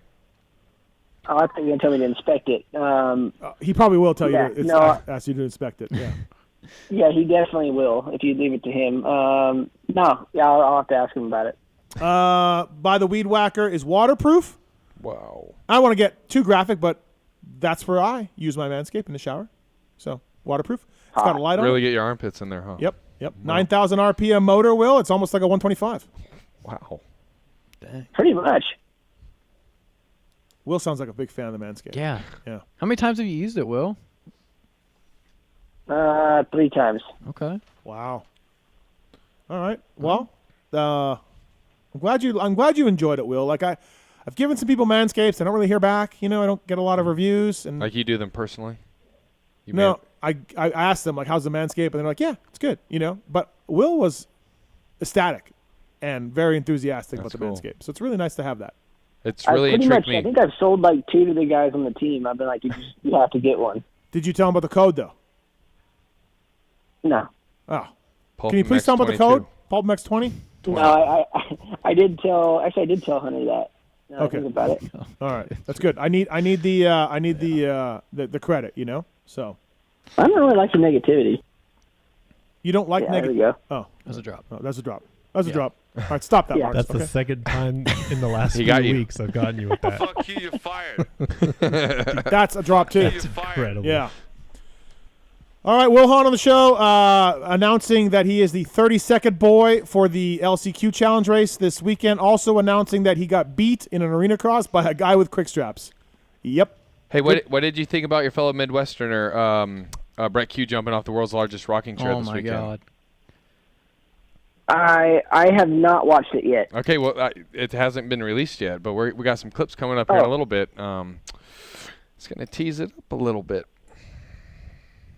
I've never seen anybody so excited. But either about way, the I mean, world's can you? largest- But he comes from the Midwest, and think about. There's not really been that many great things that have happened there since Will and Tommy came through the ranks, and so now. No, it's pretty much that and tornadoes. Yeah, so now we have another Midwesterner jumping off the world's largest rocking chair. Did you ever have the nickname the Texas Tornado? No. Because there was a rider from Texas. I was mostly Kansas. Yeah, but. he was Kansas, dude. Okay. Did anybody ever call you the Kansas Tornado? No. Hey, Will, does Tommy like, no. Tommy know that we're buddies? Does Tommy know that? Yeah. What does he say about that? He'd still light you on fire. Okay. Yeah, you and Tommy had a little. Tommy doesn't like me. I don't really know what I did. At some point, I did something or said something that pissed him off, and he doesn't like me. Okay. It's been a very long time, He's too. attacked me on social media whenever he was on there, and it got weird. And then because I would see Will, and I'd be like, "Hey, Will," Yeah. and then so yeah. Well, then this is a good time to mention. Last year I was filming at Oak Hill for Yep. Shred Tour. Uh-huh. And this dude comes riding off the track. I thought he was going to hit me. He's like, Wes, takes off his helmet. That's Tommy. And he gave me a nice, big old sweaty hug. Yeah. Wow. And I was like, wow, it's really great to see you here. So I'm glad he likes me and not you. Yeah, I don't know what I did, but I really like Wil Hahn. I really like Wil Hahn. I do too. Yeah. Yeah. Our listeners are also Wil Hahn fans. Yeah. They're great. They're great brothers. Hey, I had a guy yell at me. I hear Will. I look down the crowd speaking, and he was filming him flipping me off. Yes. Oh, that's great. I bet you get that all the time. He does. Dude, there was one round this year with Seattle, dude. It was every single person. Will, fuck you. Oh my God. Hey, everyone? I get it too, man. So don't worry. Like, I get it too. You know. Great. So it's fantastic. The listeners of the show they're great, man. You know when I love Will so much? No, tell us. Because when I worked for you, Yep. #home right now. Yeah. Home. Yep. I called him How up long did you work for me for? Did I pay you? Oh yeah. Wait, am I in your bedroom? Good, you paid me good. Am I staying in your bedroom? I mean, I didn't live here. Yeah. He lived here then. He lived at the. Did you work? Well, no, Did you work for me for like months or like? I don't No, know. it was like 2 years. Was it really? Yeah. Okay. Wow. Best employee I ever. knew. I just didn't know how long. I mean, it was. Marks, you've probably been here It just for went what, so like fast. 6 months? You know? Yeah, right. But anyway, Yeah. I called him up one night and he stayed on the phone with me for like an hour and a half, and we just Yeah. talked about nothing. No, he's amazing. And Chris Betts has the greatest story also for Wil Hahn when Will was like a factory rider. You know, he was talking to Betts on. Where were you talking to Betts? Like Geico or Cowie? By Geico. Geico. Yeah. And we were on like WhatsApp. This kid like WhatsApped me or something, and he's like, yo, if you win, I'm gonna buy you a 24-pack of beer. And I'm like, kid, you're 12. I'm like, and all I was thinking was like, this is like time I think Brett Favre's like texts were getting released and shit about like texting chicks or something he did wrong. And I'm like, I'm gonna lose this title because I'm in jail because I'm engaging with this kid that he's gonna 12-year-old boy. I'm gonna buy him a beer. You're literally And gonna I'm have like, no. Chris Hansen come out of behind the curtain and be like, Yeah. hey, Will. Hey, Will, what were you doing That's tonight? what I was thinking, and I'm like, no, this is bad. And I said, hey, when you turn 18, you'll buy me a beer. And yeah, next thing I know, this is almost 8 years later, Uber drivers at my freaking porch with about 4 24 packs. Oh wow! But Will didn't even know bets or you know what I mean. But he engaged. But it with was it. bets. Russ. Yeah, it was bets. Oh my god! Yeah, it's great. Shit, and then Betts couldn't Uber booze or so. I don't remember. There was a big problem with Ubering booze at some point. I don't Wow. know, but it was great. So that's a really cool story. It was. All right, Will. Well, thanks for calling in. Manscaped and Cherby's bringing you Wil Hahn on the show. So I appreciate it. Appreciate having me on, boys. anything else? You want anything else that we missed talking about? Okay, good talk. No, I don't think so. Good talk. I think we're getting out of thinking, Dick. Oh, okay. Sorry. Wow. Great radio. Now all of a sudden, Will's not cool. snapped. Just snapped. Yeah, he snapped. Yeah, sorry, I snapped. I wonder if this is what he does on his team. There's a lot of pressure. There's a lot of pressure this weekend for us in the flip-off game. So I'm at ease right now. Yeah, good point. You're right. He's yeah. Tomac at Salt Lake City 2 years ago. Yeah. Mm-hmm.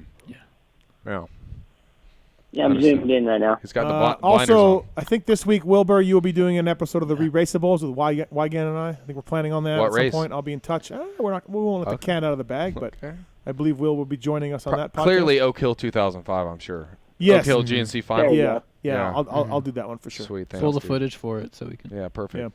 Yeah. All right, Wilbur. Thanks, man. I appreciate it. Good luck this weekend with the 30-second board. I know you'll be good at it. So. Yep, can't wait to perform. I can't wait to film it. Some say he was born to do it. Yeah, he was. Yeah. Thanks, I was. Thanks, I Wilbur. truly was. All right. See you guys. See ya. See you, Will. Thanks to Wil Hahn, brought to you by Cherby's USA. Always a good talk with Wilbur. Love having him on the show. Hey, I noticed you got an X chair over there for yourself. Yeah. Why don't you have your guest X chairs? Because I have one of those in my office as well. And Okay, so just saying. couple things. Okay. Way too expensive to buy them for everybody. And And two, you live in a mansion. You sure you your just ceilings said an hour ago that this isn't that big of a house. Your ceilings could be a few feet taller. That's okay. It It's a doesn't mean you standard can't afford a CEO few more house, okay? X chairs, bro.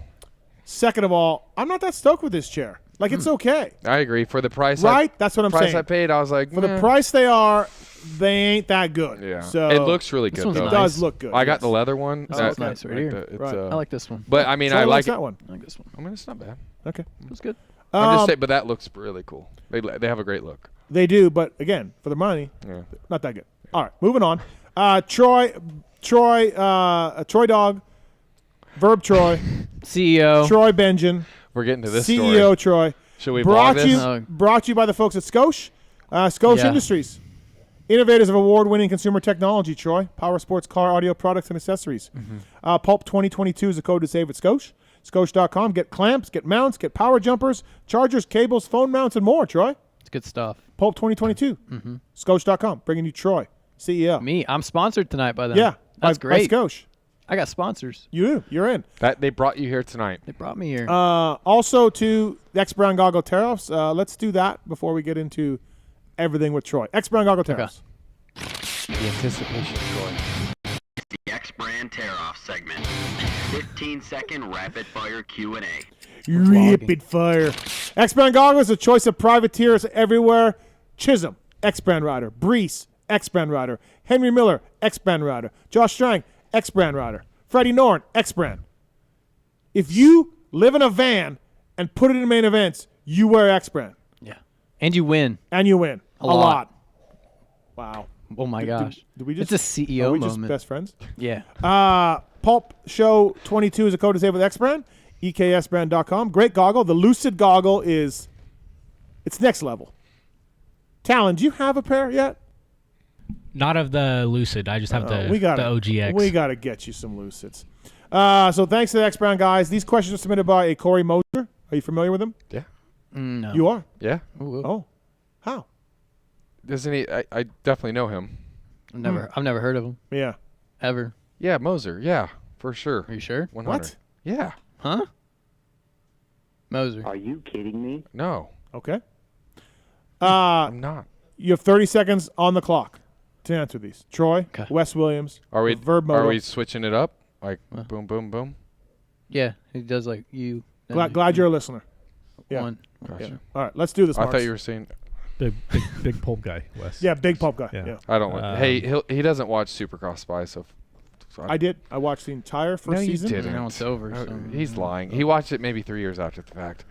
Your Supercross Spy made the gypsy guy hate me. So thanks. Thanks a lot for that. You hate the gypsy guy. I have nothing but great feelings towards gypsy. You squashed the beef. And you, I don't think we did. Oh, but you caused it.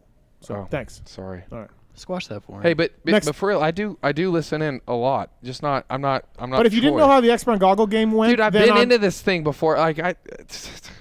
He say he doesn't listen like me. I've listened to every show. Yeah. Front to back. Thank you. And you know what? Realistically, I probably don't get. I don't have like. When do you have 6 hours to sit down and listen to something front to back? I might get 2 hours in, and that's that.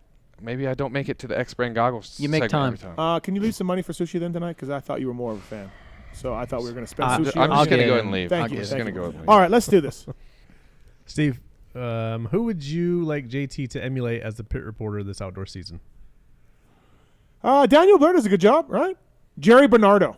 Yeah, bring him back with no shirt. Yeah. Jerry Bernardo. Let's do that. Absolutely. I was going to say Georgia Lindsay.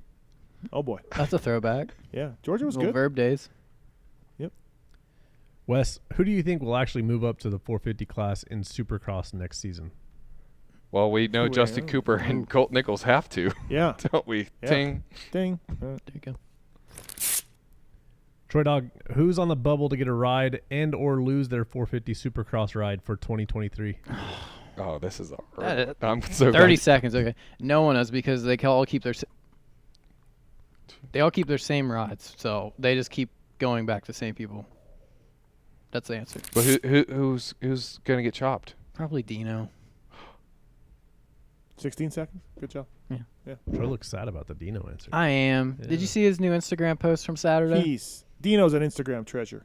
Oh, he is. He is. He's great. Oh, with the dump truck? Yeah. Yeah. I think I Dino's didn't too see good that. at marketing. What did he do? Was it with the butt? Yeah, in and the City Girls. Yeah. I know you know what I City saw one Girls where is. he's laying on a Yeah. lawn chair with his butt up, all iced Yeah, or whatever. that's a dump truck. It's the Torculator. Oh, okay. Butt. Big butt. Right. Welcome, Steve. Yep. Steve. Yep. Who's the GOAT of pit reporting? Jerry Bernardo. A lot of pit reporting questions. Do you remember Very Jerry Bernardo? intriguing. I do, yeah. Okay. Yeah. Tallon Bernardo? Yeah, he's an off-road guy. Painted helmets. Yeah. Look at Tallon coming Tallon, in. dude. Yeah. You know, he lays in the weeds and then he comes in. Yeah. So, Bernardo wore cargos a lot. Did we get his camera done? No, Okay. sorry. All right. I don't want to mess with the setup right now. So, Okay. Wes, percentage pie that Tomac misses the outdoors because of his knee injury. Oh, I'm telling you, I just reading between the lines. Gets the Supercross championship, 2 kids. We know, or he knows about the 2-kid life. I know about the 1-kid life. So to stretch this out to 30 seconds, I'm going to go ahead and say that Tomac probably gets a few rounds in and says like, hey, my knee's kind of bothering me. Dungey beat me 1 round. I need to take it off. I'm going to just defend my Supercross title. Okay. Boom. 23.8. Troy, where do you predict Dungey will finish in the first 2 outdoors? Ooh. 5 to 10. Do I have to like pick spot? Yeah. Okay. 6. All right, Paula. Oh, 6? Paula? Yeah, Paula. 7th overall. Paula. Okay. And then what's round 2? Hangtown. Wow. What? CEO doesn't even know. I haven't gotten that far yet. Hangtown. I'm still Hangtown. Yeah. I did say that. Hangtown, he'll get 5th. He's really good at Hangtown, isn't All right. 5th. he? Okay. 6-5. First 2 rounds.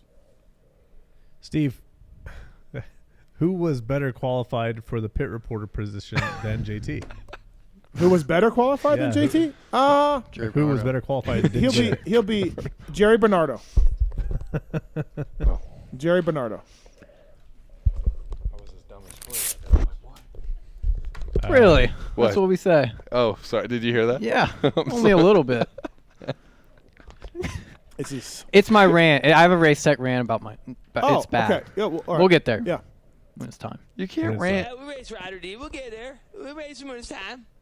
Race Tech is going to take away your discount after they hear your rant. It's really bad. All right, Wes, how many amateur moto moms do you think have OnlyFans?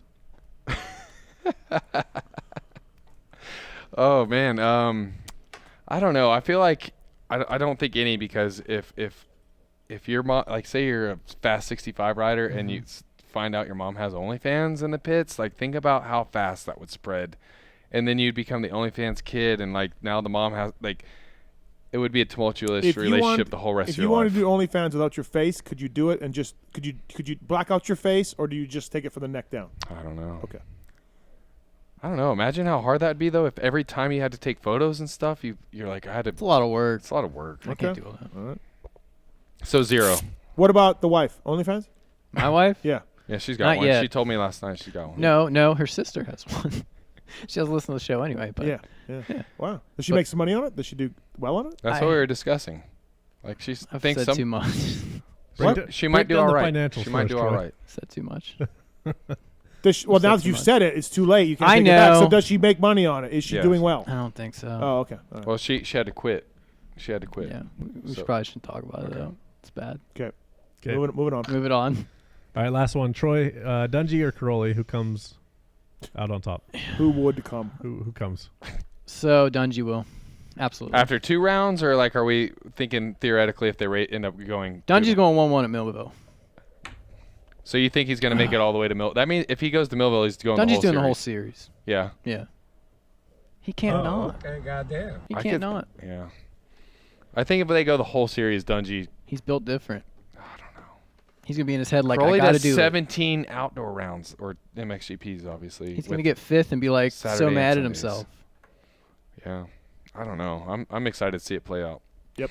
Yeah, me too. Are you going to the Nationals? You do anything with them? Yeah, we're following around these 2 Australian brothers. They ride for Honda. More videos of Chad and Hunter. Right on. Yeah. Yeah. Can't wait.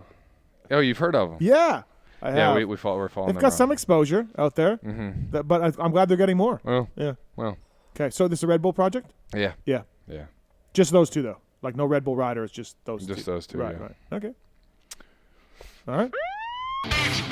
X-Brand Goggles, choice of champions everywhere. Race Tech rant of the night. Pulp 22 is the code to save with Race Tech. Love these guys. You want to talk about privateers, you want to talk about heroes. Race Tech are, man. They do a lot of work for a lot of teams in the pits and a lot of riders over the years, and they've done great work. And get your suspension dialed in, get it working well, and use the Pulp 22 code to save.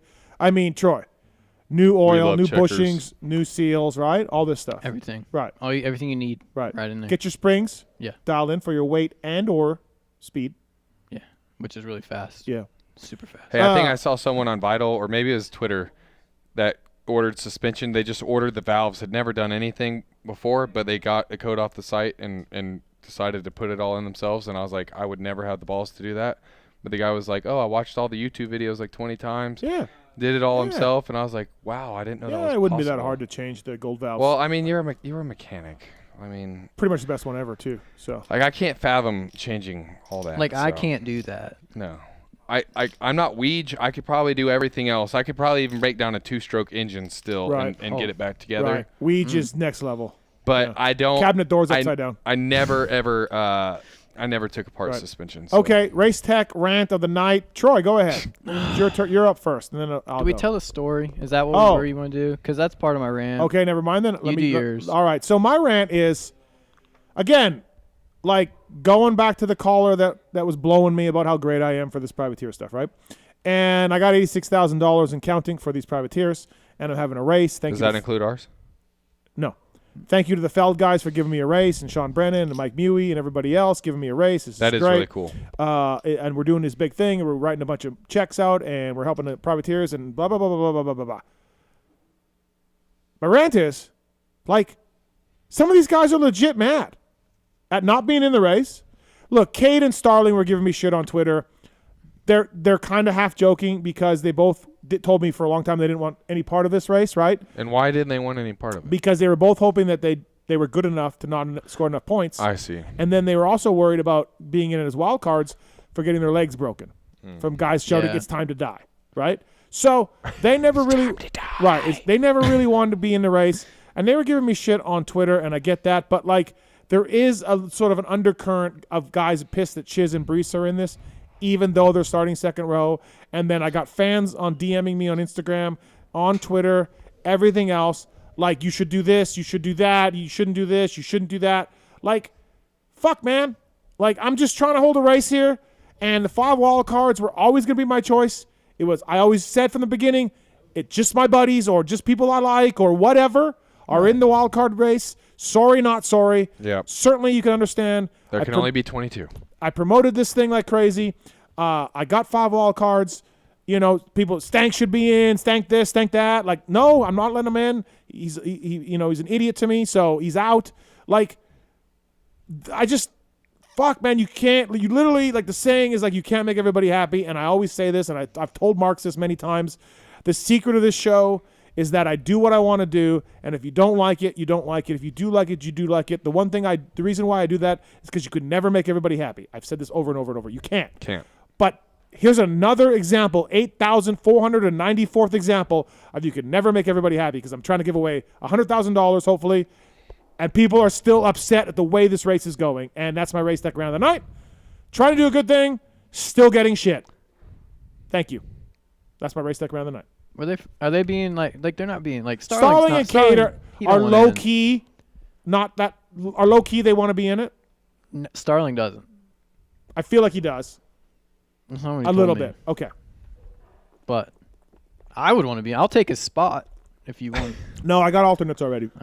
So, but Starling and Kate are my friends, so I'm not even counting them in this rant. Like, they're giving me shit, but they're also firing people up, right? They're not really realizing what they're doing. They're firing followers up because adding fuel to the fire is what they call that, Steve. So, race tech round of the night. Guess what? You can't make everybody happy. I'm trying to give away $100,000. It ain't good enough for some people. No. And you know what? So fuck my ass. All right, that's my race tech round of the night. All right, let's get into yours, Troy. But first, let's back up. What happens today? Who wants to start? Why don't you start, Wes? Because you give your terrible interpretation of this morning, and then I'll go. I'll let you take it off, and then I'll tell the truth. Okay. But let's just back up and tell all this came to be months ago. Troy's like, months ago. I really want to do Pulp. Yep. We asked Steve if we could do it together, and I was like, yeah. Steve and I texted, and this was the one weekend I might have had, or one Monday I might have had open, and I was like, shit, we got Shred Tour. I'm going to have to go straight from Illinois, straight here. And then you had the great idea, hey, why don't I drive from my house in Ohio, Kentucky, all the way 4 hours to pick you up from Lincoln Trail Motorsports for the Verb Shred Tour, and then drive you 4 hours back home, 2 hours past the perfectly good airport that we could have just flown here from. And I said, this would be great for the vlog. I was like, I'll bring the GoPro. Yeah. I'll vlog this whole thing. For sure. And I was like, I'm going to be smoked because the Shred Tour is a no-joke weekend. I'm doing everything from content to freaking hanging banners and stakes, selling T-shirts, freaking drinking beers with the people, jamming to the band and Limp Bizkit and shit going on. And so anyways, the last thing I wanted to do last night was drive 4 hours back to your place, but I said it's for the vlog. It's for the vlog. It's for the vlog. And you're like, hey, man, probably going to be up all night with the kids screaming. I said, I don't care. It's for the vlog, baby. Yeah. So we get up. Troy tells me yesterday, he gets there, hey, dude, I already checked in. We showed up yesterday at 4 o'clock after the whole damn thing's done. I was like, I thought you were going to come hang out at the Shred Tour. So he gets there at 4 o'clock. The damn, it's everybody's freaking whatever. So I'm like, Troy, and he's like, well, dude, I was checking in on my flight. That's why I'm 4 hours late. I'm like, cool. So, I mean, I assumed you know what time your flight is, right? You checked in for your flight. You know what time it is, right? Yeah. And so we get to his house later that night. And what time do you get to the house at? 11 last night. Okay. Yep. And that's the only fact you've said so far. And he's these are all facts. And so anyways, he even mentions to me in the kitchen last night, hey, dude, I checked in for my flight 7 o'clock. What time do we need to leave in the morning? And I was like, all right, 7. I was like, my flight's also at 7. We're on different airlines. He had to fly Allegiant. I'm flying Delta. I have 1,000 bags. He has no bags. Allegiant was like $200. So Troy, sorry. He still doesn't know how bad Allegiant was. If you fly Spirit or Allegiant, you deserve. He didn't even realize it because he didn't make it on the airplane, so he doesn't know what he missed out on. Right. He got to fly Delta here instead. Yep. Okay. So anyways, we wake up this morning. Yep. And we're staying in the kitchen, 5:20. No, actually 5:15. We're about to walk out the door because I said we need to be out the door by 5:15 because we got to park the truck, carry the bags in. Oh. And so, anyways, he looks up at me and he's like, I just got a notification that my plane's boarding. Is that normal for a flight? That's the second fact so far. He's like, is it normal for a flight to be boarding this early if it leaves 7? And I'm like, you did not say that. I said that. Okay. That's a fact. And I was like, fact Troy, 3. I think your flight must leave at 6. Yeah. All right, take over. They moved my flight time. They moved your flight. Yeah, by like 20 minutes. I missed it, but like I cut in security and everything. You should have seen it. It was like a movie. Because you're just like, I gotta go. I was throwing tear offs down the highway, just trying to just get to the airport. And he's like, just run out. And then he gets out, or I get out and run. Hold on, to though. security. Do you really think they moved your flight 20 minutes earlier? They don't do. They did. They don't move flights earlier. Nobody does that. Nobody moves flights earlier. I've never seen that in my 25 years of traveling. So look, we pull up at 5:34. Somebody did. And it happened. And I was like, Troy, get out of the truck and you run, buddy. Yeah. He goes, where's security? I had a good lap time going. And I go, to be fair, I haven't done anything in like 6 years. I was like, I don't know where security's at. I've never been to Cincinnati Airport. Yeah, I'm like, this is your airport. That is a good point. I was like, that those was doors right there, stupid. you just run in and you probably go straight as far as you can until you can't go straight anymore. There's someone that checks your ID to go through. Oh, I got to have my ID. I had that. I cut. People were letting me cut. I'm like, I got to get. So it was nice. I was like, I got to go. So you Pulp got show. you got through security. Yeah, got through security quick. And how long did you miss it by? How much did you miss it by? 10 minutes. Not even. Not I think even. It was like 5-10 minutes. The door was closed? I think the door must have been closed. Was the plane still there? It had just left. He said it just pulled away because I had to make sure. I'm like, can't we just bring it back for me? I just figured it would. Yeah, no. Private jet. They don't do that. If they shut the doors, you're done. I know, but No. Oh no. I saw a door open once. Oh wow. Yep. It can't happen. They opened the door one time. Yep. Wow. And then when it happened to me a few years later, I said, "You can open that door." My plane was still there. Sir, we cannot open this door. No, ma'am. I've seen that door open for somebody before. I know you can open that door. No, sir. You can't open. I can't open that door. The plane is right there. I'm a United 1K. You can open that door. No, I can't. Yes, you can. I've seen you do it, and I'm yelling at this chick. And it was the last flight of the night out of Denver. I had to stay the night. They didn't do bullshit. I had to stay the night because the chick would not open the door, and the plane was right there. Anyways, back to your story. So okay, that's so it? no, I show up and I ask the guy like, "What can I do? You got any more flights?" And he's like, "No, I don't." And then I started doing laps through the airport. Wes, where are you at? I'm parking. Okay, so I run down to try to find other flights. Just like, where can I go? I'm just running around the airport. What are you doing to try other flights? Are you just looking through the window at other flights? That's or what do you mean? I'm going to the figured this front. out yet. Like going to the front of what? Okay, you haven't been to this airport. There's a long corridors there. I saw that. Yeah, just like every other airport. Yeah, exactly. This one's scary, by the way. I'm not gonna make it through there tonight. So you went about to it. the people in the counters and said, "Hi, my name's Troy. I'd like to go to Vegas." Yeah, just like, and I'm looking through my phone as I'm going through, like okay, we're like Googling like flights and just, is there anything else? And then I went up to the kiosk and asked everybody if they got any more flights going out, and they didn't. Either one was full, like they were connecting. One was full, one was good.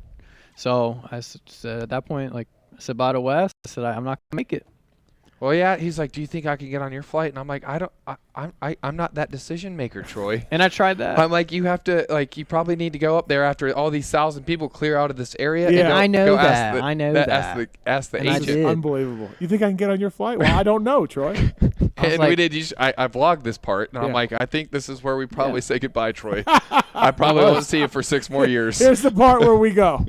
So I drive home. yeah. I'm like, this is it. I'm looking at Indy too, like in Dayton. Well, places to fly out. when we're sitting on the jetway, and he sends me a text, and it's like a $680 American flight or something. Yeah, I did send that. And I'm like, Troy, I don't know. That's up to you, man. You're the CEO. You Yeah. gotta make if it makes sense for your company, Mhm. then maybe Spreadsheets. you check it out and you spend that money. But I don't know. I was like, but I can't make this decision for you. And then he texted me back. He's like, dude, the flight disappeared. And so I thought all hope was lost. Me too. But here you are. It's a miracle. I am a loon ball. That's part of my rant. So, what's your rant? So hey, what wasn't factual in what I said? Just a couple of things. Like I can't go back and I'll have to like listen to the archive or something. Okay, there's no way your flight moved up earlier. It did. Okay, there's no way. Because it was supposed to leave at 7.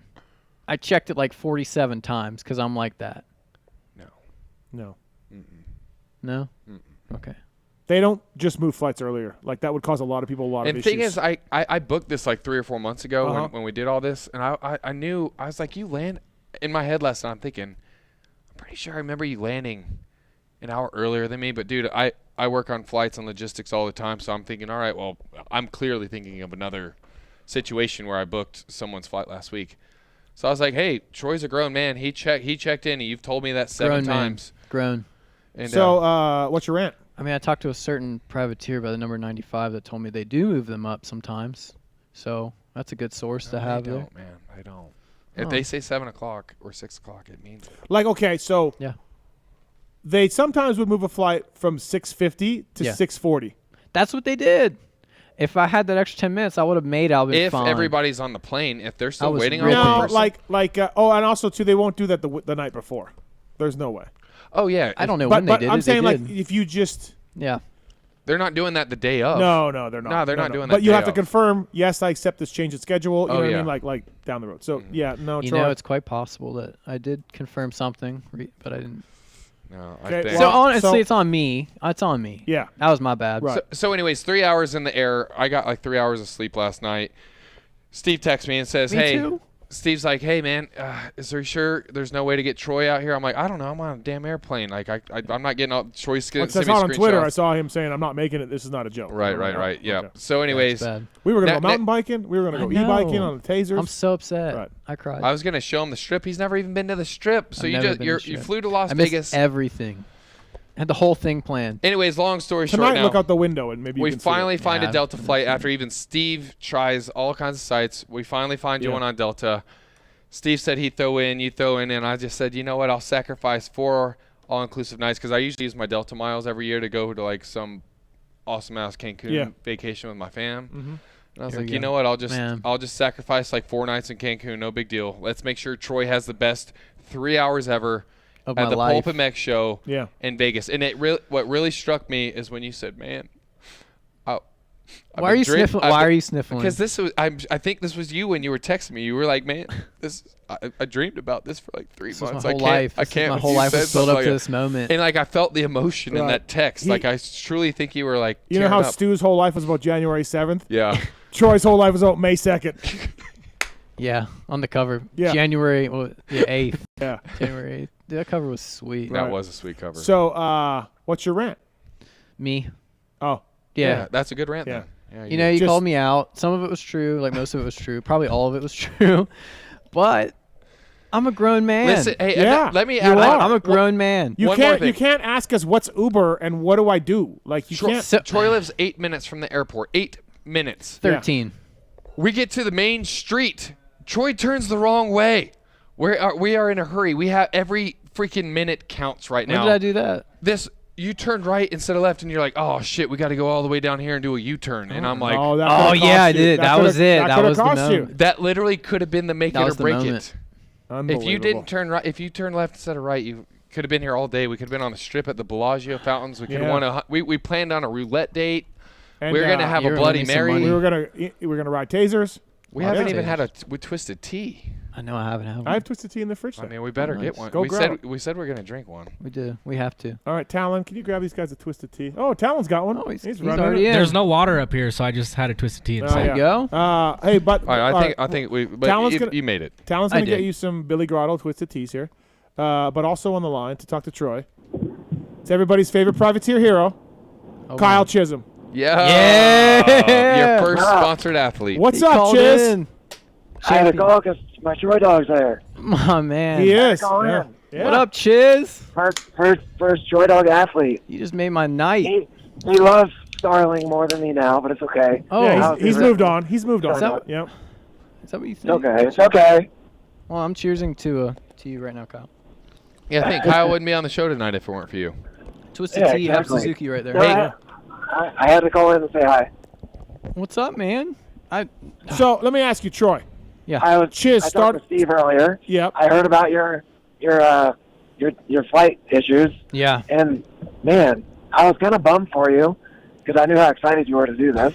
Yeah. And I was kind of bummed for you, but I saw Wes came through, got you there, so it was good. Yeah, he's my hero. And Steve too, because like they were both like trying frantically to get me here. I was out. I was out until Steve texted me and he's like, "Man, should we try?" And I was like, I have shit ton of miles, so I'm like, I'll give him some miles. Yeah. But United couldn't get here. And it swayed my mind. I was like, if Steve was willing to give up his miles, I should also be willing to give up mine. That's It was a very selfless moment. Team effort, really. It was good. It was good. What do you? I haven't told Aubrey yet, Your though. vacation now, though. What was that? Yeah, it was your vacation. Yeah. Troy. Yeah, we'll work on that. I mean, kick me a little He's the bonus money this CEO, year. right? Let's just go to Disney he's the this year. CEO, That'd be sorry. fun. Yeah. We'll go to Disney. We'll meet up with Chiz. We'll go for the day. Yeah, there you go. Yeah, it'll be awesome. Troy. So, what's the highest Chiz can finish in my Yamaha LCQ race from the back row? Probably win. You think he can win? I think he'll win.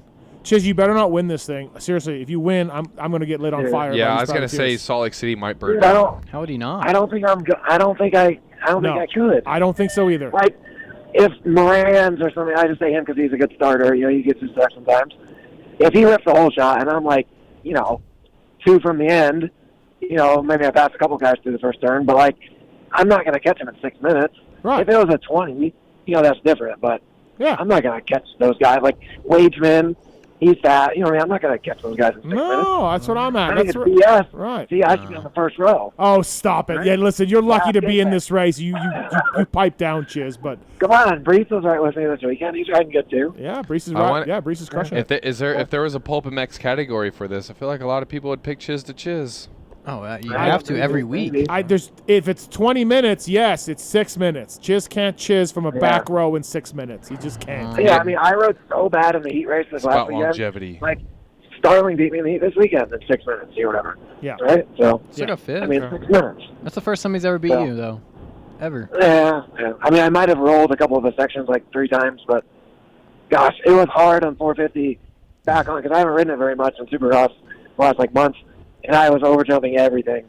That was like the altitude, making the bike slow. My timing was so bad in the heat races, like I forgot how to ride. But we made it happen. I'm just glad you're made safe, it. bro, because that track was gnarly. It was.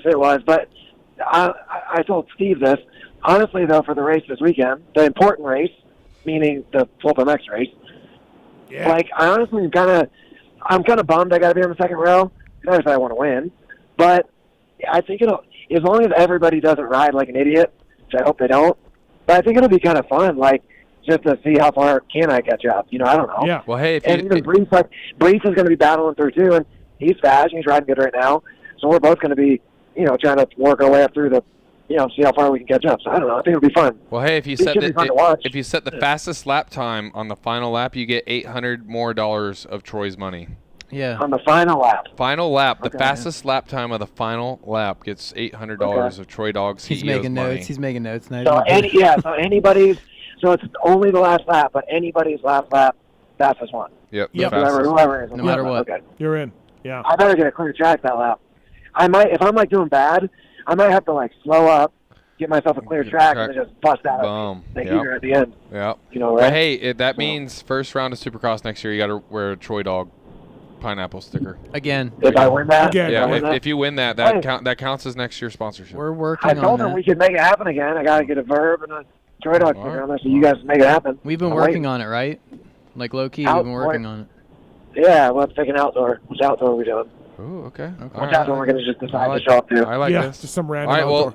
let's start. First things first, win the $800, and then we can circle back to this conversation. Yeah. Yeah. No, we could still do this either way, but we got to get the $800 too. Yeah. So. True. Yeah. But anyways, yeah. I can't believe he called in All right. for me. Yeah. For me. Called in just for you, bro. Hey, you remember when Will mentioned the prospects? Kyle Chisholm was in the He's a prospect video? he was in the Okay. prospects. Yeah. The All right. prospects 2005. He is the prospect. He was the prospect. Yeah. He is still. Yeah. Well, so I was talking to my dad. I was talking to Gare Bear earlier, and he's on the road right now. He's driving back from Michigan. He took a load. People don't know. Yep. It's a car hauling business, so he's driving back. Unfortunately, one of his drivers had to have surgery, and then his brother, well, my uncle was one of his drivers. Well, he passed away a couple weeks ago.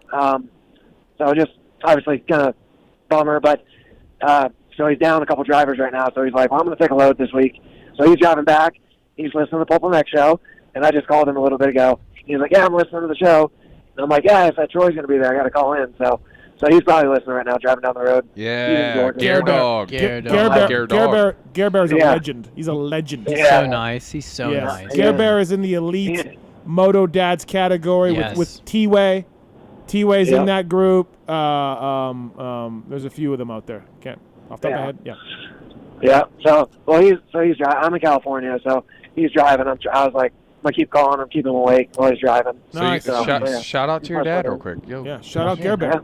Yep, Gare Bear. All right, Chiz. Thanks for calling in. We will see you on Friday for the Yamaha LCQ race. Please don't win. Yeah, right. We don't know what time it is still, right? No, we don't know. We got to work on that with the Feld guys. We'll figure it out. Yeah. We got it. We'll make it work. We'll get there when it's time. All right. Thanks, Chiz. See you, Chiz. Yeah, thanks, guys. Have fun, guys. Thank you, man. Thanks. Appreciate it. Thank you. That's Kyle Chisholm, everybody. Also, I want to thank the folks at Wiseco. Who didn't have the giant Wiseco stickers on their fork guards growing up? Oh, Alessi had one, and that means everybody. Yeah, everybody did. Wiseco, they've been supporting teams like Factory Honda, PulpMX, RM ATV back a little while ago, SGB Honda as well with A-Ray and Cade. And also, too, they've been manufacturing pistons right in the USA for over 80 years. Wiseco has even expanded that line now with their USA-made Racer Elite connecting rods, developed through work with Supercross and motocross teams, adding in the Garage Buddy rebuild kits, wiseco.com. There's a code as well, an email, I should say, to send for a code on Pulp Show. So we don't have like a tab anymore. We got to go to pulpmxshow.com. Yeah. If you go to pulpmxshow.com, does it take you to the site? It does. Yep. And then go down to the things and click on the thing and you'll get the code. Or you can go to pulpmx.com and click on PulpMX Show at the top. Yeah. And it'll take you to you the can do all page. that. So. Wiseco.com to find products for your machine. They got reliable forge replacements, pistons, and of course they got the performance-focused Racer Elite Series. Wiseco.com. Thank you to those guys. So we would rock that. You guys would rock that because you're Racer Elites. Yeah. The 8 o'clock hour brought to you by the folks at ORW. That ORW butt patch you saw on the back of Marchbanks and Phil when he was racing. And more, offroadwarehouse.com, code PulpMX to save. They are supporting the PulpMX team. They have stores throughout the West Coast, Temecula, San Diego, Corona, Vegas, Phoenix, even all the way out in Atlanta. Do you shop, since they have one here, do you shop there? It's literally, I don't know, 30 seconds from here? No way. Yeah, That's awesome. It's just right down the road. Yeah. Do you use your own code when you go?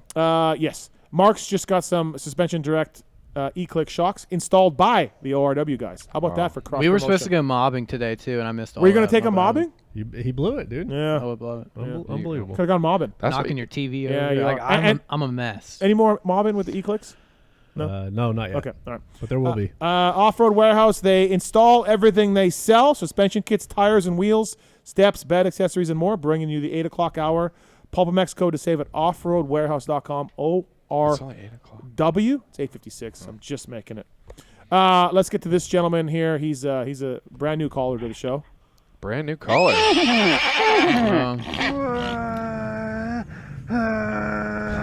shit, that's David Bradshaw's bike. I just fucked up. This guy's never. Well, look who it is. Yeah, I called in to talk to Swap. Is he available? Don? First time, long time? Don? Don? No, not here. Thank you for that. What's up, Troy Dog?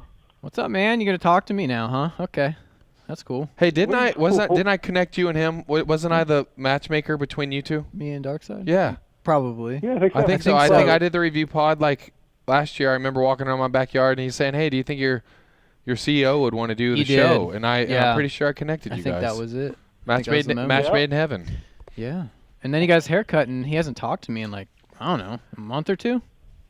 We've been talking all day. Yeah, today. You're emotional, man. You're very emotional, Troy. I'm a hot mess, bro, right now. It's a loose program over here. Hey, one of my favorite when Randy came out and carried the pony around and storied it the whole night. That was freaking amazing. Yeah, that's great. It's amazing. I wish it was still here. He took it. I wanted to see it. And the light up thing and everything. It's like, where is it now? Kiefer has it. Mr. Guida will be heading to California in 2 weeks' time. So he'll be reunited with his pony. How's that going to be? Yeah, I may steal it. Oh, he's going to have it. You're still getting your haircut, though, right? You're still getting it trimmed? Got a fresh one Friday. Wow. Look at that. We changed his life. You did. Looks professional now. People calling him Jamie. We've changed your life. I'm sure. Yeah. Hey, yeah, absolutely. You guys are the best. Sean Ulikowski, Brayton's mechanic. He told me this weekend that his brother, who's a fan of the show, wants in on the wrap-up show. Okay. So we gotta get him in. I'll get with JB and get his info. Yeah, I don't know if JB will know it, but I'll get it for you. Yeah. Who do we got on the wrap-up this week? We've got Justin Starling, somebody named Justin Starling, Not and familiar. some guy named Grant Harlan. Oh, wow. Oh wow, Hard Dog. Who are they? Yeah. I don't really know. Is Hard Dog racing outdoors? He's definitely racing the first two. Like Dunge. Yeah. He wanted you know to what I mean? he You wanted wanna to be battle elite. Dunge. You want to be elite? Yes. Is he 450s or 250s? 450. Okay. Has to. So he's from Texas, and of course he would do the first 2 California rounds. That makes a lot of sense. Yeah. He's just going to – he wants to do them all. He's putting it together. Does he have a team? No. He has his own thing. But it's not – Well, it's your thing, isn't it? It's not – Aren't you a team It's not owner Blue as well? Crew. It's not Blue Crew. Title sponsor. He hasn't brought me on as title sponsor yet. It's a lot. It's a long thing. A lot of paperwork. A lot of stuff still to work out. A lot of budgets. What was that? Blue Crew? No. Okay. What's Cowie. Cowie. Yeah. Okay. I was gonna say I got a YZ125 at my house. I think Hard Dog could be a good PulpMX fantasy. Yeah. Potential player for that. If you look at his results, he's like almost been top 10 overall a couple times. Yeah. I mean, he's So what was the deal with Hard Dog and his team? What was happening there? Didn't like the bike? Not reliable? It Like, wasn't. No, it was just like it wasn't. To me, this is me. No. We need his. We need Hard Dog's thoughts. Well, I know it's the new whatever chassis. Yep. It wasn't a good fit. He didn't like it. I think he didn't. This other stuff's gonna come from fact because he won't tell me if he liked it or not. He said it was a good bike. Okay. But he just wasn't progressing. He Right. said. Yeah, he did. He wasn't progressing. doing as well. We all know that. We all saw that. So I mean, he didn't ride like himself this year, and it started off bad. And did you keep him on the support though? You're not. Oh, absolutely. Even though He's no squad results for life. Yeah, but no results. I mean, doesn't your team need results? You probably didn't put that in the clause, did you? No clause in the contract? No, he's a lifer. Okay. Like yeah. Checks roll out to him no matter what. He's like kind of. It's weird, man. No wonder we got to go sell so much damn advertising. No, he's family now. When you're squad, you're family. Yeah, I feel you. So you can't I don't care. You could quit tomorrow, and I'd still be like, you're squad. It's Hard Dog. All right. Well, good job, Darkside, getting 2 real good professional racers on the show. Look at you. You're welcome. Oh, okay, goddamn. It happens every once in a while. Yeah. Check you out. Yeah, I mean, we have Kate, A-Ray, we get riders in all the time. Yeah. All right. People begging to be on the wrap-up shows. Oh, too. people begging. Really? Begging, offering to pay. That's where do you think the money for those tickets came from? Have either one of you 2 gentlemen listened to the wrap-up show lately? No. Okay. Well, we don't have anybody here who's. Wes doesn't even listen to the Pulp Show. What are you talking about? He barely knew the X brand segment. Yeah, you could. I'm on strike, honestly. Nobody knows Moser. I'm on strike because you haven't talked to me, and then I was supposed to be on one. Crickets. Oh boy, Troy. Yeah. All right, we'll talk, man. We'll talk tomorrow. Jeez. I'll get you back in, Troy. It's Sorry. just sad. Like I just figured we were like best friends. No. What happened was Jamie got a little bit of notoriety. Jamie got a little bit of press. Started going to his head a little bit. I didn't even get the head nod anymore. He got a head nod only for Kiefer at a race. And then I didn't get any of it. Right, you don't get anything. Like walked right by you. It happens. Basically. It happens to the best of Rockstar. us. Yeah, and Jamie is full rock star now. He's such a douche. It explains why I haven't gotten a call in a while either. Yep. He's changed, man. Freaking A. You guys are killing me, Wes. Oh, I gosh. hate that one guy. Well, you know what? This morning, before Troy missed his flight, he's talking about adding you to the elite squad. And you're out. I mean, now we. I'm out now. The new two-stroke and everything. It was gonna be cool. Yeah. Pineapples everywhere. We'll fix our relationship. We'll mend it. We'll see. Bury the beef. All right, Darkside. Anything else? Anything else? Acceptance is the first step. Can we go? Yeah. Hashtag FreeCade, and I guess that's it. Right. See you this weekend. Oh, you know what? I do have some. Nick from Moto Limited texted me a minute ago. He wants in. Well, he'll be there this weekend. He wants to flag or do something for the privateer race, so he needs a spot. Is he going to be there on Friday? Yeah, caution flag, something. Yeah. He's picking me up from the airport. I landed at 11. He's picking me up. Yeah. Wait, we're gonna have this.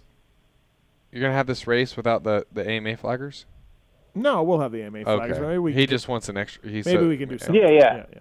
Yeah, we want to be part of it. I was about to say, holy we'll shit, this does not sound like a good It'd be cool if he got Weege to flag. Even though I know he's hurt right now. And also, we're not even sure he was ever a flagger. I know, but it'd be cool. Like, hey, look, he's flagging. Yeah, bring back. He'd ask what side you put out. Yeah. I feel like I would too at this point. Yeah, you and Weege are pretty much neck and neck right Dad? now, bro. Dad? Thanks, Darkside. Thanks for See ya, calling. We'll see you Darkside. Friday. Yep. All right. See you, Darkside. Maybe you'll say hey this weekend. Maybe you won't. Probably not. Wes Williams and Troy Bendgen in from Vurbmoto. So, all right, let's we took over your show Can we just get to this? What? So, in Casey, Illinois, there's the world's biggest rocking chair. Largest, yeah. They have the world's largest hamburger, or what? Oh, they got all kinds of stuff. If you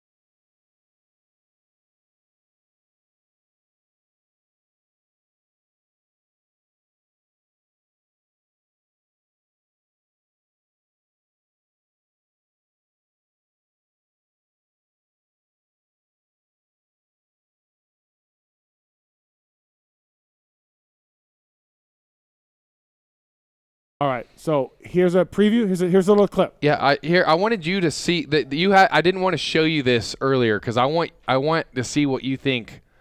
That's a big fucking chair, right? Like, holy shit! Like, why? Here, why you can do hit you play. have You can that? play. You can hit play marks. I kind of put this together. I didn't want to show Steve any of this earlier because I wanted him to. Is this showing on our screen? Yeah. No, but like on a YouTube channel, or is it only? Yeah, they could see the TV though. Okay, Dude, how big is that rocking chair, Steve? Dude. Oh my God! Yeah, look at it. Why are you building that? That's dumb. Yeah, Who's why do doing you that? have that? Why are you spending There's money no- on this? There's no need for that. Is this at all. if I live in Casey, Illinois, is my tax money going to this? Because I want my tax money back. No, it's actually the business owner across the street. He runs that. He apparently makes way too much money. Okay, instead of giving it to the IRS, he decides to build. I'm not paying for this if I live here. No. But it brings a lot of tourism to the town. Yeah, I bet it does. Huge. So here's Brett Q, very talented rider. Yeah, and now, obviously, how do you get up on the world's largest rocking chair? Yeah. You put it on a lift. Oh, fist pumps for the kid. Yep. Was this like, okay, so hold on, pause it for a second. Is this like a festival in the town? Like, why is everybody there? Okay, so we had the Verve Shy tour. Yeah. But why is everybody But then at we this had rocking buses. chair? We had buses haul everybody from the truck down here. Okay. But then there was literally 3,000 people from the town that came too. We had news stations here. Really? WSB TV, Channel Wow, 10, that's- Channel 2. Okay. Channel 10 Channel 10 and Channel 2 were We there. let Channel 2 get up on the rocking chair, and Channel 10 was pissed. Oh, I bet. They came up to me at the track the next day, and they were like, why did Channel 2 get up there? Yeah. And I'm like, I don't know. The dude was asking where he could stand, and I said, get up on the damn chair, dude. Yeah, he goes, yeah. I can get up there. Oh, wow. And so him and my boy Motocross Luther that called in earlier, and Rick O'Mara, they got in this. Johnny? Rick O'Mara. Okay. Must be long lost cousins. Anyways, they got up there, and we have GoPro let's play footage this, from the Mark. top. Yeah, so. And then Kevin Kelly was announcing it. So, we had a lot of good things working here. So, big things, small town. Casey, Illinois. World's largest golf tee. There it is. Wow, Mark's world's largest golf tee. Hey, would you even have walked off on that? Do you think? Would you have been nervous as shit? No, probably not. I mean, it's a pretty big chair. Who built the landing ramp? Drew from Lincoln Trail. Okay. How do you know how to build the landing ramp? I don't. Okay. Dude, I don't. I feel like there should be science involved, but. Yeah, some kind. What do you? Is this? Look at that. There's a lot of damn people, huh? So I gave you a little taste. Yeah. Dude, I'm not doing that. So, the full clip we'll probably put out Thursday or Friday. So but no practice runs. He just was eyeballing it. Eyeballing it one time only, and there you go. I was at the Robbie Madison New Year's Eve jump on Vegas. Yeah. This is way bigger than that. You think? Yeah. I don't think so. Dude. Yeah. Anyways, this is like three times Robbie bigger. Madison This is the world's largest rocking chair. Yeah, but it's the Champs-Élysées copy. Anyways, this looks way bigger. It's just way bigger. This is so big. Keep playing it. You can't. That's where I. What do you mean? That's where I cut you off. Well, no. Where's the landing? You gotta wait for it on Thursday. It's called a teaser. This is a teaser. The fuck, Wes? Does he make it? Even hyping it up. Are your balls blue? Are they sufficiently blue? Are you serious right now? We're not seeing this jump live. This is where you're ending it. Yeah. Oh fuck. I told you I was just going to tease it. You didn't tell. I was like, are you cool if I don't put in Lenny? You said yeah earlier. Yeah, no, you were sitting here doing this. When you said tease, that meant you're just going to be like, hey, this will be on Verb this week. Watch this on Verb. Not like we're fucking. Brett Q, is he alive? Did he die? Your dick will only hurt for a few days. Is he alive? Did he die? Do we know? I mean, here, go back to this. Go back to the slow-mo clip. Also, before. I feel like that landing ramp is not big enough. Doesn't look that big. Go back. There was a GoPro clip right before this. Okay. What's that? It was supposed to piss down rain. We avoided like 18 tornadoes. Oh yeah, we did. Okay. GoPro clip. I mean, I'm just saying, like, what's his trajectory? That's his front brake. Oh yeah. I mean, what do you think about the trajectory? So watching it from the GoPro, it doesn't look like he can do it. It looks like he's got problems. Well, I guess you'll have to find out on Thursday. All right. Well, I mean, but dude, that's freaking massive, isn't it, bro? The world's largest rocking chair. We jumped off it. What about anal bleaching? That's the one we wanted. That's what we're waiting on. I swear to God, I'm out. Do it again. Hit it again. What about anal bleaching? He just pulled a Kenny Watson. He did, and he might have broke my mic. Wow, those mics are very the wiring in those mics is like sensitive. Well, we got you. Oh, yeah, I mean, Troy will cover that. But this is bullshit. Tell me how. So. Tell me how big it is, and I might show you the rest. Looks like he ever shoots it. That's my guess. Yeah. Yeah. Just kind of. I'm just gonna stare at this. Okay. What do you think, Marks? Excited for Thursday. Vurbmoto.com or I mean, dude, let's just run it on Pulp. If we're gonna put all the Friday videos on Pulp too, let's just blueballsmoto.com. Is that Blue Balls Moto? There's another Twitter handle that we got for somebody. I'm sure. Oh, what do you know? Oh, what do you know? I got it. I got it on my phone. Of course you did. Oh boy, how mad are you right now? Well, there was like 3,000 people there. Of course, it's on somewhere. If you just, but guess what? That's 9x16 vertical. Wait till you see the 16x9 version. It's so much more. I'm learning that putting videos up on this TV for Steve to watch is just never really ends well. It doesn't work well, right? Why? What do you mean? Yeah. I mean, Randy Richardson. We got the thing. Just just doesn't go well. I may or may not have been sent a video by a Mr. Slaw. Who's that? Fuck Slaw. He sucks so bad. I haven't dropped the F-bomb this whole time, and Slaw just made me do it. That's a race tech rant for me. I'm not going to spoil it. I'm going to fire him. I'm not going to spoil it. Okay, well, I'm glad. I thought there was on somewhere else. So I didn't know that was this, but then I was like, wait a minute. I saw a video of this. Oh, okay. I didn't put it all together. I see. But there was another guy jumping off a bigger rocking chair somewhere. Right. So, okay, Vurbmoto.com. See if Brett Q lives or dies. Yeah. He's clearly been tweeting and Instagramming. Okay, all right. Okay, so we'll go ahead and let that out. Right. That part you'll let out. Right. All right. Well, fair enough. Wes Williams. Hey, well, guess Troy, and also just to throw it out there, huge shout out to Drew at Lincoln Trail Motorsports because we had 862 entries for the Fly Racing Showdown Series. Went off the charts. If he remembers when a Mathis Kelly Smith super team beat Nick Way at a East Coast 4-stroke national back in the day. How long? Do you know how long he's had the track? They don't bought it actually. from the previous owner. They gave me a bit of the rundown of the history. I mean, 2001. No one will forget. There's no way. No one will forget. Never forget. This guy's my age. He would have been 12 running a dirt bike track. Okay, all right, so forget it. All right. Yeah. Well, what a day that was for the fans of Casey, Illinois. Casey, Illinois. You came out and saw that. The whole town came out. Yeah. And so we were heroes. I got carted off on the town shoulders. They were carrying us all the way to City Hall. So that track's now called the Classic Track, and they also have the Bomber Track. Okay. So they have 2 tracks. Yeah. Named in honor of? Mark Barnett. The Bomber. All right. Check. Make sure you guys got that. Dude, they used to build every track down in Georgia and in the Southeast. They built every track back in the day. Bomber did? Yeah. Yeah. All right. Glenn Bates. Okay, so we're going to talk a little bit more. We got the motorsport.com tweet at Tallon segment coming up as well. Hey, tell me that was impressive before we move on. That was cool, Are right? you still at a 5? Are you what? Give me a 6. Which part? Let's go back to those establishing shots where it was showing how big it is. You're amazing with the camera. Yeah, you're great. So I make it look a lot bigger than it is. That's what she said. Okay, goddamn. Hey, I got some more stuff. I want to talk outdoors a little bit. I want to talk about if anybody's worried about Christian Craig. All right, coming up this weekend. We're going to get to that and more. But let's Supercross Spy. 3 seasons? I think so, yeah. Very good job. Very successful. You would know, but thanks. No, not true. I watched. If you watch the first season, we progressed significantly as much as I would watch an episode here and there. Okay. Right, so we were in it. Yeah, you were in it a lot. You guys came and filmed. Hey, shout out to Marks for always sending us the goods. And now Marks with Mav TV, we have a clean feed. Got a clean feed. Yeah. Well, hey, now that I could take that to Red Bull and say, hey, we got clean feeds of Polk, and we'll be good. For a significant amount of money, we can get back on Supercross Spy. I mean, the check was pretty good before, right? Yeah, it was great. It was fantastic. Well. So, why no Supercross Spy? What happened? What was the deal behind that? So, obviously, Netflix Drive to Survive was very popular. You guys sort of emulated that. Well, now, hey, let's even stop there. Okay.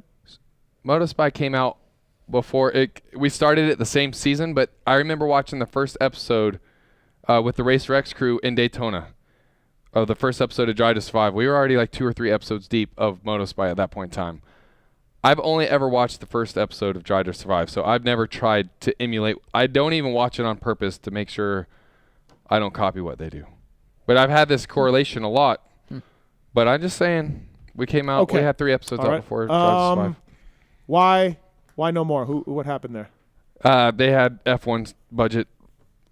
Probably spent millions and millions of dollars that could have gone to us, Instead, they decided to spend it on F1 cars. But really? Honestly, MotoSpy, or Supercross Spy rather, it's a very hard thing to do. Was it? It was very nice for me to have the Supercross season off. I needed it. So it was more of a you declining to do it. No. Oh, I mean, had they come, like a lot of people in our circle make money doing production work, work. I would have said yes, bleeding for my crew. Yep. I might have died this year doing it because we have so much shit going on. But you weren't filming really sometimes. But you had a nice batch of freelance. I normally guys. don't go to. I don't like going to the races because the races are the hardest things to do. Right. Like they are such long days. Versus, dude, let's go to Sandbox for the day. You go start it shooting at. Hey, we'll get there at 10. Probably done by 2. Right. We hit Claremont Brewing Company, grab a few beers and a pizza. It's a good life down there. And then you go over to Alden's the next day. It's rinse and repeat. Go down to 83 Compound. You're drinking beers by 2 or 3 o'clock every day. Okay. It's not bad. Right. So that part's fun. Yep. I like going to Florida. When you go to San Diego Supercross and the pits are a freaking mile away from the stadium and you freaking 17 miles with freaking all the camera equipment, those are hard days. So anyways, I'm always like, anybody else want to go to the races? Because I don't. Right. So that's why you never see me. But you know what? I mentioned San Diego. I feel like I always run into you at San Diego because there's such long walks. And that's pretty much when me and you wouldn't remember this, but that's where we always converse on those that mile-long walk to the stadium from the pits. So they didn't really want to do it budget-wise. Yeah. You were fine because a lot of work. Yeah. Did you feel one of the things, season 1 of Drive to Survive, of course, the Red Bull team and the Mercedes team weren't in it, right? They focused on other people. You guys were sort of in a box with Red Bull athletes, right? Marvin, Webb. At one point, Marv was not talking right around you guys. He wasn't happy about it, right? Yeah. Webb was weird. Kenny was. I mean, it always goes in ebbs and flows. Yeah. I mean, but you so never know. You had issues with athletes not being truthful, not being stoked. You guys were there at times. Yeah. You couldn't do monster guys because it's No, they would allow us. Like we did. AC was part of our season in 2020. Okay. Yep. And so, but he was in it, and then he got hurt and he was out. So they were cool with us having him be Who's a character. They, Monster or Red Bull? Red Bull. Red Bull. Yeah. I mean, why would Monster not be like hell yeah? I mean, I don't know what so, they thought, but I really feel like you guys were onto something. It was a good job. It was done well, but we got to do the whole thing. We got to do the privateers. Carnow sponsor boning them. Carnow in a fucking budget rental car, then getting sponsors that would bone them. You know what I mean? Like all of that. All that's it's above my pay grade. But, of course, if I were gonna do it for Verb, hell yes. Like if I was gonna go decide, say, hey, let's do Motospy for ourselves. Of course, that's honestly the route I would take. Part of the reason why I didn't watch was because I'm like, these guys, it's the same dudes. Yeah. I don't really care anymore about Marvin Webb and Kenny. Well, and you're so close to it, like you're and not I don't learning feel like anything. I'm not learning anything. Because they know you guys are there. I mean, literally, Danny Stu used to tell me about, they'd be like, Danny would be there with the mic, and they'd be like, yeah, hey, go away. Okay? Like, which you have to respect that. Yeah. And those guys got the final say on cuts and, and everything else, which it's fine. I'm fine with all of that.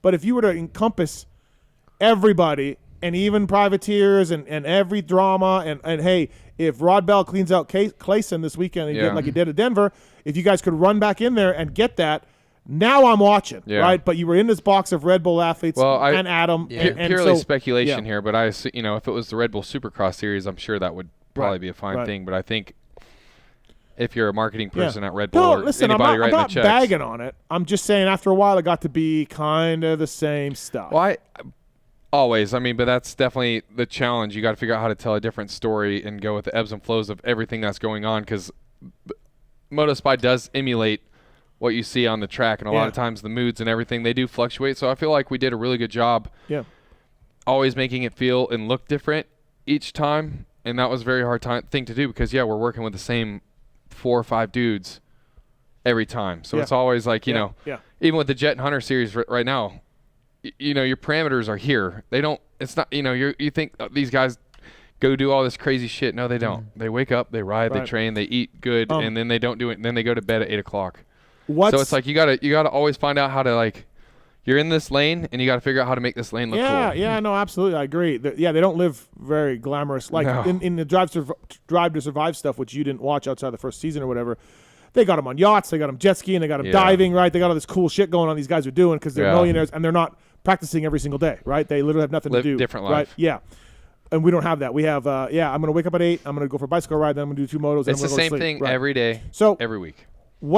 Without giving us any names, tell us the gnarliest situation you were in your time at Supercross Spy and what was going on. Like, be as vague as you can. Like, what did the riders say to the team, and the team said the rider, and, be as vague again. I don't want to cause any problems, but what was the gnarliest situation you sort of had to, not put in the show or dance around or you know what I mean? That's a good one.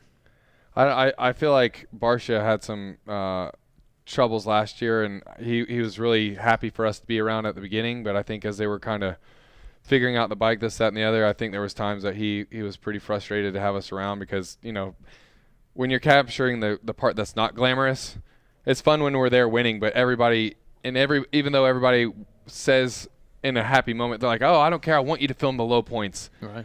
When it becomes a low point and they see you filming in that moment, of course they don't want you there. Yeah.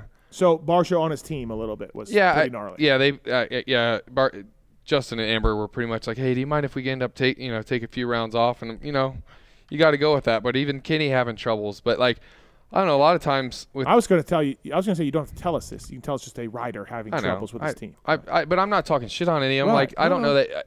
What my point in saying that is I feel like a lot of times what we show is it's the way Kenny got to voice maybe some frustrations he was having with himself or whatever, or same with Cooper.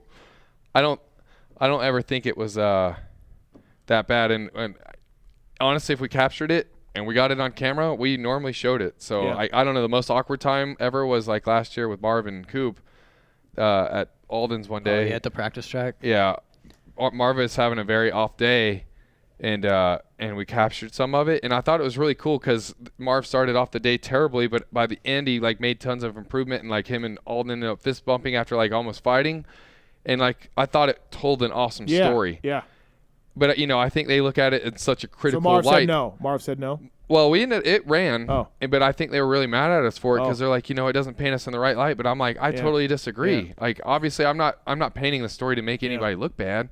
Like, I thought it was super badass, and obviously everybody at Red Bull did too. So yeah, Marv got mad at Racer X for talking about his takedown of Mookie at Anaheim 1. And he's like, you guys just want to talk about this? You want to just harp on it? Yeah, Marv, you took a rider down, and then he got in your face after the race on the floor of the course. Yeah, of what course. do you want us to do? Just move on with our lives? Yeah. Like, this was, a massive talking point. Yeah. Yeah, I don't know. I think as a rider, you probably look at things with a lot more critical vein. Yeah. When it's you're like, why would these people show this? And you don't have the same perspective. Yep. Like, I watched that segment, and I'm like, I thought it painted Marv coming from, a disastrous area of his season and then started doing better. Yeah. And that, they just didn't see it the same way. So the Lawrence thing you're doing, all 12? Or I don't know. I mean, we've been following him around since the beginning of Supercross. And, like, even tomorrow, Jets with a few of the F1 drivers in Miami, and they're riding in swamp buggies. Okay. Max is there. Parks Boniface, wakeboarders there. Yeah. So I told him this earlier. You did tell me that last night. I missed the shoot tomorrow with F1 dudes to be here. Oh, wow. This is more important. How many episodes will it be? We did 4 last year, and I think we're doing 6 this year. Okay. So you're going to try to capture 29 races in 6 shows. Tough to do. Well, no. I mean, it's not about race results at all. Okay. It's more about I mean, but obviously that's where you get drama. You get drama at the races. Yeah, of course. Right. I mean, we got to be there to we call it spray and pray kind of thing. You're there, you hope something exciting happens. If nothing exciting happens, then you might not use any of it. It's cool, that was a really expensive weekend for nothing. Right. But if you're there for the right moment at the right time, then it's totally worth it. Is Gypsy going to be prominent in the Lawrence Brothers? I mean, we figured we were going to go podcast, but only use him. Oh, okay, perfect. Yeah. Thank you. So it should be way better now. Yeah, now that it's like one solidified one guy, one right? guy Speaking for the voice. Yeah, Yes, it'll be way better. I agree. That'll be fantastic. Wes Williams, Troy Bendgen here on the PulpMX Show, presented by Motorsport.com. Decal Works, and of course Fly Racing. No, I'm looking forward to it. Should be good. I like the Supercross Spy concept. Like I said, the only issue I had is like it should be everybody, and me knows better than anybody the life of those privateer guys, and it's gnarly and it's funny. And it's insane, and you know what I mean? Me as Wes, I agree. It's amazing. It's Tinder chicks. It's team drama. That'd be so awesome. It's, you know what I mean? It's all of that. And it'd be access. It's a whole different world. It would be access. Like that's where they let you do anything. That's where we struggle the most. A-Ray would be hooking up with chicks and being like, "Hey guys, you want to film this? Hey, what's up?" You know, like it'd be great. So, I think that would be my dream scenario. If I could just wave a magic wand, I'd be like, "Hey, we're making 17 episodes, and we're gonna go everybody." You know, so that's all. Yeah.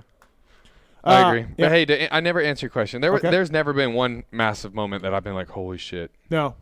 The only thing that comes to mind is I had Stu mic'd up, his mechanic, mic'd up at Thunder Valley the year the photographer ran across the track. Oh, no way. And I have the whole conversation that went in that truck, and that's something that's always stood out to me. Like that conversation was pretty surreal. Right. See, that's the only thing I've ever had that I'm like, oh my gosh, I have something that I've never released. I heard you had another thing. Oh yeah, I do. From a guy that was pretty gnarly. Yeah. Recently, like a younger guy from the sport now. Daytona last year? Yeah, I think around that time. Yeah. Yeah, I mean Daytona last year. I had mics on Carlos and Jordan when Webb and Ken came together. Yeah, there's some pretty gnarly audio there. Motorsport.com, Fly Racing, Decal Works, X-Brand goggles, Race Tech suspension and engines, Renthal, Michelin motorcycle tires, Acerbis, Firepower batteries and chains, Maxima USA, Pro Filter, Scoche, ORW, OGO Power Sports, FMF, Guts Racing, Atlas Neck Brace, Works Connection, MotorcycleIndustryJobs.com, Get Data, WUSA, Ride Engineering, Intense Cycles, not riding today. Intense Cycles. Coulda, shoulda, woulda. That was my bad, boys. We could have rode them right by the Bellagio. Well, you know what? I'm just going to have to come back. There we go. Suspension Direct, Manscaped, Wiseco Piston. Your odds of getting the flight, though, are probably 50-50. He did say if we did good. Huh? He did say if we did good, we could come back. Yeah. Oh, okay, cool. All right. Hey, also, too, thanks to the guys at Mav TV, man. Mav TV Plus. Get it this summer. You can watch all the races live and archives on there. So appreciate that, as well as our show. I heard you get to be on the outdoors, too. Huh? What do you mean? Do you get to You got be on TV the show? deal. You gotta- I told him about your TV deal. Yeah, TV deal will be on Tuesday nights. Yeah, but two-wheel. Are you not Tuesday? are you not co-hosting some of the rounds too? That No. would be sick. No, I don't know what you're talking about. Oh, never mind.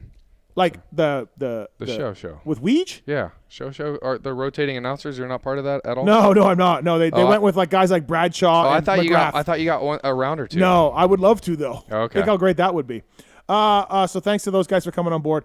All right, let's talk at what we're looking forward to this weekend at Salt Lake City. So Salt Lake City Supercross coming up this weekend, and maybe further down Lucas Oil Pro Motocross Championships. Is anybody worried? So we did this on our review show. Like, look, Craig's probably going to get this. What's your level of concern for Christian Craig's title hopes this Saturday? I'm not worried about it. Like 5% maybe. Okay. Yeah. He's Wes? I don't know. Like we mentioned earlier, he's like this is his first time in the pressure cooker. Yep. It's the pressure cooker. Yep. 18 points is a lot. It is. But it's almost so much that you're like, I can't mess this up. And then one thing goes wrong, and it just starts to ticks it up. You know, Yeah. so like, listen, Adam Cianciarillo just had to kind of ride around in Vegas, right? So, or like, when Cooper Webb, I mean, he broke it the week before Vegas that one year, and had to go get 14th. What was it, 2016? Foot or something? I forgot about No, it was that. his wrist. Wrist? Okay. His wrist, and those super muddy. So you're not don't worried, know. Troy? Yeah. I'm not. Yeah, I'm not either. I think it's good. He's but been Just for the, I'm going to be there filming, so I hope for the entertainment factor, maybe we do get a wrench. I mean, I honestly hope Christian freaking finally wraps it up like he deserves it. I think it'd be super badass, but like it'd be nice. I mean, if he wants to make it interesting, let's go. Do you? And we talked about this with JT a little bit, but I think Anderson gets that 7th win. Yeah. I think he wins this weekend again. Remember, Okay, COVID Cross, he was ahead when the seat fell off. He's good at that track, right? And Osborne won that race. So Anderson's got all the momentum. He'll get a 7th win this weekend. It'll be hard to 7 overcome the wins. confidence, but how cool would it be to see Mookie win one? Oh, 100%. Yeah. Mookie would be great. All right, so I want to call Mookie. You know what? Salt Lake City. Remember 1, 2, 3 Huskies, Dino and Yep. whole squad. Troy, you like know Anderson to get the win?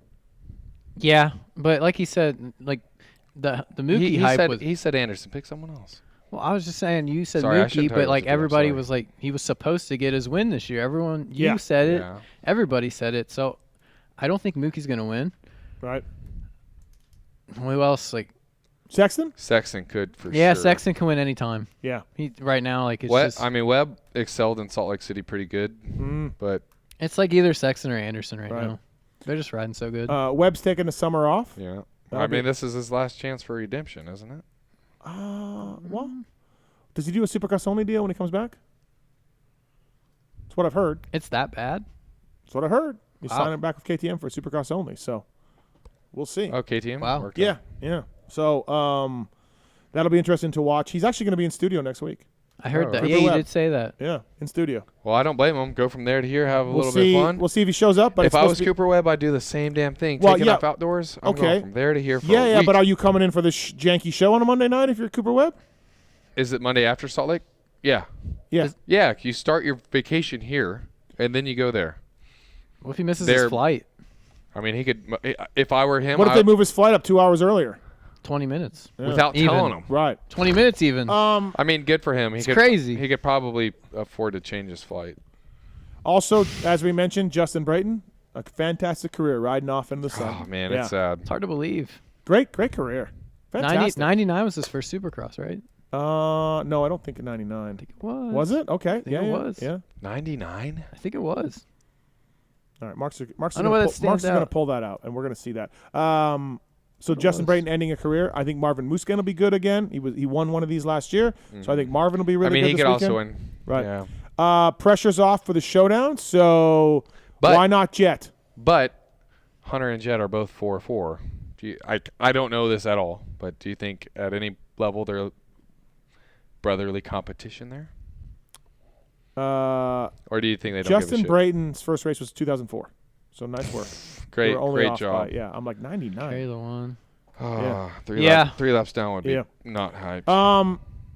So yeah, well, if Jet's winning, and Hunter second. He's pulling over, right? For Hunter? Or maybe if it doesn't matter, he doesn't pull over, right? Maybe there's somebody on the board says, go for the win, or there's some code word on the board that tells Jet, hey, we need the points because Christian crashed out or Christian's further back or whatever, right? Well, here's the so thing. That'll be an interesting thing. Hunter obviously is riding that wave of confidence. Yeah. I don't think that slows down at all. Like he has. You think he can straight up beat Jet though? Yeah. I mean, judging by Atlanta, Jet came back pretty freaking hardcore. But Atlanta is obviously a way different track. So tough to say, but I mean, Hunter's obviously on one. So I'm just saying he's going to have a little, especially coming off a win literally last weekend. Yeah. And he's riding high right now. He's riding high right now. He's so going I think in to it's win. It's a must win. He has to win. Yep. And I don't know. I think if you're Jet, you're probably like, whatever. I got my title. Mm-hmm. Straight for outdoors. Yep. Right. Let's take it outside. Yeah. Right. Who's the rider? And I should have prepped you guys on this answer. Who's the on the answer on the question? Who is the rider that is going to be underrated for outdoors in each class? One guy. Lucas Oil Pro Motocross Championships. Who's the one guy that's going to be like an underrated guy that nobody's talking about? Let's pull up the results list. Well, that's Supercross. You're looking at that. Yeah. Well, I know. Just I mean, the guys. You could, just a few guys. You do them first. Okay, so give me a minute. Yeah, let's hear you. Since you had time to think about it, let's hear yours. Well, I didn't really have a great time to think about it, but what made me think about it was the Christian Craig talk, and Christian Craig on a 450 Yamaha outdoors. Oh yeah. Oh yeah. Right. Yeah. Like potentially do some damage. I think even in Supercross next year, is he 450 next year? Yeah. Rockstar Husky. Damn. Yeah. What about Max Anstey? Alongside Anderson? Mm-hmm. Yeah, okay. Why not? All right. Why not? I mean, with reasoning like that, Troy, I don't see why not? I know why you're the CEO but now. He hasn't he did great last year. Yeah. I mean, he's done all great always Yeah. in outdoors. So I don't. And he's got the Cowie now. Mm-hmm. So one. Okay. No, no one's talking about him. I mean, they are, but for the wrong reasons, Right. not like race results. 250, Seth Hacker. Is he? I think he's healthy. I think he's okay. He's had injuries. He's had stops and starts, right? Like Seth Hammaker. Yeah. Yeah. I'm not there. Okay. No. I think 250. Sol would probably be my pick. You took mine. Fine, I'll pick somebody else. And I'm going Anderson for 450. I don't think anybody expects him to go outside and light it up. I think Anderson's outdoor winless streak ends this summer. Yeah. It does. He doesn't have a overall win. Absolutely. Right. Yep. Yeah, multiple that's multiple wins. Multiple wins. Yeah. Multiple. Well, you know what? I remember Darkside posting do you think he gets 3? Who thinks he'll get 3 podiums this year? Oh, dude. And I remember even thinking before Supercross, I don't. No. And then as soon as he clicked off that first win, I'm like, okay, well, I'm glad I didn't take that bet. I remember at Anaheim 1, the first practice, he was maybe top of the board or right up there. I'm like, Anderson looks good. You know what I mean? I'm like, oh boy, here we go. What's Marchbanks doing? 450s. Yeah, 450s. There's another 450 guy under the radar. All right. The big dude. Yeah, he needs to ride 450s. He does. Absolutely. CMXR is online too. You there, CMXR? Oh boy. Steve, boys, how we doing? Mr. Cotton, how we doing? What's up, man? We're good. We're good, man. Hey, I've been on hold for an hour now, but I was waiting for the opportunity to be able to call in and say what's up to the boys. Is. Whoa, what up, boy? I'm drinking this twisted tea for you right now. I actually already finished it. Hey, I'm almost done with it. Actually, how are you guys not at least 6 or 9 twisted teas deep right now? Because I forgot they were here. We were so engaged in serious conversation that you just forget that you should be drinking. Yeah. Listen, I don't know if you can hear this or not. Hang on. There Cheers, boys. Bro, it's almost 1 a.m. your time, man. I'm impressed. Is it 1 a.m.? Oh, dude. Oh, boy. Are you not I'm working struggling. Wait, I thought you worked the night shift. No. I work a weekend shift now, so I'm actually off of work until Friday. Wow, so we're good. you just party all week and then work on the weekend. You do it opposite of me. Well, I don't know about party. I'm working on some other stuff too, but I wasn't going to miss out on watching 503. There you go. But no, I wanted to call in and I wanted to ask you guys a couple questions. First, before I even start, let me tell you, Steve, congratulations, buddy. I'm so proud of you. And I listened to 500 the other day, and that was one of the greatest episodes I've ever heard. I mean, I've been listening to this janky little radio show since it first started, back when I was in high school over 10 years ago. And it's crazy to think you've come a long ways with it, Yeah, 12 years, 503 episodes, right? Jesus. Yeah.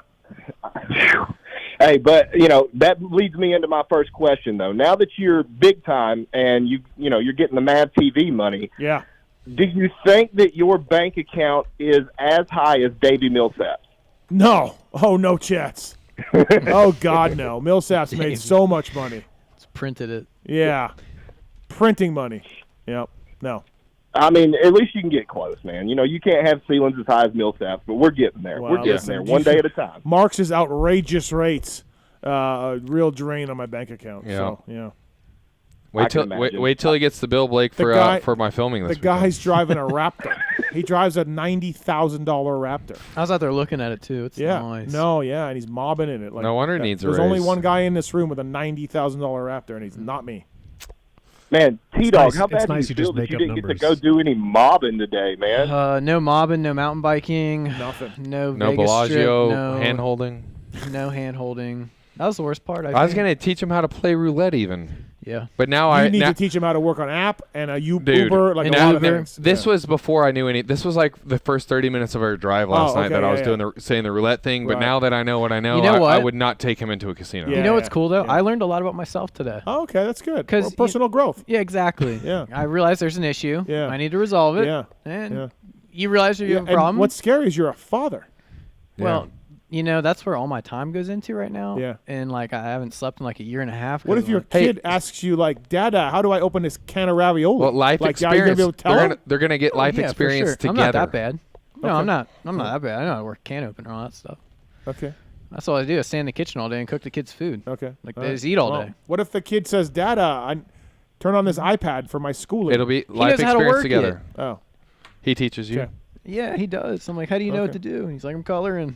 Cool. All right, Bub Dog. I don't know, man. I kind of feel like Bub Dog wouldn't have missed his flight. You know what I mean? No, he wouldn't have. He'd be running all over that airport, man. And I just Slaw Dog wouldn't have missed it.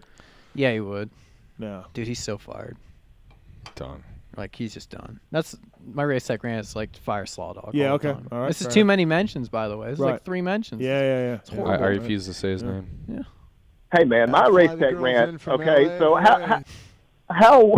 how Wes Williams is it to just be absolutely hyping up this rocking chair thing all day long? Hey, eat my dick. Blue ball the shit out of everybody. Nothing. Eat his dick. We don't even know if Brett Q is alive. We have no idea. Brett Q could be dead right now, guys. Yep. Good job. KZ, Illinois. He's still out at Lincoln Trail Motorsports ripping the freaking bomber track. There's actually a tombstone at KZ, Illinois for Brett Q. We don't even know. I don't know. The world's largest golf tee, the world's largest rocking chair. Yeah. The world's largest gravesite with a motorcycle and a man in it. Right. Yep. Hey, so I want to get down to business and get to what I really called for. Dark. So dark. So, as you guys know, if you follow me on Twitter, I am the self-proclaimed, self-titled Twitter agent of the Kyle Chisholm. Mm-hmm. And making deals, baby. Course, oh, yes. And so, I've been on hold for an hour now, and just in true Kyle Chisholm fashion, that son of a bitch clicked fourth gear and just comes by me in the whoops, and he calls in, and he gets on before me. But I was going to hype my boy up, you know what I'm saying, and work some deals out. And, of course, he did what he did. And now you don't get your 15% of the $800 because we made that deal direct. Oh, dude, I'm sorry. We just boned you. Dude, Chiz don't call him for just anybody either. That was amazing. When Chiz calls, we put him right through. That's how it works. Hey, Cotton, you just keep doing it, man. You'll get to the Chiz level. Yeah. Well, this is what I wanted to know. So who do I, as his agent, who do I have to blow in order to get Chiz a platinum? Think about it now. We go from prospect to platinum. I like that. That's a good idea. You know what I'm saying? Maybe Steve could throw down the money to sponsor it. We'll see. We need to bring platinum back. You sold platinums at one point, right? You sold the videos? Yeah, it could be PulpMX Platinum. Did you have a Chisholm. subscription, or how did you buy a platinum video? How'd that work? It was just free on YouTube forever. Oh, it was? Yeah, I mean, I would charge you like $100,000 for it. Oh, okay. You know, that seems like a great deal. Yeah. Okay, goddamn. PulpMX. Right. I mean, hey, I got to have high ceilings too, baby. I got one guy who drives a Raptor, dude, so I got enough problems over here. Yeah. Well, you could have a platinum. That'll decrease owning a platinum decreases your problems. It's a known scientific fact. All right. You got a bike, CMXR? You got a bike? Got a bike? He's got a Woods bike. Okay, so you got a headlight. I built a pretty sick TTR 110 and just sold it actually, and I currently have a XR 650L, but it's about to probably get traded in for a YZ 252 stroke. All right. Well. Yeah. Love it. I don't know what to do because I can't give you a bike anything for a XR 650 that you're trading in, and we don't know if you got a YZ250 yet. What year is it? Did you say? We're just gonna move on and pretend that. Oh, it's an 18. Right. The what? It's an 18. 2018. 2018. No, the 650. Oh. Yeah, it's an 18. They still make them. They make them in 2018. What? XR 650. I'm confused. It is the same bike. If you went to the showroom floor and bought it in 1993, or if you go buy a 2022 model, it's the same. They don't make them still. I think my favorite bike ever was the XR100.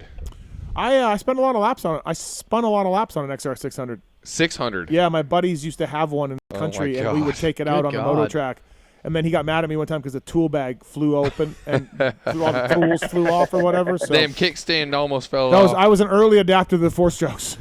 I was a believer way back when in 1990. This was 93, 94. Wow. Yeah. All right, man. Thanks for calling. Anything else? Oh, no, man. I'm good. I appreciate you guys taking my call. And much love, brother. Yeah, man. Best of luck man. Best of luck to your 503. What, you're only 103 away? Oh yeah. Yeah, pretty much. All right, cool, man. Well, we'll get there just like Steve did. You'll get to 503 before you know it. For real, man. Thanks for hyping me up on Twitter too. You're like always on there, so I appreciate you.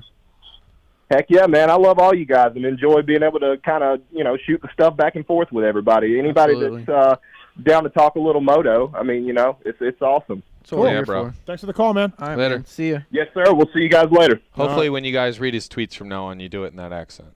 I have been. Good. Yeah. So we're going to start a new PulpMX show Twitter bracket starting tomorrow.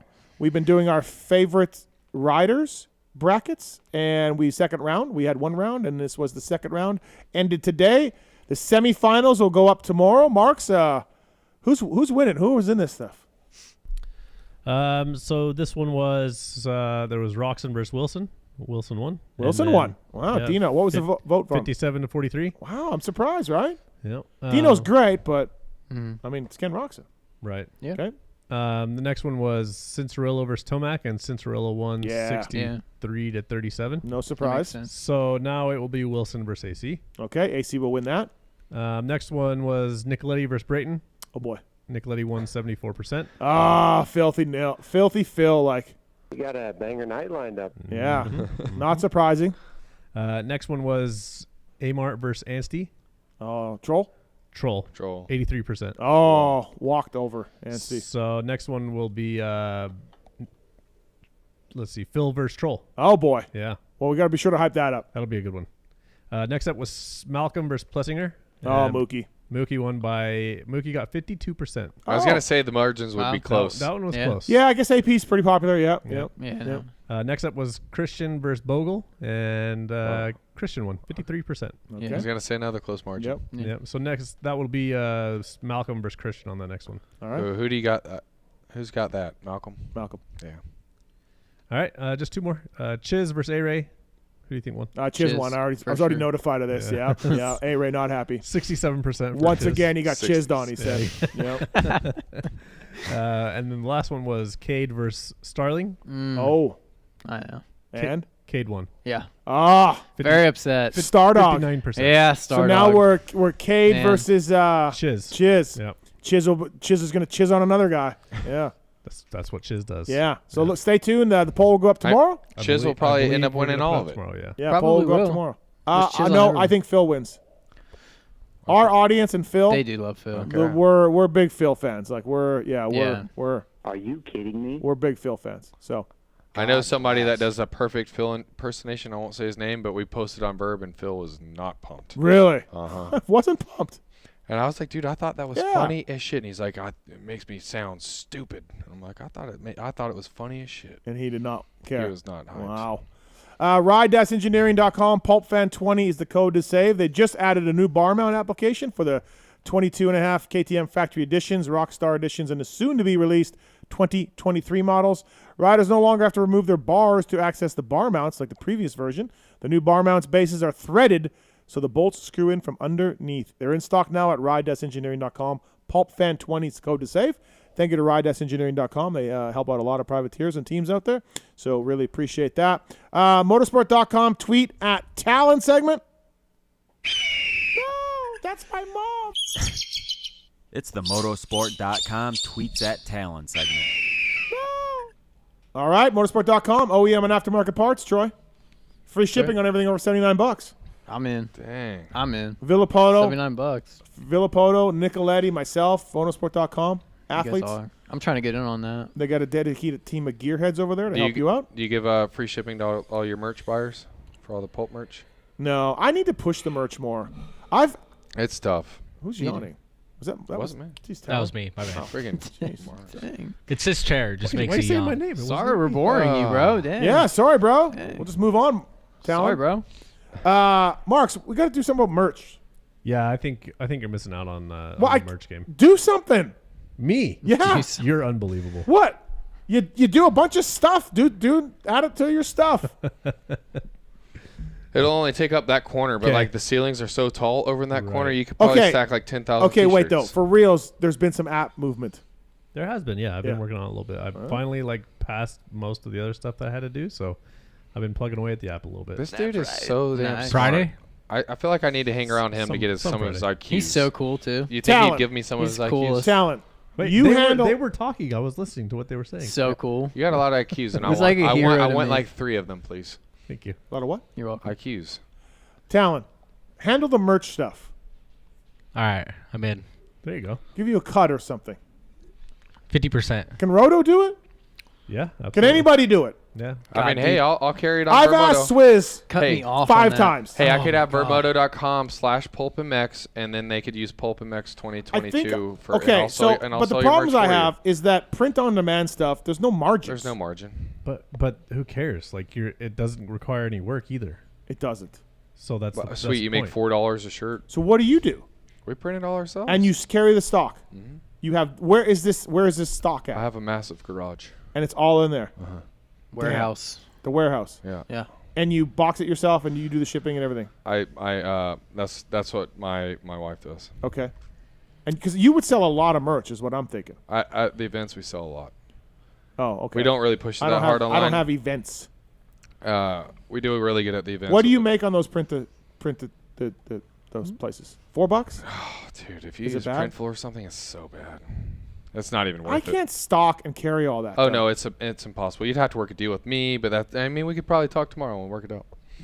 I've been trying to work it for 6 months to get my shirt on the site. I definitely have. Oh, really? So not don't talk to Wes then. It's not quick. Yeah. The process. Am I behind him in the queue? I mean, I think we It's might like be the app almost. You're waiting on the app. I'm waiting on my shirt. It's kind of like supply and demand. There's 3 people on Twitter, and I was like, maybe Troy, we should.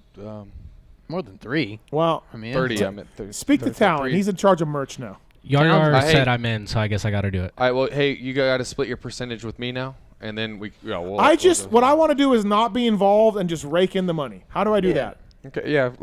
Talon, let's get up tomorrow. We each take 49, and then we give Steve 2. Perfect. I don't even want to. I mean, hey, that'll be the same amount he makes on Printful. All he cares about is making that $4 on We Printful. can give him this $4. Like what about anal bleaching? To put that on a shirt, PulpMX. Like we have all this funny stuff that we do, and it would be really well, and people would buy it. I agree. Vurbmoto.com/PulpMX. Pulp 2020 collab.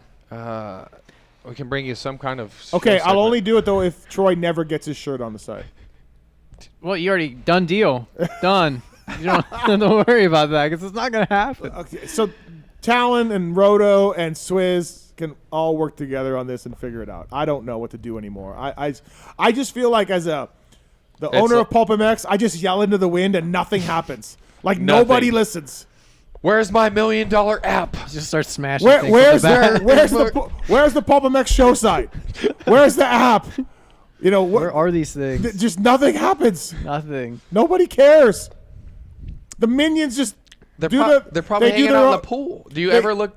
I don't. You can't. The minions do their own thing, and then they talk shit on me, and they talk shit on me in the group text, and then they drop shit on the show to make me look bad, and then they all laugh. And even Slaw Dog talks shit on you all the and time. I continue to just yell into the wind. That's another reference. Like, what are we doing? Well, I just want him to know someone else also talks shit on him. That's not in that. Talk crap on everybody. Right. All right, so he's right. I want to officially announce that the PulpMX merch collab design is going forward. All right, well, then, if we're talking about collab, we brought this up like 2 years ago. You don't do events, but we should. We should do the Vurbmoto PulpMX. I tried to do a ride day at Red Bud. It drained my every we ounce talked of my about energy. It. Right. We talked about it, and and I told you, hey, we plan on doing this thing next year. Hadn't really got it off the ground, but now we got it off the ground. We got a year under our belt. Yeah. We got a whole year lined up. Okay. We might. I think we could. All right, Tallon, you're in charge of events. Hey, and then we could sell the PulpMX merch underneath the Vurbmoto tent at the PulpMX Vurbmoto Shred Tour. Tallon? I can only do off-road events. Hey, that's great. Trail rides only. We're 6th time. We're announcing an event with Stu Baylor in July. Yeah. It could be the freaking PulpMX, freaking Vurbmoto. Can we Stu Baylor can we send event. Yar Yar? The wine mixer. Can we send Yar Yar out to do it? Yeah, she can be the entertainment. Right. Okay. We can hire a band. At least you didn't get her. At least you didn't talk shit on her this show. Good job, Tallon. Not yet. Right. We're not done It's yet. still not over yet, though. Yeah. All right. These questions submitted at PulpMX Show, motorsport.com. Go through the banner on PulpMX and PulpMX.com to help us out.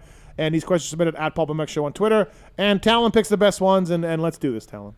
From Bradley Cox 34, with rumors confirming that Suzuki is pulling out of MotoGP, do you think the off-road department will get some more attention? Okay. Oh my God. So I tweeted today. Well, I don't know anything about street bike racing, right? But whatever. I tweeted today like, yeah, they're gonna put it in Supercross and Motocross or something, or I wish they would, or something dumb like that. So whatever. Ha ha ha. So like an hour and a half ago, I get a text during the show from somebody that would know that says Suzuki went hard after AC for next year, and they are putting money back into racing. Can you imagine AC on a Suzuki? It's not happening. He's staying with Cowie. Oh, I assume But so. they went at him, meaning they have money, meaning they're going to believe do that. more investment. Maybe that the HEP guys are going to step up a little bit. Okay. Twisted T, Yeah. HEP Suzuki. And like, honestly, I said ha ha ha to that, and I was told, no, they did. They really did went after him. Damn, that's And, cool. Like, this person would know. And I'm like, what? Damn. That's cool that you heard that, Code, because I didn't hear that, but like I heard that like from Pipes that Suzuki's like all in. Yeah. Like, for the future. Do they ever get the electric start? Yeah, they will. Kiefer said, and he knows too, Kiefer said a new bike in 24. That's So, cool. Wow. That's good news. Yeah. Suzuki, bro. They're Arm all Army. in. They're back. That would bring back the white seats. Look, if they're trying to get at him, and it didn't work, but if they're trying to get at him, they're throwing money out there. Yeah. You know? Hey, I guarantee if they go back to 0304 and bring back the it wasn't RM Army at the time, it was just the amateur team. Coalgrass. Yeah. If they brought back that graphic look with the gold rims, Ian Treadle setups, they'd sell out tomorrow. Yeah. They'd sell every bike. All right. It'd be What like the about anal KTM 450 factory editions, just gone. Okay. All right, next question. From Brad GMX for the Verb guys. Tell us a story of your sketchiest place to stay while on a video shoot, and what was the best video shot with the worst hangover? All right, the first one was just actually a few weeks ago. We were shooting Colby Raha working on the world record jump, and we were in Fernley, Nevada, and Jay Schweitzer put us in a hotel that hadn't been cleaned since probably 1950, and I was like, where in the hell are we at? And like the next hotel was 45 minutes up the road, and we ended up staying there. Terribly scary, especially with the amount of equipment that we had to drag up 3 That ain't stories. no joke, man. That's scary. It was scary. And then I thought you were going to say Troy's house last night, but yeah. I was honestly nervous It for looks Troy's just house. like this place, to be honest. Yeah, It's it's very, a very, way of life. Like, very similar. Yeah. Super similar. So yeah, I mean, I was pleasantly surprised when I got there. The fact that Grant Harlan chose to sleep on the floor, I'm not gonna lie, I was nervous. I was like, what does that mean for like the guest bedrooms? Yeah. If he turned down the guest bedroom to sleep on Nah, the floor, the kid's weird, man. He just likes so to sleep where I he did. sleeps. I found Troy was like, he led me into the guest bedroom, and I was like, oh damn, dude, I didn't expect like the PulpMX studio here with a freaking king bed. Yeah. The second time he stayed, I kicked him up to the room. I said, "You're going up to the room. Like, don't be weird." So, anyways, yeah, well, his mansion was really nice, and I asked him for a raise after that. All right, biggest hangover. Barsha Platinum. Me and Ryan Swanberg. It was in Valdosta, somewhere around there, and I had some friends in Valdosta at the time, and we partied all freaking night long. We were supposed to meet our crew at the cable cam guy and Taylor Cogden in the lobby at like 5:30. We went straight to the lobby. Nice. It was terrible, and then fly the girls in from L.A., boy. So then I don't know. I was like falling asleep going to the track, like, and I was like, Swanee, I can't do this. But as soon as we got out, and it was like 9,000 degrees, it was just like I just started pouring sweat. And then the track just looked so sick, and Barsha just started going, and like I'd just wow, that's cool. Get in the zone. So it actually like could have been a worst day ever, but turned into something that you made work. Yeah. My worst hangover ever was actually at Hangtown one year. It was like 2009 Racetracks Motocross Show or 2010, and I was out there in first practice, and there was a point in time I was like, they already paid me up front for like half the series, and I was like, I could leave right now. I got all this money, and I could just disappear for 6 months. And I'm out there on the track, and I'm like, I'm dying. Yeah. Because I think we went out on the Red Bull. No, it was the year of the Red Bull bus, and they did the Red Bull press day in downtown Sacramento. And we went out on the Red Bull bus that night, and that pretty much same thing, straight from the Red Bull bus to the track. Oh, and I was dude, like, I don't know how you did that. I don't do it. I do not do that anymore. Have you ever looked at all your hard drives for the rest of the Bottom Line show? Have you ever seen any You need of to that? find them. I'm really working on dude, it costs a lot of money. Like I'm working on taking every hard drive I have and putting it in one place. So when you see Stu's Day, it's because I'm taking all that stuff and getting it in one central location. It's very easy for me to find some of that stuff. I think Robo Rob has it all.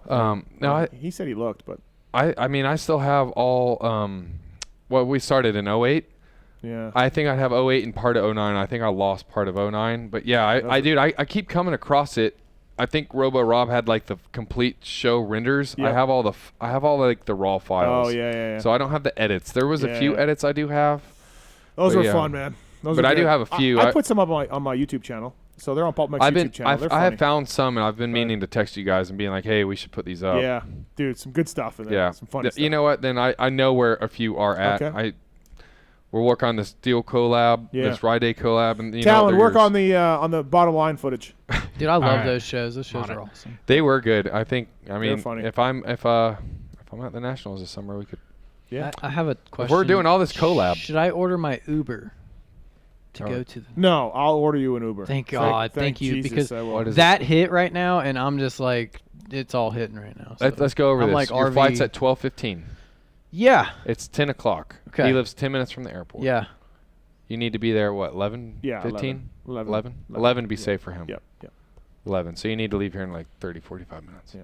All right, next question. From CMXR Moto. I can't do the accent, sorry. Why don't the amateur events have an actual championship series where riders earn points at each national, Ponca, Minios, Loretta's, etc., and crown an actual champion at the end of the year? I love the question that was earlier, like, is an amateur 50 number one plates or something, like, which is so true. Like, yeah. I got these buddies in the industry that get resumes, and they're just like, I have 43 national titles. I mean, great job. They went to this whole featured event thing, which I think is I don't want to bag AMA, so we won't go there. But I don't know. I definitely think they're doing a series would be really damn cool, but I just don't think there's enough organization between all the different promoters to really give a shit, because like that really wouldn't ultimately help any of them individually. Yeah, what do they care, right? Yeah. So what do they care? It'd be a lot of extra effort to track that, keep up with it, and then what? Now they get to spend an extra $100,000 across the board on prizes and awards and shit. Like, there's no reason. Yep. I mean, I do think it'd be cool. It'd probably give you, Loretta's is the only thing. If you win Loretta's, it's like, bam, you're the guy. But all right. From Preston Rose 513, he says, since the video guy is in the house, Alpine Stars has deep pockets and the best riders. Can we get a modern day video like Terra Firma? Those just don't sell. Nobody cares anymore, right? Yeah. If someone wants to do it, because I've even had this idea, you have to go the Volcom route. Back in the day, they didn't care about making money on their movies. It was purely a marketing and brand awareness exercise. And sure, if you got, I mean, in this day and age, like a good music budget's 50 to 100 grand. If you want to shoot a pretty good movie, you're probably talking $200,000 to $300,000. So you're $400,000 deep, probably starting. If you want to do it like super legit, and ain't nobody going to put up that money. There's no ROI in this business. Now, if you went like prospects level where it's like one dude running around with a zoom camera shooting all year, I think it's pretty badass. And I've even had that idea. But again, like there's no money in it. So it's like a lot of extra work that you're spending a year on. Did you ever, in the video world, did you ever hear any figures of what Krusty guys made?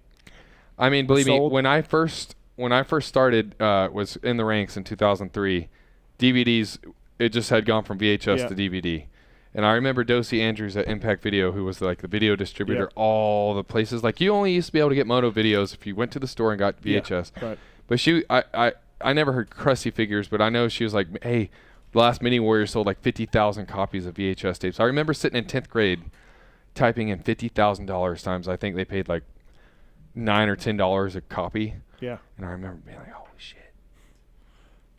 Right. I could be a millionaire in 2 years. Well, I was part of those Mini Warriors, so I should probably get some credit. Yeah, probably should. Yeah, so I don't know. I think especially like Krusty and Mini Warriors were kind of the same era, and I'd probably argue Krusty was even way bigger than Mini Warriors. Yeah. Oh, yeah. So, I mean, I think, I remember that stat, and who knows how true it was. So this is pure speculation, but I mean, say Krusty did 75,000 or 100,000 copies back then. God, that's a lot. Freaking A, yeah. I mean, everybody had that movie. Though. And like even then, like they were doing apparel back then. They would have been selling LBZ shit and Krusty shit. Like they're probably making $1 million a year off that. Yep. All right. This one just came in from Russell Mam. With Mumford and Millsap splitting ways, where do you see Carson training to get ready for outdoors? I didn't know they split ways. News to me. Yeah. You guys know? I mean, training. He has his own compound. He's selling it. I know that, but I don't think it's sold. I mean, I don't know. When you live in SoCal, it doesn't matter where you train. You freaking have every track in the world. All right. From Keelan Wright, 762. Will Mud Dolphin ever make a return? And if so, Japan 4. Oh, love to see that Mud Dolphin come back. Hey, Steve, Japan 4. What? Japan 4. I know what you're talking about. Japan 4. Japan 4. Japan 4. I don't know what that means. Dude, you got him. That counts. No, it's right there. Japan 4. That counts. I'm not playing it wrong this game. I don't understand this game. Oh no, I don't know. Mud Dolphin would be good to bring back. That's great. I'm in the. Where is the Mud Dolphin costume? Let's see who ended up with the last. Costume. He's a real person. Oh, my bad. He's in Tahiti, bro. Just still hanging with the chicks. I think. He? What's Japan 4 though? Like what? I don't. It's a video we did. Okay. National security. Okay. Japan 4. When Danny Stew at Southwood got carted off for sneaking in the pits. Oh, that was him and Travis Stewart. Yeah, was that Travis? I thought it was Danny Stew. Mm-hmm. Okay, all right. It was me and Travis. Annihilated. Yeah. We were talking about that the other day. My shoulder was like fully dislocated. He like did a number on my shoulder. Tackled him that day. My really shoulder was already pretty messed up, and that day like ruined it. Right. It made it so like I had to get from that point forward. I knew I had to get it fixed. All right. From Hey 124. How did Webb go from I get paid to race to not racing outdoors? Well, I think he's getting some surgery or something.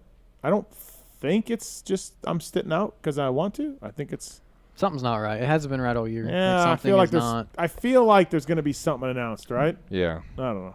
Yeah, I'm with Troy. There hasn't been something right all year. And I'm so glad I wasn't filming Supercross Spy this year because it would have been a bad year for me. Would not have been good. No, Kenny. Hey, Coop, Kenny. Do you Astafin? Hey, buddy. Like, how was it dealing with Steve? Steve wanted to be really involved, like the first episode, and then after that, he's like, "Hey, man, just call them. Like, it's fine." Yeah. Right. He's like, "I don't need to middleman all this shit." I think he realizes, at some level, it's a lot of work to freaking deal with us and logistics and shit. It's just like, "Hey, dude, you guys are good enough friends. Just fucking work it out." Right. From Crybaby Clayson. Oh, wow. Politelli grabbing Bogle's back Goddamn. fender or Clayson throwing hands up and crying. Who had the better after takeout reaction? Politelli trying to grab Bogle to pull him down was great That was in beautiful. the LCQ. That was great. I'll go that one. Yeah. From Snowboard, from Peems. For the panel, who's the rider who's retired but you'd like to see come back for a race or two to turn some laps? Not Stu. necessarily win or top 10. Stu. Only one. Stu or Timmy. Yeah, Tim. Another great. Tim. Yeah. Very close. Yeah, it'd have to be Stu. The whole world would want that. MC. Would you do a video with Stu right now if he asked you to? You've been burned. If he told me, if he personally got on the phone with me and said, I swear on my life I'll be there, I would probably, at this point, like 5 years ago, I might have been like, no. Now I think like, okay, cool. You know what? Let's invest the plane tickets and, worst case scenario, it doesn't happen. But if it does. We've told this story before. So you went out to his compound to do like an Alta video and a ride video with him. It was a straight rhythm promo video. Okay. And he never showed for like 2 days. Yeah, he just sat there. Jason Baker went out and built the track. Yep. Yeah. Never showed. Yep. But I said at one point he was coming down, right? I'm coming right out? Multiple times. Had to go to the chiropractor real quick, getting a quick adjustment. Hey, we're going to come out, check out the track. But it was, I think I told this story on the show one time. But yeah, it was, we had an epic house on a golf course. And it ended up being like a week spring break for us. Yeah. It was awesome. And it was like 5 days of people trying to tell James, are you going to do this or not? Yeah, and all of us are just back at the place. We'd go play golf in the morning, and I'm like, if James don't call by 12. Yeah. I twisted the cap off that beer. It was really Jack Daniels. That's why. Right. But yeah. So that's why I asked that question. Like, what would it take for you to actually commit to a Stu video? Again, if it wasn't Roger telling me, yes. Yeah. If it was James on the phone. himself, right. I mean, I'd still, even if Roger said, I'd still be like, I'd roll the dice probably. Yeah. I mean, at this point in time, just seeing Stu back on a bike, it'd be magical. Talk about Verb Platinum. Verb Boner. Hey, I mean, how about this? Because I've been doing this. Do you see the Tuesdays that I post on Verb? No. Well, go to #Tuesday, bro. Okay. It's like the coolest thing ever on Tuesday. Okay. Shout out to my boy Dylan Jackson for that idea. And so, anyways, like I don't know, once every Tuesday in a blue moon, I do Tuesday, and like it's just I open up some random race in 2008 or whatever, and go find a few clips, and it takes me like 3 minutes. I'm like, I want to find a cool Stu's clip, and then like there was one from Freestone 08, and he's just after the finish line, spin it, and he's just and then like bam, just landing on the next single. Yeah, so fast, and like getting squirrely shit, and I'm like, I find that in like 30 seconds, and like I have no recollection of that, and I'm like, I cannot believe this clip. Yep. And then I go to a Washougal, and same thing, he'll be like tired tapping the freaking finish line whoops or whatever, and I'm just like, pretty much I can open up any collection of footage I have of him, and I'm like. In the moment, that'll work. In the moment, I don't think I realized how sick some of this was, or how sick he was, and now I feel I feel very fortunate to have been in that era to be able to film him. I mean, there's a reason why we got Stu's name into almost every single review pod for years and years. Yeah. We just worked him in, just some story, something, right? Yeah, just amazing. Yep. Really was. Yeah, Ferry a lot like that too. Yeah, Tim Ferry. Yeah, I love Ferry. That whole family, by the way, they're great. All right, last one from Lex Luthor 55. What was the most fun about making the Prospects DVD, filming guys like Izzy, Jace, Lewis, Hackley, J-Law, Albertson, Lemoyne, and being at the amateur races in that era? In 05, I would have been 19 years old, so I live and breathe like amateur motocross. My granddad had given me like $1,000 a year for college tuition, and I think it was I saved up $12,000 to go to college, and instead I went and bought a box van so I could go to amateur dirt bike races, and that was all the money I had. And so I got to travel around and just live and breathe amateur moto, which it's all I cared about. Freaking super mini class, 125 class, like everybody from Stroop, Lemoyne, Dungey, Izzy, like got to come up with all those guys. Webb. I mean, so many of the 450 class I started with literally in the 65s and 50 days. So. Stroop and Izzy have to be the two biggest misses, right? That no one thought would miss. Yeah, absolutely. Right, 100%. Right, 100%. Yeah, definitely. I mean, Stroop won races and Izzy podium stuff, so it's not like they had a terrible career. But I mean, as soon as they turned pro, I don't know that Izzy ever had like any crazy remarkable pro results, but it's not like he was pro. Right. Well, I guess he had national two and a half years. Yeah, 20. I mean, Yeah. 20's good. But I mean, he made it from the end of 07 to 09. Right. What about J-Law? Would you do a J-Law video right now? Yeah.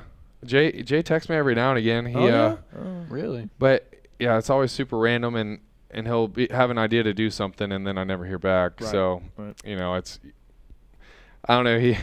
He's an anomaly. But yeah, if he wanted to, if he ever wanted to research, I think I did the last video with him in 2014. That was like pretty much the last real video he did. Right. So I can still claim that. But yeah, of course, we'll get Stu and J-Law together. There you go. That would break the internet, to be honest. There we go. Yeah. I guarantee if I called J-Law and told him we could do a video at Stu's, he'd probably be like, he'd be like, okay, cool, man. Cool. Yeah. Right. Do it. All right, that's motorsport.com. Tweet at Tallon. Yeah. That's horrible. Thank you to the folks at SDI, Suspension Direct, made and developed in the USA. They got the E-Click shocks for Jeep and Ford Raptors and UTVs and more. Toyotas are coming out as well. PulpMX is the code to save it. Suspension Direct, hard to find suspension parts as well. And thanks to those guys for coming on board. Marks has the E-Click shocks on his Raptor, and he loves them. It's great. Thanks to the folks at Suspension Direct. And if you've been in a motorcycle or car accident, did somebody or some idiot take you out? Call Arthur Draper. He's a friend of the show. Arthur takes the time to know the clients. We'll take the time to talk to you personally. Consultations are free. You just need to call. More importantly, Arthur only gets paid if you get paid. Help is only a phone call away, and Arthur's got your back. ArthurDraper.com. All right, Wes Williams, Troy Bendgen from Vurbmoto in studio. Yes, Steve. Good show tonight. Eli Tomac, Justin Brayton, Wil Hahn, all on. Kyle Chisholm. I appreciate you Chiz lining called up in, man. the champion for us. Like, that was really cool. The what? Troy, you lined up the champion for us. Tomac. Oh, Tomac. Yeah. Come on the show. I mean, just absolutely. for us. Right. You know, Yeah, people really we nice didn't hear of you. from that I'm Don't upset tell him about. about the second test show then, Mark. Yeah. Okay. Yeah, I heard that we were just a test show Where's the today. test show? I thought we were the real deal. No. Test show. Test show. From We'll MAV TV. get on but now. you'll get on in a best of episode. Oh, Perfect. yeah, it's Yeah. perfect. I mean, there was so This much whole best thing stuff was the tonight. best Yeah, of. there'll be a best Whole of. thing. Yeah. Clearly. Everything's the best stuff. Mhm. Absolutely. So thanks for coming in, man. Yeah. Troy. Mm-hmm. It was 3 hours quite an here. ordeal. I don't know if I'm going to make my flight home. I think you will. I'm freaking out. Did you enjoy yourself though? The I short did. time span you were, and you got sushi. I and- can't believe I even made it here today. I Yeah. was playing outside and Right. with my kid, and I'm like, Bub Dog, I'm not going to make it. And like, Yeah. I did. Here I am. Here you are. Wow. Imagine that. Hey, what a damn cool story, dude. And now you get to take the red eye home Yeah. so you could be there for your kids I'm in the morning. asleep. I'm asleep. Yeah. Probably good. I got idea. the window. Right. So. Tell them how good red eye sleep is. Oh yeah, it's great. It's fantastic. Yeah, You it's sleep great. like a I've been baby. there. I mean, you'll wake up, you'll feel so refreshed. Yeah. You'll be so ready to go Yeah, tomorrow. love it. Great. Can't get enough of it. Mhm. I just did one to Boston. Oh, gosh. Landed at 6 a.m. Shut up. I did. It's like, what the hell am I doing? I did have off topic. I did have one thing I wanted to announce. Oh, okay. So real quick, Stardog called me up the other 2 weeks ago. Okay. It was like 10:30, 11 o'clock at night. He's like, dude, I got an idea. What I'm going to do is, after the season's over, I'm going to get a pineapple tattoo on my body. Oh wow. And he's like, would you do it with me? And I'm like, yeah, I guess. If you're down, like, let's do it. So you're getting pineapple tattoos matching. He's like, we're done with the season. I'm going to fly up to you. We're going to get them. And it's going to be a whole thing. So I guess he wants to get a pineapple tattoo. All right. I don't know Big where. announcement tonight. Huge That's announcement. Huge. Yeah. Huge. Because Right once up- you're squad, you're squad for life. Right. Get it right above sort of the groin area. Yeah, right there, that's kind of what I was saying. If I got it, it'd You be guys just don't. right there. This squad, you guys aren't on board. Like you're going to be on We're board. part of the squad. This is the first Am year I- for it. Do I have a squad? Am I a squad? Pulp We're squad? like just low We're level squad. Right. All right. You can He's join. never invited me either, though. Yeah. Yeah. I was trying I'm to a get the invite. 4-rider team. We haven't even talked about that. What's your team? Luke Chiz? Luke Renslin. Yep. Well, Chiz was our. He's like the reason we actually have a team. Right. So we got Luke Renslin, Ashton Bloxham's our amateur dude, and Hard Doggy And Stardog. and Stardog. Oh. Oh, so Chiz isn't even on your team. No, he just loves me. We're best friends. Oh, okay. All right. Wow. Best interview tonight. Tomac, Brayton, Wilbur.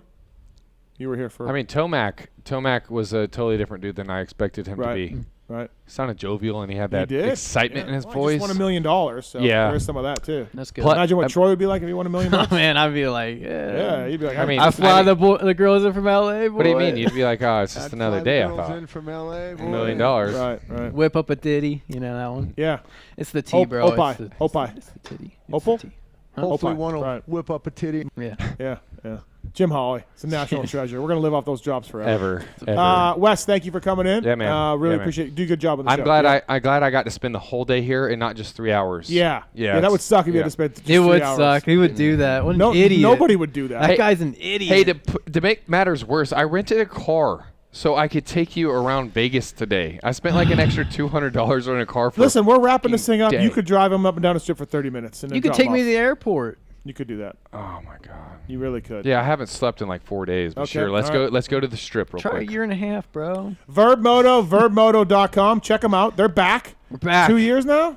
2 years? Yeah. And so please check those guys out. What's your next ride day? You got one coming up? We're going to Rupert, Idaho in 2 weeks. Home of Jake Weimer? The home of Jake Weimer. Great yeah. Jake And we haven't talked to him yet, but I'm pretty. obviously, he's going to be there. Him and Nicole got Quiet down. Gosh. Jelly Bean Jake. I owe Nicole a bottle of vodka from the Salt Lake City Supercross era, so Okay. should probably take that back to her. Just remembering that now. So yeah, Yeah. I'll do that. So yeah, we're going there, and then hey, in July we'll do the PulpMX Vurbmoto. I don't know even know what we're calling it yet with Stu Baylor. Get with Tallon. Yeah, Figure it out. I'm gonna get with Tallon after this. Yep. Hey, cruise to the strip with us, dude, and we'll write the contract. Work out the details. yeah. Work out the deets. Yeah. Merch. Yeah, Yep. deets. Design the first T-shirt too. Yeah, For deets. sure. Merch. I mean, I'm not much of a designer, but like we could sketch some stuff down on it. Deeds. Work out the deets, dude. Oh, man. Marks. Yes, sir. Thanks, man. My pleasure. Good job tonight. Thanks, Hey, Marks. I actually got to give him some. I mean, it wasn't really critical advice by any means, but he did ask me a few questions earlier, and I felt special. I did. You I should. consulted with Dub on some video stuff. Very smart guy. That I told him I'd add to the hourly rate, but Yeah, just add it there. Marks, we need to talk more. I'm like upset about that. Yeah, we should. We Well, should. You got my number. I do now. I actually do. Look at that. Only took a few years. Vurbmoto 2 if you don't want to get blue balls and see if Brett Q survived. This, Thursday? Thursday. So, Lone Wolf, good work. Thanks. Shout out Checkers from Race Tech. Got engaged today. did he? Really? Yeah. Congrats, Checkers. Air wheelie dog. Oh my gosh, bro! Congrats, Jenny. It's all downhill from here What's for up? Checkers. Hell yeah!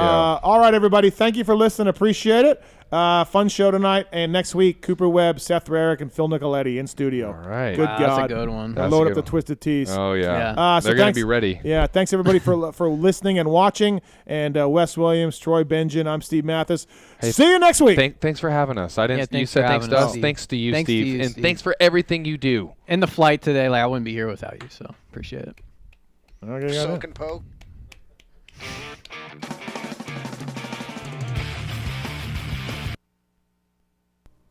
There's something I want to get off my chest, and it's about that summer when you went away to community college. I got an offer to do Playgirl magazine, and I did it. I did a full spread for Playgirl magazine. I mean spread, man. I pulled my butt apart and stuff, and I was totally nude, and it was weird. I mean, you probably didn't hear about it because I went under the name of Mike Honcho. But I just wanted you to know that. If you could hear me, if it got into your brain somehow, that I spread my butt cheeks as Mike Honcho.